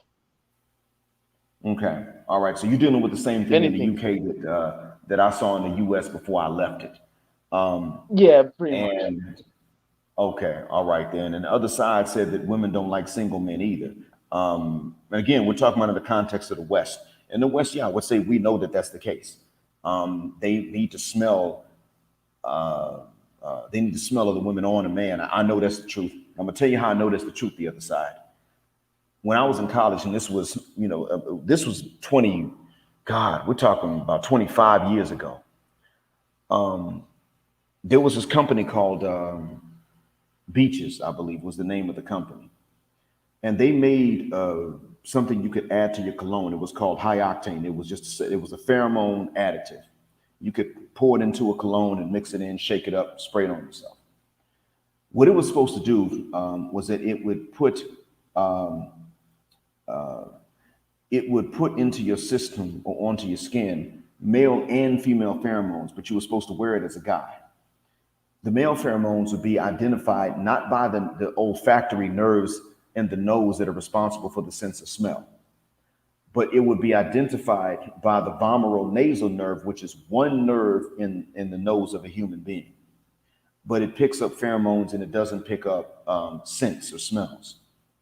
It goes straight to the limbic system of the brain. What was supposed to happen was that they would smell the pheromones of, and this was in the advertisement for it 25 years ago. I can't find this product now. I looked to see if it was available because I meant to do a recording on this a long time ago, but I can't find it now. But 25 years ago on the advertisement for it, it said the male pheromones will identify you as a male to her, to that nerve, even though she can see it. The lady pheromones that we will put in there are so that she will smell other women on you. And subconscious, it'll be subconscious. She won't know, and she won't be able to understand why she likes you, but you will see that they will respond better to you. Now, I used it to try it out because it wasn't terribly expensive. But if I tried to buy a lot of it, it would have cost too much. I got enough to last me for about 3 weeks if I were to use it consistently. And what I can tell you was that people in general were just nicer. Overall, people in general were nicer. They trusted me more. I would say that even thugged out men were more respectful. Men that wanted to be bad and street, and they were more respectful to me. They were friendlier. We actually, they were more polite. They weren't even aggressive with me or around me in that regard. I'm not saying they flirted. I'm just saying that they dropped a lot of the aggression. They seemed to feel calm and at ease. Women did respond positively. I had a girlfriend, so I decided I wasn't going to wear it out too often. I would wear it maybe to job interviews and things like that, and I would leave it at that. But when I went back to my hometown to visit my hometown and my girlfriend was there, I did wear it around her. And there was clearly a difference. The reason, what I'm saying, gentlemen, is that the reason I stopped wearing it all the time was because I wasn't trying to cheat. I was simply trying to see if this worked. So what the other side said, I saw an experience with my own 2 eyes and ears 25 years ago. They got a smell of the woman on you. That right there makes the case for polygyny. The problem is this: in the West, they tell you they hate polygyny, but then they want you to be polygynous. They want the competition. So why would you make the approach if every way that you could possibly be is wrong to begin with? You're either exclusive or you're not. Either way you go, you're wrong. How does that work? You see, gentlemen, why would you make the approach if that's the case? They don't want you single. It goes back to self-worship or self-image. Yeah. I think it goes back to self-worship or self-image. That's the problem. When it all boils down to. Yeah, seems to. But then again, you look at the illogic of it. If a lady, even subconsciously, if she smells like another man, the way that most married women do, that's not what you're looking for. You'd be like, that's okay, never mind. I mean, even if she's cute, you say, that's okay, it's all right. The thought of her being with another, man is a turnoff to you. So most men really don't want another man's wife. And even Book of Alpharonomy, the guy that talks about applying pimp principles to the square world, has said that he's decided he's not going to marry because he used to be with married women. Now, he's not Muslim, but he has admitted that he deserves for a woman to marry him and then cheat on him, just like he was with married women when he was young. He said this himself, but he's now turned off by women that are married to other men. And he's aware of this. He understands without even being Muslim. He gets that you know the phrase bir and fulaman katudin tudan. Have y'all heard that before?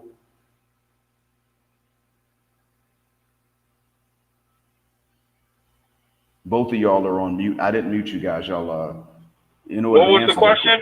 What's the question? have you heard the phrase katudin tudan in Arabic? I haven't heard the No. phrase, but no, I haven't heard that phrase. Okay. What it means is, as you practice it, so will it be practiced to you. In other words, as you pay your debt to others, your debts will be paid to you. Now, this is supposedly this is in context to both the religion and debts that you would owe. Both. It's because the word deen in Arabic applies to both how you live and also debts that you owe. So katudin, as you pay your debts and as you practice your faith, tudan, as so would it be practiced to you, or as it would be paid to you, will be the same thing. So, as in a nutshell, they use that saying to mean that if you're loose with the women, then the women in your family are going to be loose with men. That's how they use that. The Arabs use it for that meaning. It's generally a true principle. Well, I'm saying that to say that's exactly what Book of Al-Farani was talking about. He's saying the same thing, though he's not a Muslim. I think he's Hebrew Israelite. He sounds like such when he talks. And he was saying he used to be with married women, and he would tell himself, "Man, I don't know that man. Don't get mad at me. Check that lady. She came for me." He used to tell himself that, justified. And he did it enough times to where now he's afraid to marry because he knows that he deserves to be cheated on. He's saying that he knows he deserves it. So he's passing up on marriage for now, even though he would rather marry. And he says, I don't see that God's not merciful. I'm not blaming or accusing God of not being merciful. I'm saying that he's just, and this will be just for me, that I would earn this, I deserve that. So even he's applying this principle. But okay, so Red Lord said that he's a Hebrew Israelite. So I forgot exactly why I mentioned him, but in a nutshell, it comes down to polygyny. That polygyny is not really something we men demand, to be honest with you. It's something that the ladies demand, because they're not looking for the guy that other women don't want.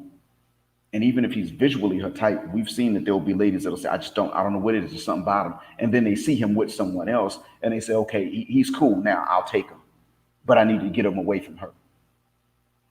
If that's what you're dealing with, then why would we make approaches? I mean, if that's their mindset and it's so common, why would we make approaches in the first place when they can't decide, do they want exclusivity or do they want polygyny? What are they trying to do? They're refusing both of them, really. They're demanding both. They're demanding one with their tongue, the other with their actions, but then they turn around and refuse one with their actions and then refuse the other one with their tongue. So that's another reason we shouldn't make any approaches. In the West, they don't know which one they want to do. I'm just saying that's another reason we should make these approaches. So Fuller, man, you had something you were going to say, and you came back on. I'm listening, sir. Fuller, man, you're on mute.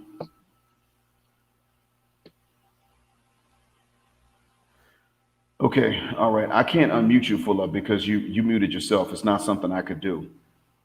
So before I close out, and I appreciate you all listening to my long sermon. Before I close out, though, any closing thoughts, Bir?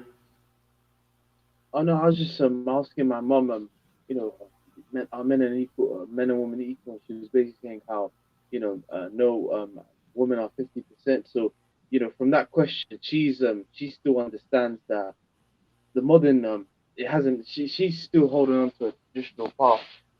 So, and she's been here like 20 years in this country. So I do think that women who are still traditional need to start speaking up, because we don't hear none. I only see men pushing back. I don't see, these other women pushing back. Okay, some of it came through clearly, and some of it came through muffled, like there was a cloth over the microphone. Were you saying that the traditional women need to start pushing the tradition more you need to start pushing back against the the agendas, because they just seem Hmm. by the just by the shadows, like not doing anything, and I find it odd. Okay. Gotcha. Okay. Well, yeah, and that's part of why I said that we would need to up the standards, even for those who would start to approach men in the West. That if men Hmm. stop approaching, when men get approached in the West, they can say, okay, well, look, one of the things you got to do is you got to rat out the sisterhood. You got to be honest about the games. Don't cover up for the games that they may play. Make the good ones draw a line in the sand in between themselves and the game players. And I get JT 9000 was saying that they can't do that. Screamer was in the chat saying they just absolutely won't. They'll just go and sleep with someone else. They're just not going to rat themselves out. JT 9000 pointed out how physically they have a reason to be afraid because the ugly chicks don't have any qualms about messing up the faces of the gorgeous looking women. In my experience, it's largely been the nice looking women that will play the games the most because they can. Not the only ones, but they would play the games the most. But the U.S. is a big country. So what they did in my part of the country, they may have not done in the exact same order in, let's say, another part. I grew up in the southeastern U.S. What they did in the Northeast may have been a bit different. There are regional variations in it.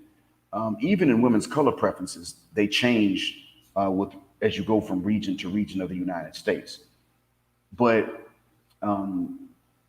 I did make the point, I pushed the point that if enough men stop making approaches, then when they start to approach, we're in a position to negotiate that and say, look, don't hide this. We know the game exists. Just don't lie to us about who's going to play what game. Don't say that game does not exist, that nobody thought of it, and that we're just paranoid. Because even a lot of ladies that take the traditional route will say, "Oh no, you're paranoid. Who's thinking about this kind of stuff?"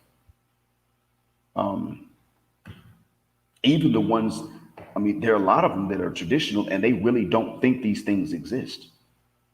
But then there are many who are traditional. They know that these games exist, but they still want you to think that you're paranoid. And we do need to not only say to them push back, but even say to them, "Oh no, no, no, rat." Tell betray the sisterhood. Don't defend them at all. Am I asking for too much, Biff?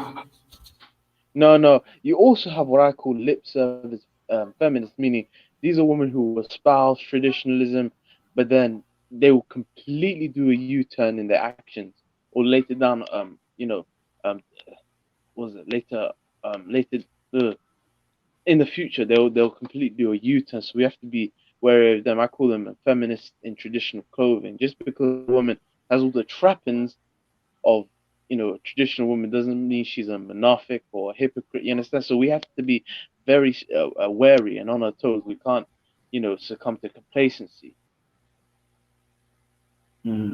Okay. Well, yeah, we certainly can't. That's part of why I keep thinking about the next step. Uh, it's out of fear, not wisdom. I'm not attributing wisdom to myself, but it is out of fear of complacency and what it would do. Not so much how it would harm me, but how it would harm those of you left behind in the West until you can leave. Because we have to understand that even good ladies are not being complacent. Even the ladies that want to be fair, one thing they're not doing is being complacent. And they don't stop thinking. They mentally But speaking, they stay on their society, toes when it comes to us. yeah, but society is catching up because of the whole fallout of this the Plymouth shooting. The news media and everyone are talking about, oh, the RP community, the manosphere, they're grooming young men to be misogynist and all of that. And one thing they're going to use against us, they're going to say we're grooming young men, even though we're putting them up on game and telling them to be cautious and giving them certain cues that they weren't taught. They're going to say we're grooming them, so you need to watch out for that. Even though I'm a young guy, I'm only 21. Yeah. And we're going to have to get on, we're going to have to grab that bull by the horns, get out in front of this one and grab it. And we would have to start saying, look, what's the name of that guy that did that just did the shooting there? I forgot his name. What was it His again? name is Jake Davison. Okay, Jake Davison. We would have to get Yeah, out and say, we didn't know Jake Davison existed until you did. When he made the right. news, that's when we found out about it. We didn't know anything about that. However, we do not apologize for explaining to men, young men, even when they're minors. We do not apologize for telling them what the games are that young girls and then later on grown women are going to play on them. We just don't condone what he did. We actually going to tell these men And one either. more we're gonna one. Sorry to cut you off, but one we're gonna need to get trending is misandry. That's a word we're gonna have to really push out there, like really get out in the forefront. Yeah, and well, in the states, we're starting to hear it more. And one man that's really done a good job of putting that forward is Professor T. Hassan Johnson, Dr. T. Hassan Yeah, Johnson. He's got a yeah, channel too.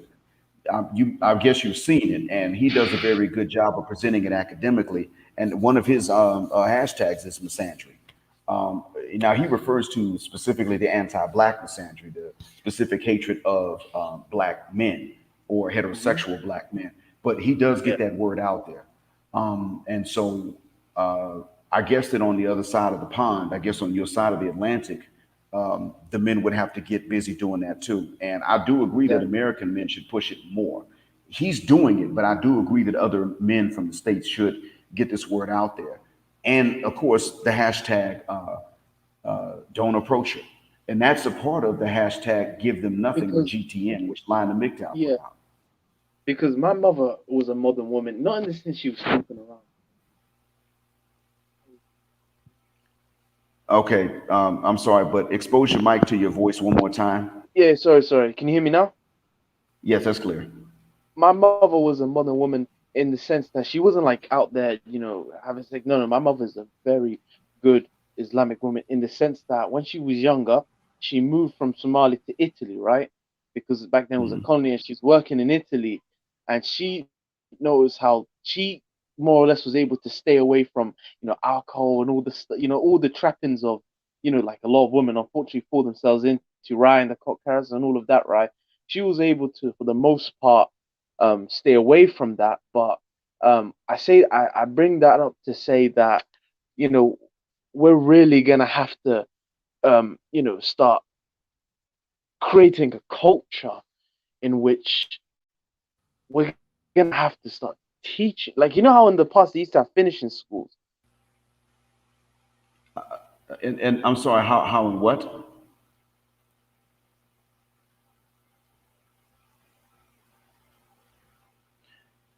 Okay, looks like the microphone went out again. While I'm waiting on his mic to come back, um, LOM, I'm glad that you are pushing it. We need that. Um, and I recommend putting Don't Approach Her as part of the hashtag GTN, give them nothing, because one is a specific facet of the other one's idea. So I really glad that Joseph Milliken came on the show and that Line of MGTOW came on, because you're really both pushing the same idea at different levels of detail, and this is necessary. And Bird and Fuller Man and I can certainly get on board with that, because part of male Yeah. chastity and male modesty is that. Now we're supposed to be chaste and modest anyway, but this is a part of it. This is a pushing of that. And I'm not going to lie. When I say we, I don't just mean the three of us, but what I mean is that Muslim men as a whole really should have been pushing this a long time ago. We really should have been the examples and been on the offense in terms of getting this out there, so that we would not have the situation that we've got today, in which simping is as bad as it is. And now the pendulum is swinging. Fortunately, the pendulum is swinging the other way, um, Right. to right Right. now giving nothing, better yourself for yourself, and don't approach it. But it's taken too long for Um, this pendulum to swing this far. All right. Now, Fula man, I'm about to unmute your mic because I'm gonna close out, but I want to give you a chance to give closing thoughts before I do so. okay. Well, well, it is very crazy what I'm about to say, but my uncle, I have some family that works in Nigeria. They do some work over there. So I WhatsApped my uncle like maybe 3 weeks ago. I WhatsApped him. Um, and I said, man, I need a Nigerian passport. I was just playing around, right? I was just like totally joking around. And I said, no, I'm just playing with you. And then he's like, oh, no problem. Just send me some photos of you, and also just send me some photos, and I got you. So I was just playing around. I emailed him some photos. Then all of a sudden, 3 weeks later, boom, boom, boom, I hear a knock on my door. I'm like, who's there? They're like, UPS. And I'm like, man, I didn't order nothing. Then they're like, is your name such and such, such and such? I'm like, yeah. And they're like, oh, this is from you. This is for you. I'm like, where'd it come from? They're like, oh, it's from Nigeria. Man, I open up the envelope. All of a sudden, I see a Nigerian passport. I'm like, man, I'm done with my uncle, bro. That dude is crazy. I'm like, hey, I was just playing around, uncle.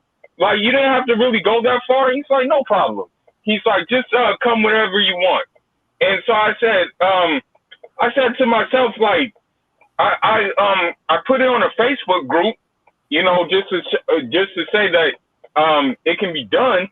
And believe it or not, the black, the white, and the Latin women went crazy. They're like, oh, just because you got that doesn't mean you're leaving. Just because you got that doesn't mean they're gonna this, that, and the other. So I say that to say that if you do, they are threatened by you doing things like that. They're threatened by that. If you get a passport and if you're making a move, that's the worst thing you can do.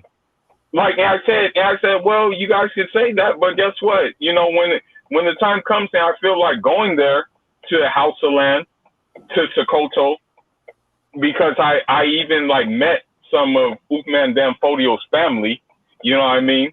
So and they're like, yeah, you're more than welcome to come over here and stuff like that.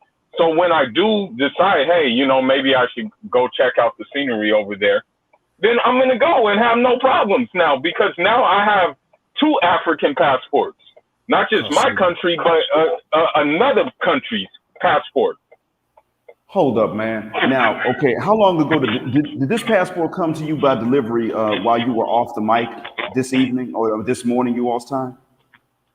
Yeah. Okay, so this is, you know, less than an hour ago you got these passports. Yeah. Oh my goodness. Okay, listen. Let your uncle know that I'm about to hit him up. All right, just let him know, because okay.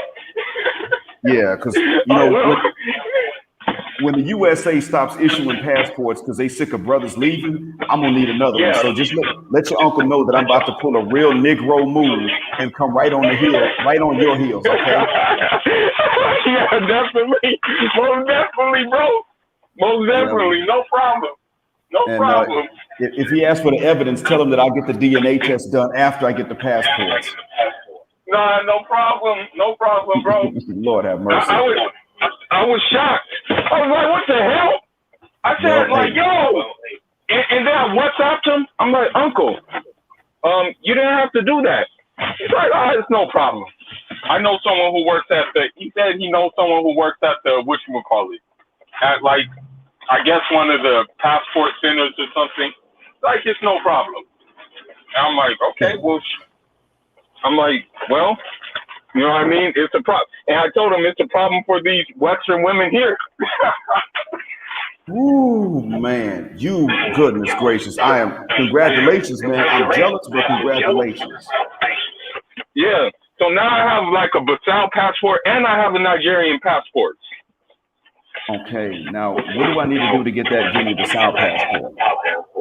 What's gonna probably has to happen is you're gonna have to probably like first get a visa, then go there, and then establish that you want to do some kind of work or do something like that, or that you're going to be involved in doing something. And if you do show that you're going to be involved in doing something, they'll probably issue a passport, no problem. Okay. All right, then. Well, maybe after the Nigerian passport, I'll go and get the DNA test done. Yeah. All right. No, well, but these women, I say this to say this because these women are threatened when dudes think outside the box. Yeah. That's why I say this. Absolutely. They get Well, threatened because they're already coming at me. I'm telling you, they're coming at me like nonstop right now. yeah. And you know what? Anything that takes their options away is what really threatens them. I picked up on that. When you I mean, just me saying don't approach. This is getting a hair trigger reaction from a lot of them. You get the passport, you tell them you got it, so you have another option to travel, and they're like, "Oh my God!" So you see what's going on, and SGR Seventh has a valid point. If they don't want you to feel like you're anything attractive, then why do they care when you leave? What's the big deal? But it seems like any type of dude that's not an outright bum leaving, no longer being an option, is what bothers them, because then they come to understand that their power's gone. Now, I would say, why are they so power hungry? Why are they tripping off of that? But it seems like they really do get it. It seems like they really do understand that these options can dry up, and they themselves are not enough to hold. They're enough to drive men away, but they themselves are not enough to hold men in these first world nations in which they want to live and in which they enjoy the most rights and protections. At least they say they do. So that being said, now, Full, I know you jumped off because you had to, and I appreciate you giving the closing thoughts and letting us know about that passport and their reaction. Because you see, you can tell what you need to do based on what they don't want you to do. They didn't want you to get this passport, get it. If you can get another one, flex that one too. Again, it's not because we're trying to teach them a lesson, but rather so that their younger sisters that are still kids can learn something. And yeah, just let your uncle know, man. Yeah, the right of first refusal concept, exactly. Let your uncle know, man. I'm putting a real Negro move, and I'm coming right behind you. This reminds me of a joke I'm gonna close out with. There was a barber, and one day he gave a haircut, and he got into a conversation with the customer. And when the customer was over, when the haircut was over, the customer said, "Okay, how much I owe you for the cut?" And the barber said, "Don't worry about it." Well, that man owned a pizza shop, so the next day he had a pizza sent to the barber shop, and he had a card in there. "Thanks for that haircut yesterday. One good turn deserves another." Next day, a man came in and what's going on, Jay Cash? Next day, a man came in, got the haircut, and the barber decided to run a little experiment. So he said, "You know what? Don't worry about it." And then so the man, it turned out, owned a flower shop. So he sent some flowers the next day, and it was a card saying, "Thank you for the haircut." Then that afternoon, a man came in, and this was a brother. So when the haircut was over, brother said, "Hey man, how much I owe you?" And the barber said, "You know what? Don't worry about this one. It's cool. It's cool." So the next day he went, and when he was ready to open up the barber shop, there was a line of other brothers out there waiting for free haircuts. And I just want Fuller Man to tell his uncle that I'm about to be like one of them brothers in that line. I'm about to be just like that. So with that being said, gentlemen, look, I've been going now for 4 hours, 32 minutes, about to be 33 minutes. I started off giving ladies a chance to come on and try to explain to us logically why we should still approach them in the West and those who are from the West. Not one of them came on. Not a single solitary lady came on to try to make that case. Now, I normally get hair trigger reactions when they hear this, but when I said, "Okay, you come along and make a logical case as to why we should, in light of the way things that are right now, in light of the way things are legally and culturally in the West," and not one did, not a single solitary one. I've been looking in the studio to see who came on, who followed the link and joined the panel. It's all been bros, and I was glad to have them. But not one lady decided to come on and try to make that case. 4 minutes. Now, I'm sorry, 4 hours and 33 minutes, about to be 34.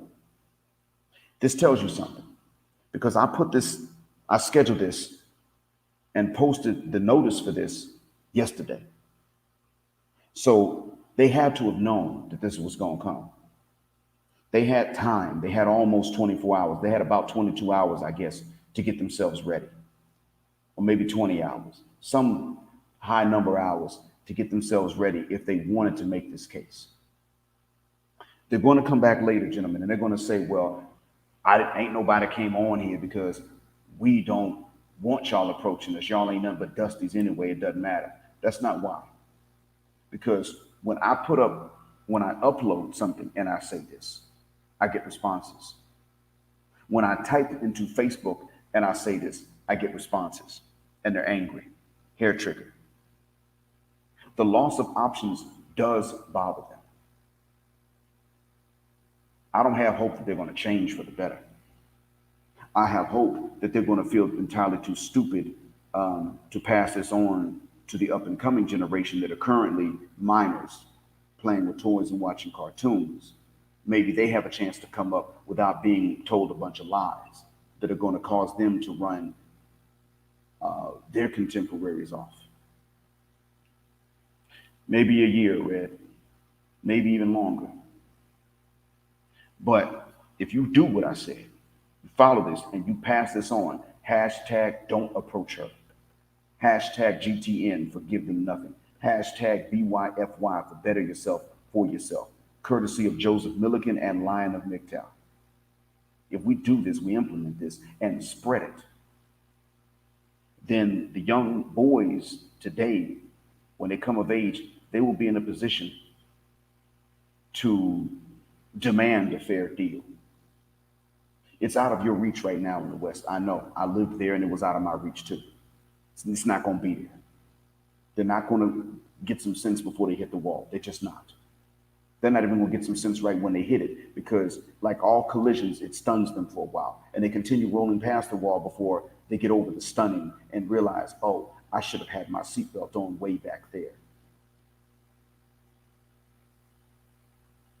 It's not going to change them, but it might change things for the young men that right now are little boys and are going to have to grow up in the West for a long time before they get a chance to leave.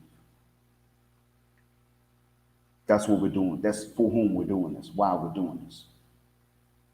And make it these little girls a chance to not drive these men away, like what their elder sisters and aunts and moms and grandmoms and older cousins did to us. Because we got driven away. And gentlemen, when you spread this and men say to you, no, man, it can't be done, it's real easy. Type in any search. You can type it in the search bar on YouTube, but you can type it in regular. If you can type it in the search bar on YouTube and get a bunch of results, imagine a regular search engine like Bing or Google, Yahoo. Type in the search engine, men don't approach women, and watch what the hell happens. Give it 3 months, type in the hashtag, don't approach, and watch what happens. Let these men know, these ladies already complaining and crying on camera, looking into the camera with their faces not hidden, saying, we're not being approached, what's going on? What you do is when these men start acting like biology, man, we can't just stop doing it because we men, what you do is you say to them, no, we can't. You're late. Make them feel like they're late. And if a lady jumps into the conversation because you're having it at work or something like that, you say, you see that hair trigger reaction? You see that right there? Whatever happened to they don't care. That shows you something. They know that you can do it because that's what they've been doing all this time. And if you can, do like Fuller Man and get another passport too, just because. Gentlemen, thank you all for listening, and thank you all for hitting the share button and the like button. And I mean that from the bottom of my black heart and from the depth of my black mind. And once again, black heart, black mind, blackout, assalamu alaikum, and black heterosexual non-select male power just because they don't like it, and black patriarchy until extinction or judgment day.